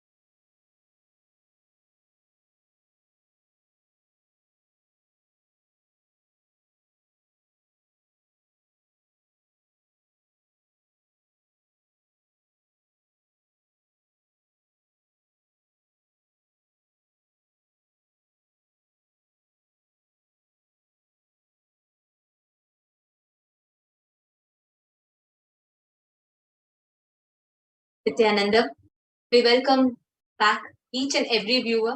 Just after we saw a beautiful segment on what the Supreme Pontiff of Hinduism is extending to the humanity at this time of the global crisis and the global pandemic. Today, we are going to be witnessing one of the most profound moments of our lives. Because not just giving the COVID care protection centers, not just giving the social security, physical security, not just giving, attending to each of these levels, but even to the conscious healing of each and every being. Not just physical, mental, psychological, social, economical, education, not just in these levels. Even in the conscious level, at the being level, attending to people and healing people. Every day, coming for the darshans, answering people's questions, attending to them, giving them boons, prayers, protecting them, manifesting miracles, spiritually healing them. There are so many happenings that the Supreme Pontiff continuously extends himself for. And today, yet another darshan of Bhagavan Sundareshwara Paramashiva, the Paramashiva Sayujya Samadhi darshan of Irayanar Sundareshwara Paramashivam Paramburu. Let us all get ready to witness the profound one. Now, before entering into the darshan itself, let us all understand what is Bhava Samadhi darshan. Understand, Bhava Samadhi darshan is not an event that happens in space and time. Rather, it's a moment which lifts you out of space and time, wherever you are, whichever place you are sitting. Please understand, Bhava Samadhi darshan is where the brain neurons mirror, activate and absorb all the movements or information just by seeing, without the physical act of imitation. which means your whole neural activity in the brain reflects and mirrors that of the avatar. Your entire body silently, without any movement, recreates what is happening in the avatar's brain, distances far away, and recreates that superconscious energy which is radiated by the avatar. During the Bhava Samadhi Darshan, your whole being comes alive. This is a science of Bhava Samadhi Darshan, where it knows no distance, and this is what is a phenomenon that science is just discovering in terms as quantum tunneling. During quantum tunneling, our thoughts per second reduces significantly, where you relax into the space of thoughtlessness, becoming at ease with coexisting with the divine. It is like this: the quantum tunneling is where an electron, in quantum physics, an electron can be both an energy and a wave. Where an electron can, if you see there's an energy barrier, a hill, an electron can't pass through the hill when it is acting as a particle. So what happens when an electron with a less kinetic energy is approaching a hill? Will the electron be able to cross over the potential energy or the peak of the hill? No. But the same thing as when the whole electron is approaching the hill as a wave, it can propagate itself through the hill and cross it. This is the exact same science that is applied during the Bhava Samadhi Darshan. During the Bhava Samadhi Darshan, our brain neurons mirror and process, and our neuron activity in our brain mirrors that of the avatar through quantum tunneling, where we are able to travel through the divine energy and mirror those exact same neurons as happening in the brain of others. There's a beautiful incident from Bhagavan Shri Krishna's life, where he says, once when he sees his own reflection on a jeweled wall, he says, "How unprecedented and astonishing is this deep and indescribable sweetness of mind. Alas, when I see it, even I become greedy to enjoy it. When I see my own sweetness in the mirror wall, I become greedy to enjoy." Bhava Samadhi Darshan, the science of Nijavatar, manifesting Paramashiva, the consciousness, the formless, expressing through the being of Paramashiva through the Divya Sharira, the light body, and manifesting as Nijavatara, the physical form of Paramashiva. There is a Shastra Pramana where in the Malini Vijayottara Tantra, the science of entanglement is explained. Now, if you see, this exact science is mirrored when we see, for example, when we have the darshan of Devi Parashakti, the consciousness of Devi Parashakti expresses to the being, the light body of Rajarajeshwari, and manifests as Meenakshi, the physical embodied form. Similarly, for Subramanya, the consciousness of Bhagavan Paramashiva expresses through the being of Subramanya and manifests as the Nija Avatara as Bhagavan Muruga. Same way for the consciousness of Bhagavan Paramashiva expresses to the being of Arunagiri Yogeshwara and manifests as Nija Avatara, the physical embodied form, as a supreme pontiff of Hinduism. It is this same science, how the consciousness is mirrored, that is applied to Bhava Samadhi Darshan. Even Archavatara, the deities, mirror the consciousness and being. But unfortunately, human beings are not matured enough to receive the higher level experiences from the Archavatara directly. Therefore, out of the compassion, the physical embodied form comes and creates a superconscious experience in all of us. When we have the Bhava Samadhi Darshan of the Nijavatara, manifesting beings of various dimensions of Paramashiva, the auspicious components and those dimensions of Paramashiva are awakened. Understand that the dimension of Paramashiva manifesting in the Nijavatara first experience the same is Bhava Samadhi Darshan. It's an experience of costless bliss. During the Bhava Samadhi Darshan, our whole being comes alive, celebrates the energy wave of existence. Our very muscles learn to imbibe and radiate Paramashiva. Bhava Samadhi Darshan is like a window to the infinite expanse of consciousness, allowing us to glimpse the formless in a waving sky. So even without much effort from our side, our very bio-memory awakens the space of Paramashiva, consciousness during the Bhava Samadhi Darshan. Just a glimpse of the avatar cleanses janmas, lifetimes of karmas from your very bio and creates a deep, lasting transformation. Now, what is the best space to receive the darshan from? Gratitude. Gratitude is the reflection of consciousness on all levels: physical, psychological, and ultimately your conscious level. Actually, we doing the so we're preparing Paramashivoham, where we experience this. Now, when we are experiencing this space of gratitude, all our conscious resolution, the Satya Sankalpas drop, needs, wants, we become very pure, ready to reflect. What is the best context to be about? I know you are the source of everything. You are everything, and you are the embodied form, supreme consciousness. You are in this body also. You are the source of that we connect, that you reveal yourself.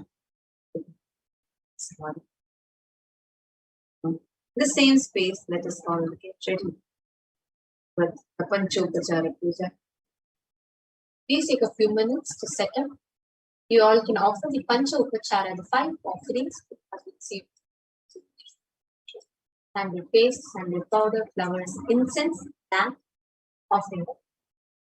Now, let us all enter into Paramashivoham. Important part, preparation. The Supreme Pontiff of Hinduism has blessed the Paramashivoham mantra as an initiation, Diksha, that transmits energy, experience, and powers in the form of sacred mantras. Just like how the avatar transmits Shaktis just by a look, Nayana, or touch, Sparsha, similarly, the avatar births himself as mantra, which encompasses all his Shaktis, energies, and transmits those Shaktis to the devotees. Anyone to whom this mantra is being chanted out of devotion and deep restful awareness, that person is bestowed with health and well-being, wealth, abundance, and prosperity, deep love and fulfilling relationships, and that person is bestowed with prosperity and breakthrough in finances, career and business and job. That person is bestowed with bliss, peace, and prosperity. Today, with the grace and blessings of the Supreme Pontiff of Hinduism, Kailasa's Department of Religion and Worship, along with Kailasa's Department of Human Services, is offering the Paramashivoham mantra prayer service on behalf of each and everyone. Today, we are offering the Paramashivoham mantra to Irena Sundareshwara Paramashiva Paramburu for the following benefits. For all of you to have healing of health issues, healing of psychological stress and anxiety, healing of addictions, for you to move out of depression, for you to have improved career, for you to move out of your pain patterns, for you to have healing in your relationships with spouse, family, and profession, for you to have breakthrough in wealth dimension, for the protection of all the children that have been orphaned during the pandemic, for protection from natural calamities, for protection from lost wages and income, solution to any problem, for you to have breakthrough in creativity, for you to have increased inspiration, for you to move out of your debts, for you to experience increased energy and vitality, and for each and every one of you to experience healing from all insecurities. They're also praying Virena Sundareshwara Paramashiva through the Nija Avatara.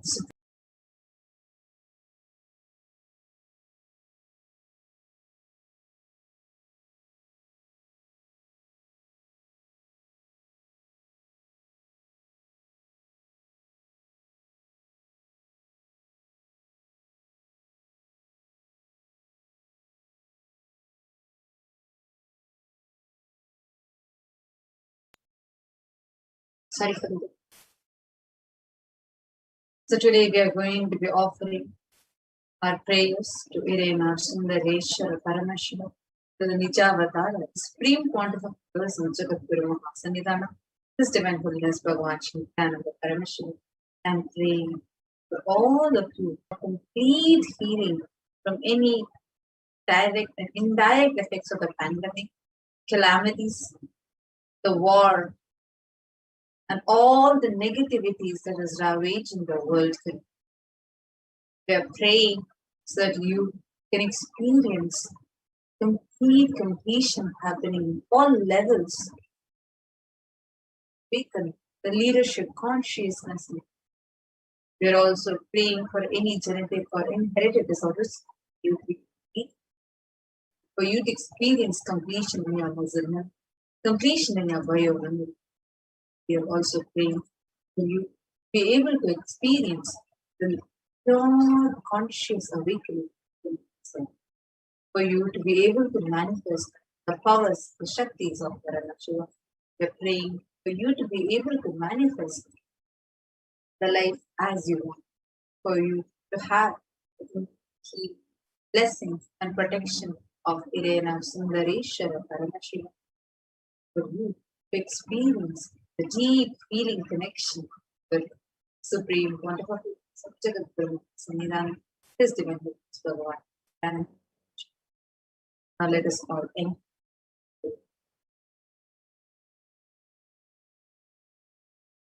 Om Nithyananda Paramashivoham.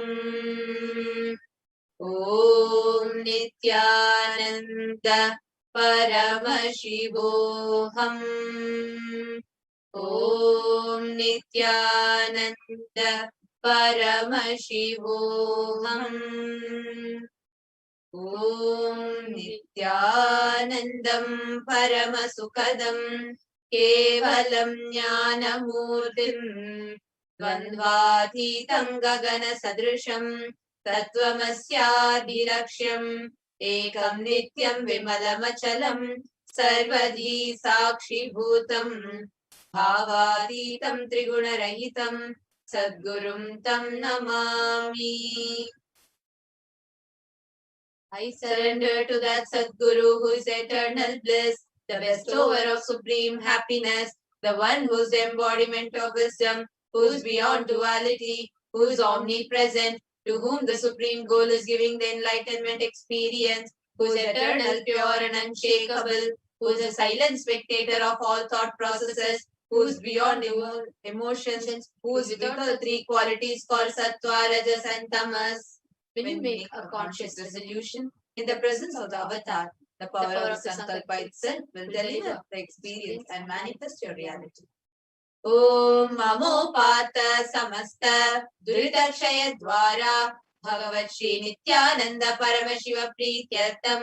I am taking this conscious resolution today for destroying all my karmas and sins and in order to please Bhagavan Shri Nithyananda Paramashivam. Asya Deva Devasya Mahadevasya Akhilanda Koti Brahmanda Nayakasya, who is the God of all gods, who is the greatest of gods, who is the Lord of universes and multiverses, who is the Lord of the cosmos, Sakala Jagat Srishti Sthiti Samhara Tiro Bhava Anugrahakya Panchamanasya, the one who does the cosmic actions of creation, sustenance, rejuvenation, pulling out of delusion and liberation. Adi Madhyantarahitasya Aprameya Parakramasya Tattvartha Gocharasya, the one who is the beginning, middle and end, the one who is immeasurable. Akara Ukara Makaratmaka Pranavatmakasya Rishabharudhasya Mahadevasya Kamikadi Mahatantrakhya Shaivagamaswarupasya Sakalpasya Shuddhadvaita Shaiva Swarupasya Nityananda Padasthasya Nityananda Swarupasya Shuddha Sachidananda Vigrahasya Rupa Rupatitasya Sakala Nishkala Swarupasya Nitya Niranjana Niramaya Nirvikara Akhandadi Visheshanasya Shri Nithyanandeshwari Parashakti Sameta Shri Nithyanandeshwara Paramashivasya Shri Nithyanandeshwari Parashakti Sameta Shri Nithyanandeshwara Paramashiva Avatara Bhutasya Sarvadeva Devi Swarupasya Bhagavataha Shri Nithyananda Paramashivasya Chaprityartham. Shubhe Shobhane Muhurte Adya Brahmanaha Dvitiya Parade Shri Shvetavaraha Kalpe Vaivasatamanvantare Ashtavimshati Tame Nitya Yuge Pratame Pade Jambo Dvipe Bharata Varshe Bharata Khande मेरोः दक्षिणे पार्श्वे शकाब्दे अस्मिन् वर्तमाने व्यवहारिके प्रभवादीनां षष्ट्याः संवत्सराणां मध्ये शुभनाम संवत्सरे शुभायने शुभऋतौ शुभमासे शुभपक्षे शुभतिथौ शुभवासरयुक्तायां शुभनक्षत्र शुभयोग शुभकरण एवं गुणविशेषेण विशिष्टायाम् अस्यां शुभतिथौ. During this auspicious time, during the second half of the lifetime of Lord Brahma, during the Kalpa called Shvetavaraha, during the regime of Vaivasvata Manu, during the first quarter of the Yuga called Nitya Yuga, in the island called Jambu, in the continent called Bharatavarsha, the Indian subcontinent called Bharata Khanda, in the southern side of the Mount Meru, in the Shaka era, during the auspicious year, which is one of the set of 60 years of this practice of which Prabhava is the first year, in the auspicious Ayana, in the auspicious season, in the auspicious month, in the auspicious Paksha, on the auspicious Tithi, on the auspicious day, all the auspicious Nakshatra, auspicious Yoga, auspicious Karana, during such an auspicious moment, Adi Kailase Kalpavrakshasya Adaha Nithyananda Nagare Smrita Smritana Muktidayake Mahakshetre. Now, request all the participants that you're offering this for yourself or for someone else. If you are offering for a meal, kindly chant the meal names now. Namadheyasya. Now we request all the participants, whether you're offering for yourself or someone else. If you're offering for a female, please chant their names now. Namnyaha cha yajamananam avayoho sahakutumbanam bandhuvarganam dayadivarganam mitravarganam sodaravarganam samesham. For all those who are participants, hosts and me, with their parents, brothers and everyone, Sarvabhishta Siddhyartam, Sarvamangalavapyartam, Uttarottaranavachinna, Sthiralakshmi Praptyartam. Always let there be all types of auspiciousness. Always let there be unbroken flow and steady flow of abundance, prosperity and wealth. Kutumbe sarvesham sarvabhishta siddhyatam chintita manoratha vapyatam. Let the family always have all kind of auspiciousness and anything which is desired be fulfilled. Samesham adhivyadi nivrityatam Samesham chiradipada paryantam vidyamananam sameshu angeshu janita janishyamana sakala vidha nana vidaroganam vyapohartam tadvara roga dridagatravapu siddhyatam.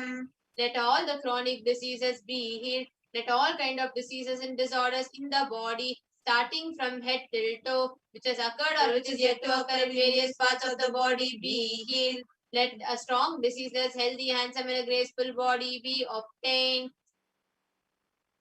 Samesham Parekartribhishcha Kritakarishyaman Sakala Vidha Mantra Tantra Yantra Vishachurna Abhichara Stambhana Marana Uchatana Vidveshana Vashikaranadi Mantrika Prayogebhyaha Rakshana Praptyatam Tadvara Samesham Sarvabhishta Siddhyatam. Let protection be obtained from all evil effects of the acts performed by people either in the past or yet to be performed in the future through the use of mantras, tantras, yantras, poisonous spells, employing spells for malevolent purposes like making a person immobile, killing a person through vomiting and diarrhea, upsetting, ruining the health, poisoning, hypnotizing, etc. Apamrityu dosha nivrityartam, kala mrityu, akala mrityu, durmrityu nivrityartam. Let all the doshas or ill effects related to death like destined death, unnatural death, fatal death be removed. Samesha manta drishti, bahi drishti, krura drishti, vyapara drishti, anukula drishti, pratikula drishti, ityadi sakala vida drishta dosha nivrityartam. Let all the effects of evil eyes from known and unknown sources, effects of cruelty-filled eyes, evil eyes of business enemies, effects of evil eyes of people who may project as if they are our well-wishers, effects of evil eyes of people who are against our well-being be removed. Samesha Manta Shatru, Bahi Shatru, Krura Shatru, Vyapara Shatru, Anukula Shatru, Pratikula Shatru, Ityadi Sakala Vida Shatru Bhada Nivrityatam. Let all the effects of the inner enemies, outer enemies, fierce enemies, business enemies, enemies who project themselves as good, and enemies who work against our well-being be removed. Samesha Matrusha Padi Sakala Vida Shapanam Vyapohanartam. Let the effects of all the curses right from the mother be removed. Anadi avidya vasanaya pravartamane asmin mahati samsara chakre vichitra bihi karmagati bihi vichitra suyonishu punah punaha anekada janitva.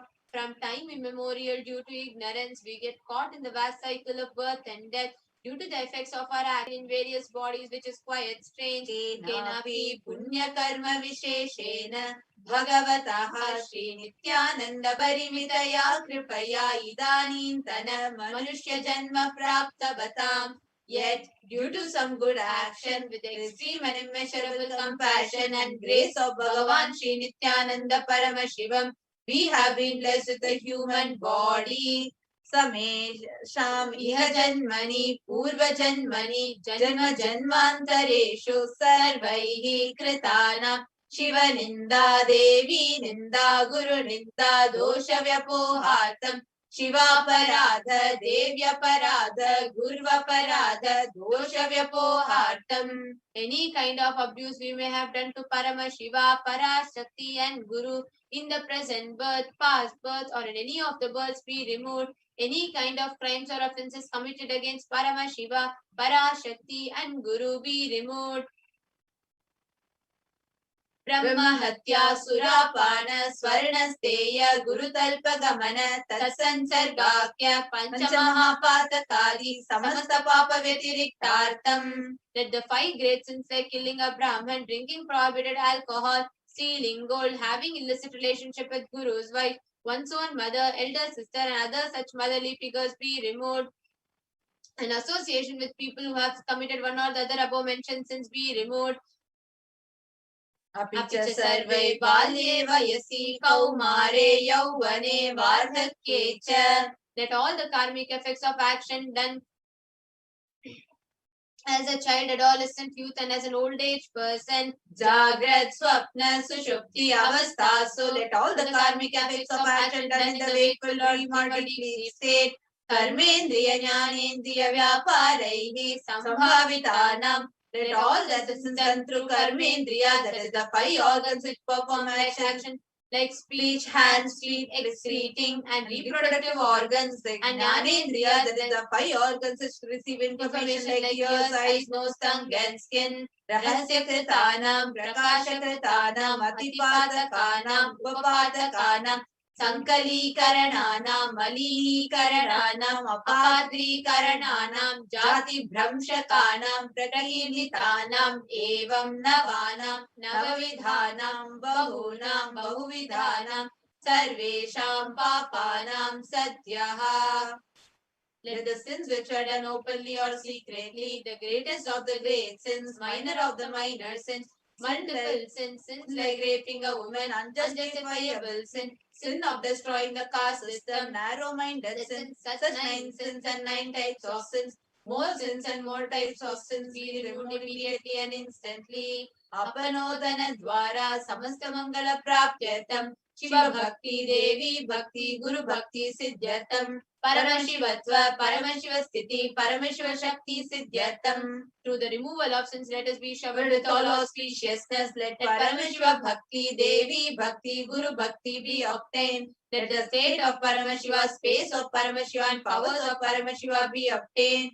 Kutumbe Sarvada Sanmangala Prapyatam Anyonya Prema Vivridyartam Purnatva Siddhyartam Sarvapanivridyartam.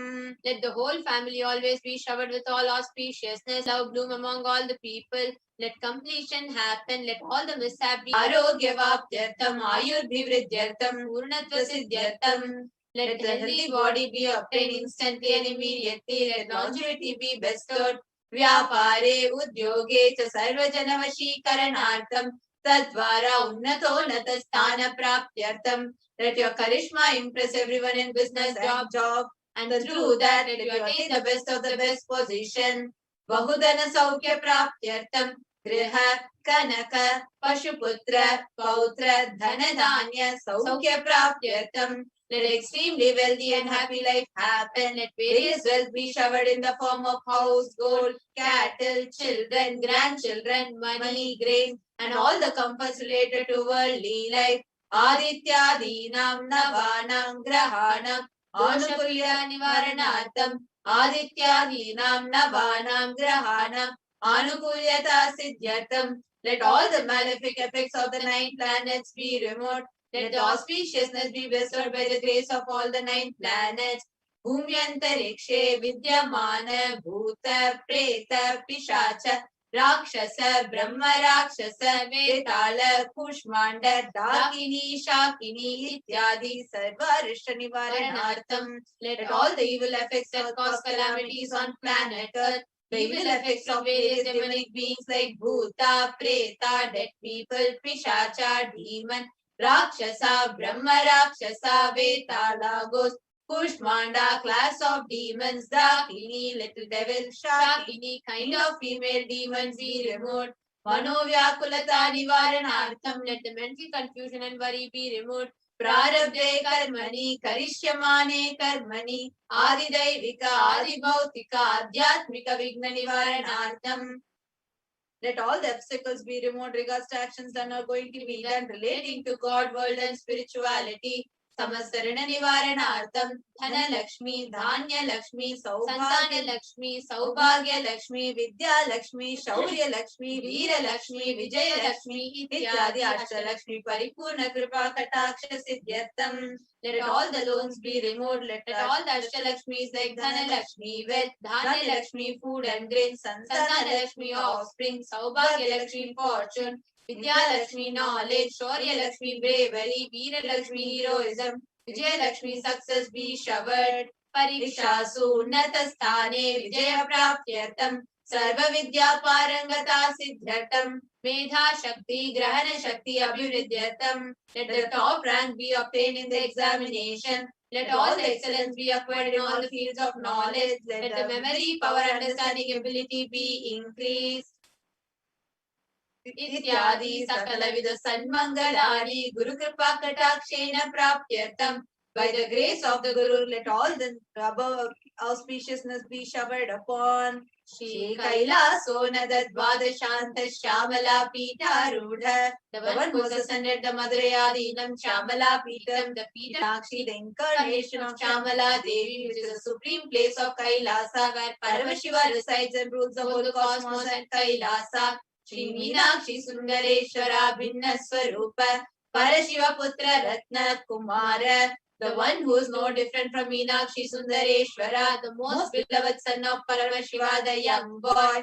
Guru Manya Tulyavatara Shri Parvati Stanya Pana Labda Divya Jnana Vishruta Sakala Nigama Gamasara Bhuta Avida Veda Pravartre, the young boy who is a gem among Gurus and equal avatar, the one who received the enlightenment by drinking the breast milk of Devi Parvati, author of the famous Dravida Vedam, which is the essence of all the Vedas and Agamas, Srimad Paramashiva Karuna Samadikata Muktamaya Chaturashrayana Giyamana Chandra Chamara Shri Chinna Kahaladi Samasta Viradha Valyalankrita Jnana Vijnana Chakravarti, the one adorned by the quadrangular palanquin made of pearl, received by the grace of Paramashiva, adorned by the musical instruments, umbrella, chamaram, the sacred rock, adorned by the hymns of praises, the one who has won the whole world by his enlightenment, and the signs of enlightenment and been accepted by all kings as the supreme ruler.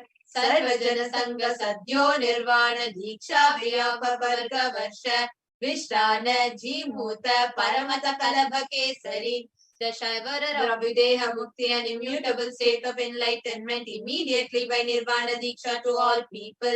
The one who creates bliss, protecting leader, the roaring lion and trumpeting young elephant for other religions. Shaiva Siddhanta Stapana Acharya, श्रीराजाधिराज Pandya महाराज गुरु शपन शाक्यादि महांतकार निवारण ज्ञान भानु वीक्षणा नरहार ध्वजोच्छेदन पूर्वक श्रीमद् वृषभ ध्वज स्थापक शैव समय कर्तृ. The Acharya who established the Shaiva Siddhanta, the Rajaguru of the Pandya king, who is the supreme king of all kings, the Guru who is also the Pandya king, the supreme king of all kings, the enlightening sun that removes utter darkness of delusion, the one who installed the Vrishabha flag, the creator and reviver of Shaivism. सर्वज्ञ पीठारूढ़ श्री जगत गुरु श्री ज्ञान संबंध देशिक स्वामी वागीश सुंदर माणिक्य वाचक स्वामी नाम अवतार भूत श्री ज्ञान संबंध स्वामी पुनरुद्धृत श्यामला पीठ सर्वज्ञ पीठ तृणवद्युत्तर द्विशततम गुरु महासन्निधान. The one who is the ruler of the Sarvagnya Pita, the seat of omniscience, O the avatar of such above mentioned attributes, the Guru of the whole world, Shri Jnana Sambandha Deshika Swami, Appar Sundaran Manikya Vachaka Swami, O the ruler of the kingdom of enlightenment, the Shamala Pita Mahasamastana, which was revived by Jnana Sambandha Swami, O the one who has ascended the seat of omniscience, the 293rd Guru Mahasannidhana. Arunagiri Yogishwara Paramparagata Arunachala Sarvagnya Pita Guru Mahasannidhana. The one who has ascended the seat of Arunachala Sarvagnya Pita in the lineage of Arunagiri Yogishwara. Kailasa Paramparagata Kanchi Kailasa Sarvagnya Pita Trivadhyutarajastama Guru Mahasannidhana. The one who has ascended the seat of Kanchi Kailasa Sarvagnya Pita as a 233rd pontiff Guru Mahasannidhana in the lineage of Kailasa. Nityosava Nitya Mangala Nitya Kalyana Nitya Rajita Kailasa Paramparagata Adi Kailasa Nithyananda Pita Mahasamastana Mahasimhasana Pita Kartri. The creator of the Nithyananda Pita Mahasamastana Mahasimhasana, eternally celebrating the auspicious festival and having attractive energy of enriching. Sakshachi Paramashivoham Kailasa Paramparagata Vaivasvatamanikshakwara Chandra Bhagirata Shri Ramachandra Shurasena Ityadi Anavachinna Sarvabhauma Chakravarti Param Chatushashti Yogini Mandita Chatushashti Sampradaya Pravartaka Manudharma Shasana Surya Vamsha Prapta Sarvagnya Pita Surangi Samrajya Bhuta Bhishikta Chudamani Sakshachi Paramashivoham Kapila Mahaguru Punaradhrita Mahanirvani Pita Ashtotara Sahasra Shri Mahamandaleshwara. The 1008 Shri Mahamandaleshwara of Mahanirvani Pita, established by Bhagavan Paramashiva himself and revived by sage Kapila. Sakshat Shri Paramashiva Simhasana Abhishekta Samasta Gadanayaka Shri Mahaganapati Samarambha Anavachinna Pithadishwara Guru Parampara Prapta Atala Pita Ashtotara Sahasratama Ashtotara Sahasra Shri Atala Pithadish.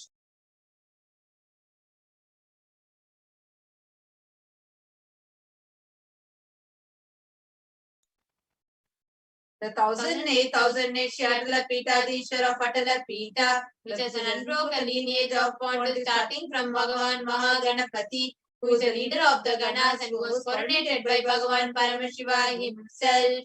Dharma Mukti Sargapura Swarna Pitha Trayo Vimsha Guru Mahasannidhana. The 23rd Guru Mahasannidhana of Dharma Mukti Sargapura Swarna Pitha Kailasa Paramparagata Adipita Sarvagnya Pita Jagat Guru. The Jagat Guru of Adipita Sarvagnya Pita in the lineage of Kailasa. Shri Kailasa Punaruddharaka Shri Kailasa Paramacharya Srimad Paramahamsa Parivrajatacharya Varya Satchidananda Pranava Swarupa Shrotriya Brahmanishta Srimad Jagat Guru Srila Shri Bhagavat Shri Nithyananda Paramashiva Shri Jnana Sambandha Deshika Paramacharya Swaminam Prityartham.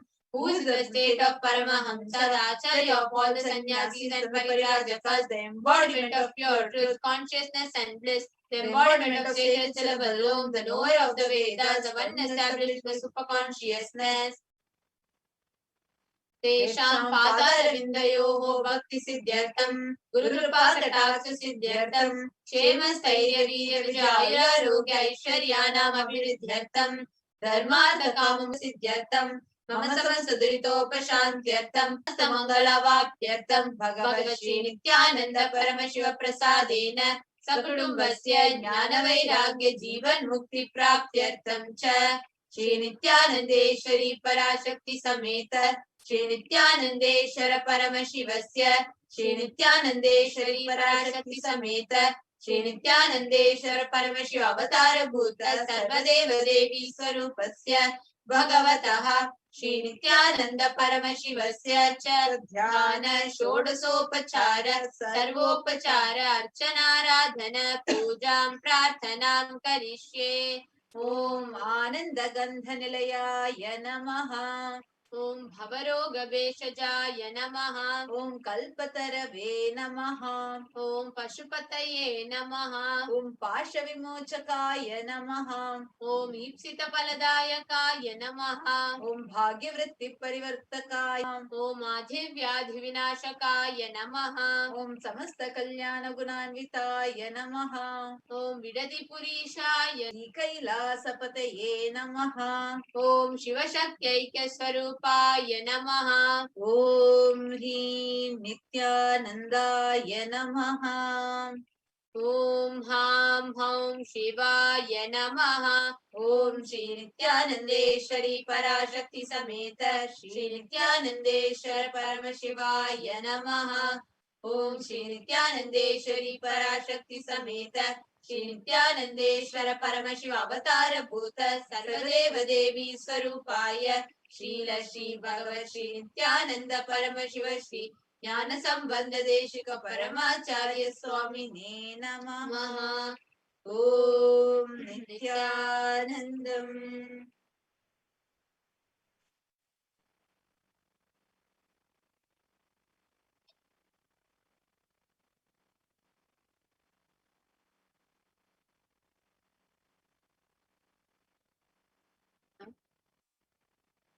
Same space.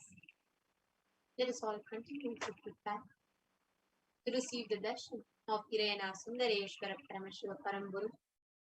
We'll be having the Paramashiva Sahitya Samadhi darshan starting at 9 p.m. Indian Standard Time. Take us each and every one of to continue to prepare yourself to receive the darshan of Irayana Sundareshwara Paramashiva Paramburu.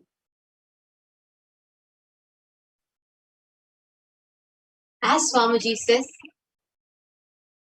the only best way to receive the darshan is through Leela Dhyana, soaking yourself just in the remembrance of the divine Leelas.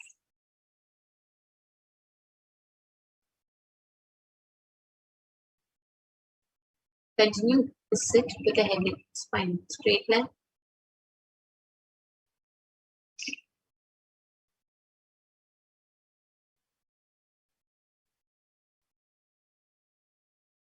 It is at this time, all your wants, needs, everything, all your desires, you can just pray to Sundareshwara Paramashiva and manifest them as reality. Most easiest, most powerful, most inspiring, most exciting way to connect with life as the form of mother. Navaratri is the time to connect with Cosmos as Mother. Celebrate Cosmic Mother. This 9 days, we worship Mother, worshipping Divine Feminine. Yadumadinindrai Kali, Om Kali, Om Shakti, Om Kali, Om Shakti, Om Shakti, Om Shakti, Om Shakti.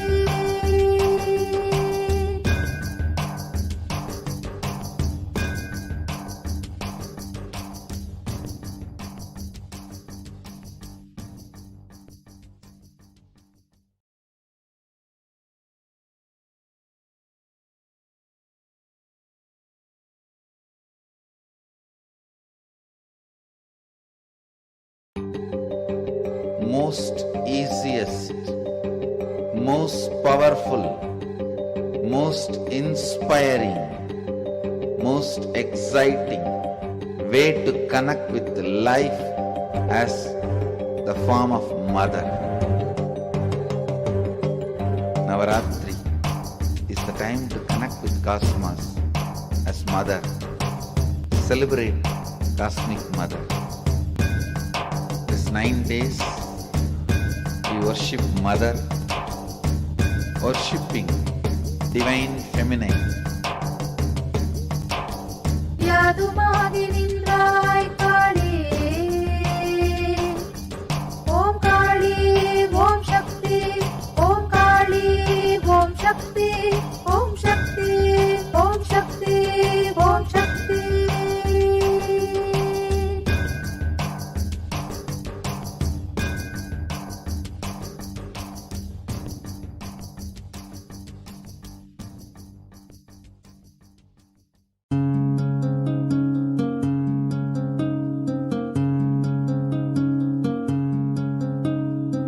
There are some gods, 9 unknown gods. Venkateshwara, Balaji. I tell you, people give so much for Venkateshwara because he does the job. He's a 9 unknown god. There's a village folk story where Venkateshwara borrows from Kubera for his marriage and he's still paying the debt. Venkateshwara takes the responsibility of reserve to reserve. This whole story, beautiful story of Venkateshwara is an amazing concept. He is making Yaksha into Lakshmi. He is making the reserve to reserve. It's an amazing truth.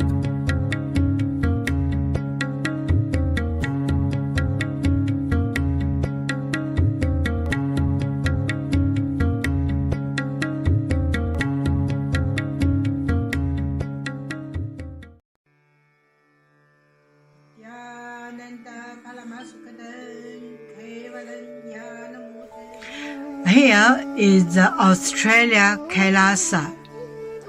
How can I be so lucky and have a happy life in Kailasa?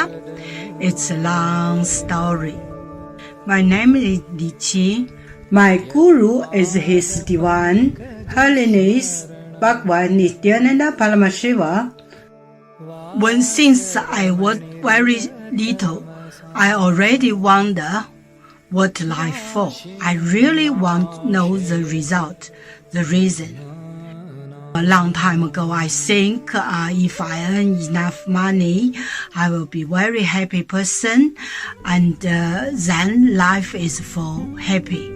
I tried to earn money, and then I really rich, but money didn't give me happy.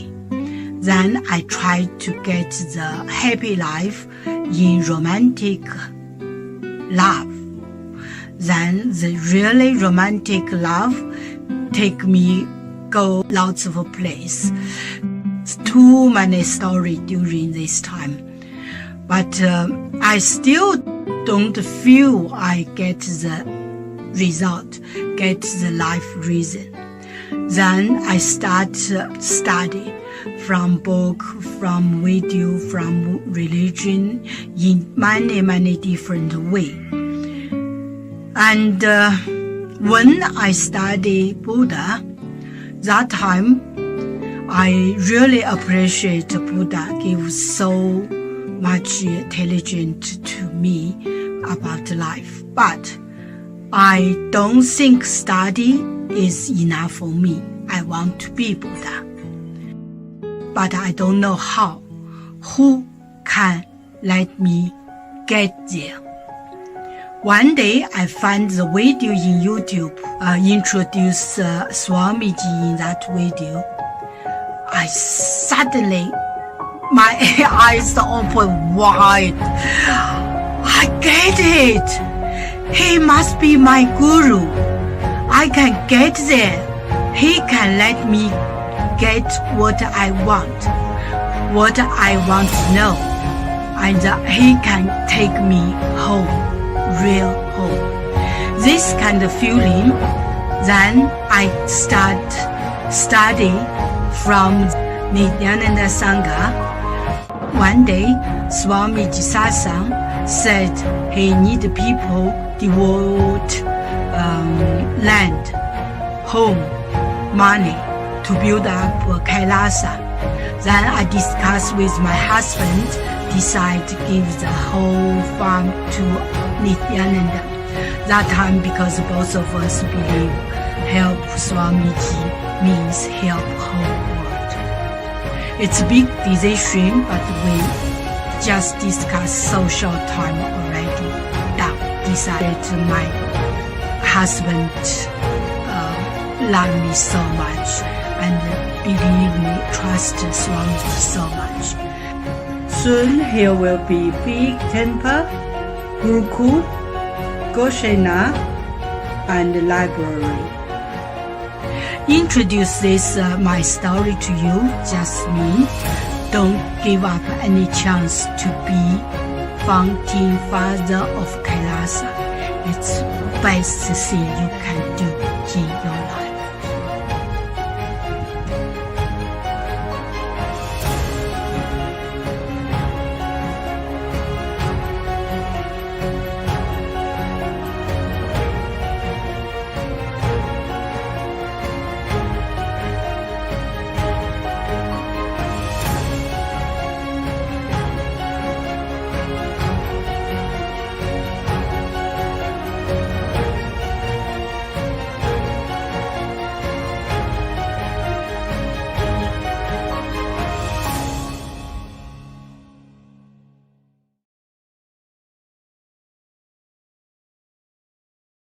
Nithyanandam, welcome back, dear viewers. And as all of us are awaiting our dear Bhagavan Sundareshwara Paramashiva's darshan, all of us are just enamored by that beautiful and literally, we can literally feel that bliss, that love, that energy of our Sundareshwara Paramashiva. Literally, we can just feel it as if it's something like solid. You can actually feel it inside you. And it's so, so beautiful. And the way that experiences have been manifesting for people, it's just been amazing. Now, as all of us are sitting here, please take a few minutes and share with us what have been your experiences. What all are the different things that you have been experiencing when you have darshan of Kirena Sundareshwara Paramashivam. Actually, I was really touched because now just today morning we had the darshan of Kirena Sundareshwara Paramashivam, and again Swamiji is coming live to give us the darshan continuously, tirelessly. Swamiji has been coming for back-to-back darshans and being available to us and just blessing us, giving us food, attending to each and every one's request. And this has been really a huge thing Swamiji has been doing to support all of us throughout this pandemic. Actually, that is another important thing. See, all of us, this is one of the biggest click that I had. Out of the 7 billion people on planet Earth right now, there are many people who may know about Sundareshwara Paramashiva. There are many people who meditate on his leelas. There are many people who even go to temple. But unfortunately, anybody, for them to see Paramashiva, Sundareshwara Paramashiva, it is only in the form of Archavatara. Of course, Archavatara also can transmit these profound experiences, but unfortunately, human beings are not mature enough to receive it directly. But out of all the people on planet Earth, it is us, the few million of us that are watching it now, the most blessed, for whom Sundareshwara Paramashiva is not a mere history, he is a happening. Understand, the science of Bhava Samadhi Darshan is extremely rare.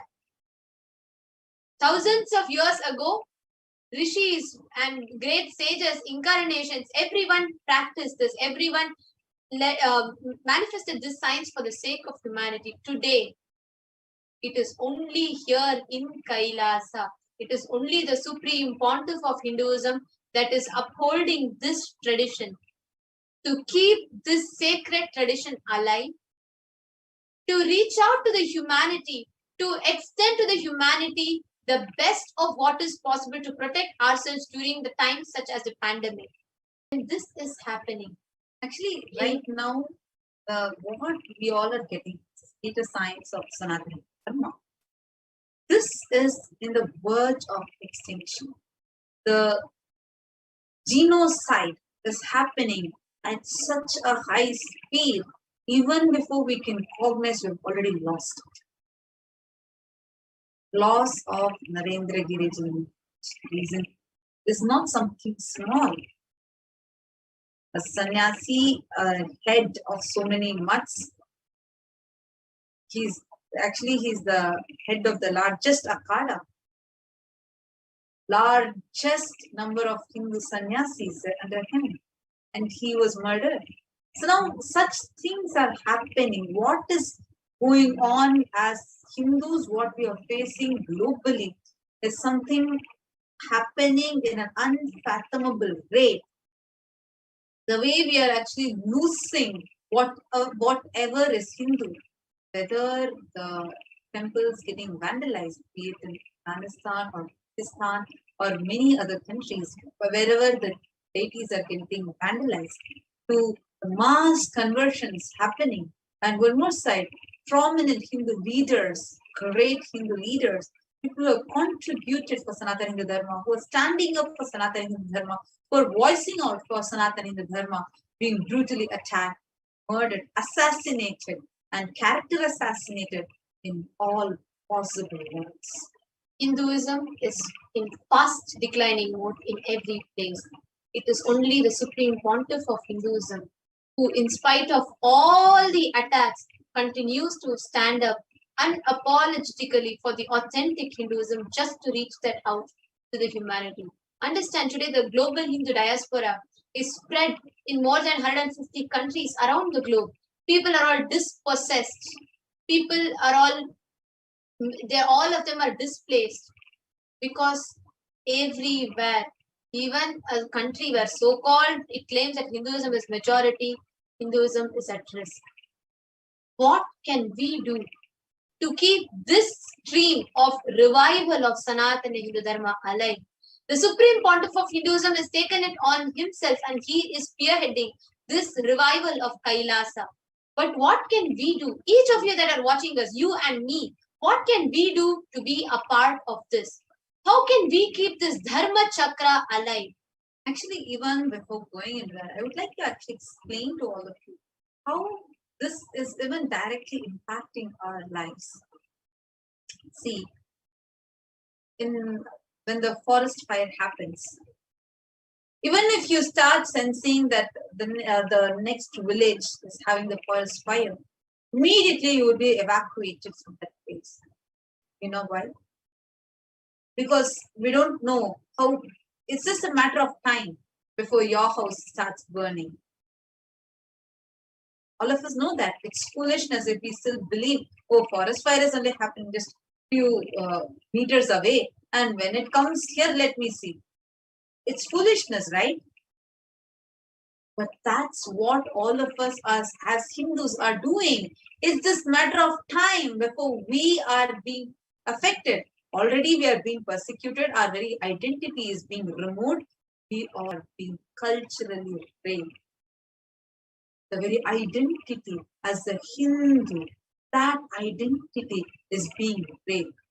We are not cognizing the depth at which we are being persecuted. We are being, understand, the whole world is only controlled by a handful of people. Swamiji so jovially say that how all the people who run the world can just sit on a round table and have meat.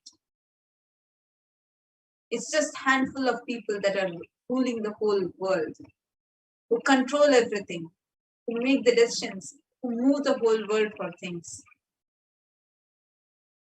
Whether it is the way you like to dress, or the movies that you like, or the food that you like, just look at everything. What is it all influenced by? Social media or the peer pressure, whatever is there around you. There is a way you're being driven towards things. Now, how is the social media coming? How's the feed coming to you? It is all catered in a particular way, even though you might have not even searched for a particular topic, but that's the same video that will keep popping up again and again and again in your feed. Things are being manipulated. We are forcefully driven out of our fear and our greed. Just go and open, if you're a person who is very frequent on social media, just open your feed and see. Many of those things you would have not even searched for, but the analytics studies, or the algorithms study your taste, which is your fear component, which is your greed component, and they manipulate you. And the whole thing, the society is run by manipulating our fear and our greed. Understand, at this time, when a conscious awakening is happening, because Sanatana Hindu Dharma is all about where you are living as a conscious being, as a super conscious being.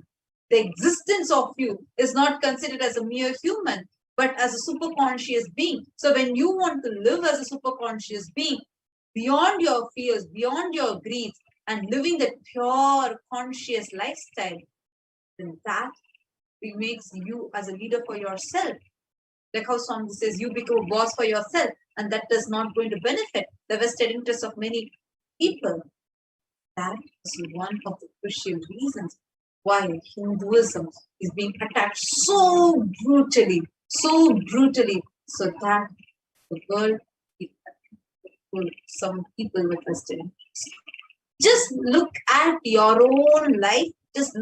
Take a moment and look at yourself, look at your kids, look at your spouse, just look at everything around you. And understand, you might be thinking, oh, when you read the news about suicide, you might think, this might happen to others, not to my own child, not to my family. This will not affect my family now. We are all settled, we are all happy. But understand, the way things are happening, it's in such an accelerated speed. So it is just a matter of time before that fire can touch your house. But what can you do for this? Now, what can we as Hindus for this beautiful revival? Fortunately, we are the blessed people, because right now the avatar, the supreme pontiff, has come down, taking it all on himself and reviving Hinduism. And the only thing that we can do, the least that we can do to take a step to protect ourselves, our progeny, our future, is by being a part of this in the least way that we can. Understand, you don't want yourself to be manipulated. If you don't want your children to be manipulated, if you don't want your family to be manipulated, understand, we are eating plastic as food. We are enjoying our adrenaline being released as enjoyment and excitement. Adrenaline being released, just few moments of fear, what happens to your system, you know. But that adrenaline release is diluted into you in such a level where you are made to believe that is excitement. And all these things are happening. We are forcefully made as slaves of the society. But when an avatar happens and just makes us realize, gives us that consciousness to realize what we are being forced into, what we are being deluded into, and gives us that awakening, we are attacking him. Understand, we need to decide whether we want to continue to be the slaves and continue to suffer, destroying our health, going and eating plastic as food, and then paying all our money to the doctor and getting caught in that matrix, or if we want to be out of this need, Kailasa. It is only by that revival of Kailasa we can save ourselves. Fortunately, blessed that we are having the avatar himself. The cosmos itself has come down in the Nijavatara, the physical embodied form of the Supreme Pontiff of Hinduism, Jagat Guru Mahasannidhanam, His Divine Holiness Bhagavan Shri Nithyananda Paramashivam. And today, when such an auspicious thing is happening in all of our lives. It is our responsibility. And when we are getting the blessing, it is also the responsibility that we are having to share this with the world and to keep this Dharma Chakra alive.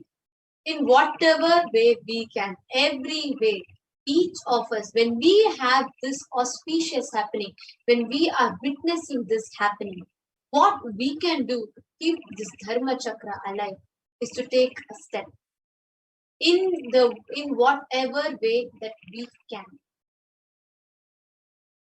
Whether it is you offering your $1, or whether it is you giving your time, your life, you deciding to take up the path of sannyas, in whatever way.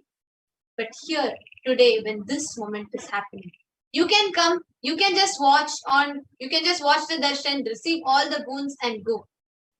Or you can just sit here, you can maybe watch, listen, resonate with it and go. But end of the day, your action, you being a part of it matters. It is the greatest opportunity and blessing that we have been bestowed with. And being a part of this matters. Actually, Mark Carola talked earlier, said, well said. You could also share your understanding. And all the people that are watching us right now, how do you feel about this? What is the mood that you want to be doing? You want to experience your life being liberated, children's life being liberated, your whole family living a liberated life, or do we want to get caught in this matrix? And this is in our hands. Because as I was sharing, it is just the matter of time before we get. And for this, for the Dharma Chakra to be alive, for this, what we all are to experience from Swamiji, what all of us are experiencing, if this has to be kept alive, even for our own future, forget about the next generation, even for our own future, we need to keep this Dharma Chakra alive. You all might be having a question, how you can be a part of this. There are various ways through which you can be a part. I'll just give one example. For example, right now you all are watching us through live YouTube channel, the Kailasa's HDH Nithyananda Paramashivam YouTube channel. And in that, if you see in your comment section, towards the corner, you will find the dollar symbol.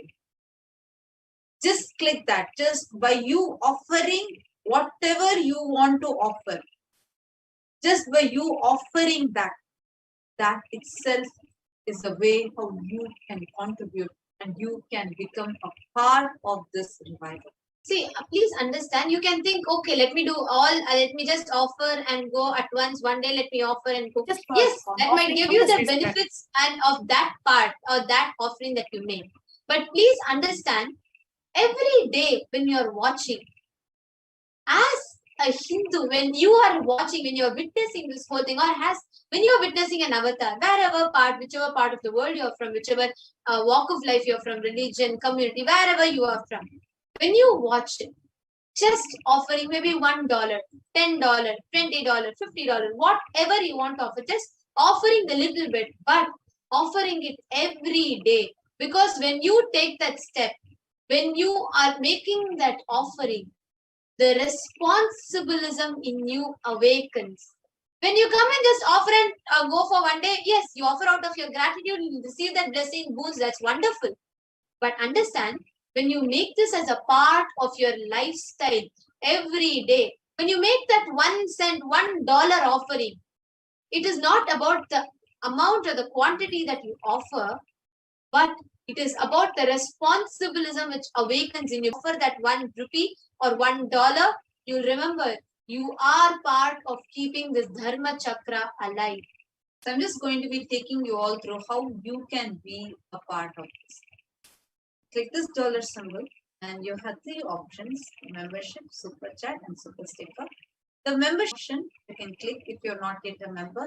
Then you have a range of ways you can become a part. E-Kailashians Bronze, E-Kailashians Gold, E-Kailashians Platinum and E-Kailashian Premium. So you will get the different options to become a part.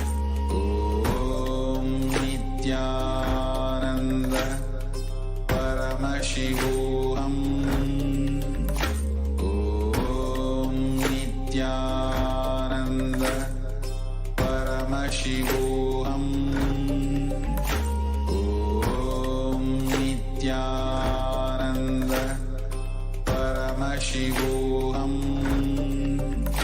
Om Nithyananda Paramashivoham. Om Nithyananda Paramashivoham.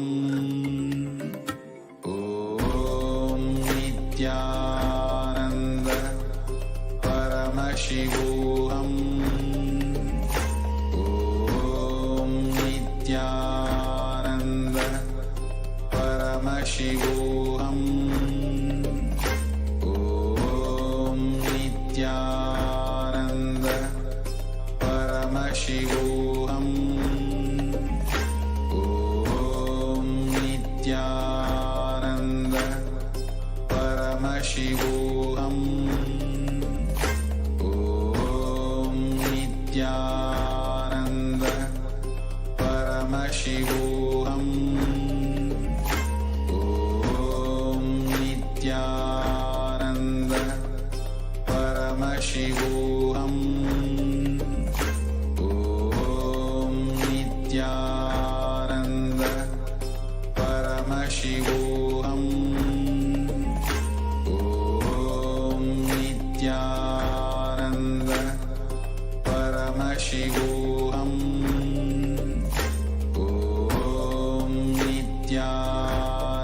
Nithyananda Paramashivoham. Om Nithyananda Paramashivoham. Om Nithyananda Paramashivoham. Om Nithyananda Paramashivoham. Om Nithyananda Paramashivoham. Om Nithyananda Voham. Om Nithyananda Paramashivoham. Om Nithyananda Paramashivoham. Om Nithyananda Paramashivoham. Om Nithyananda Paramashivoham. Om Nithyananda Paramashivoham. Om Nithyananda Paramashivoham. Om Nithyananda Paramashivoham. Om Nithyananda Paramashivoham. Om Nithyananda Paramashivoham. Om Nithyananda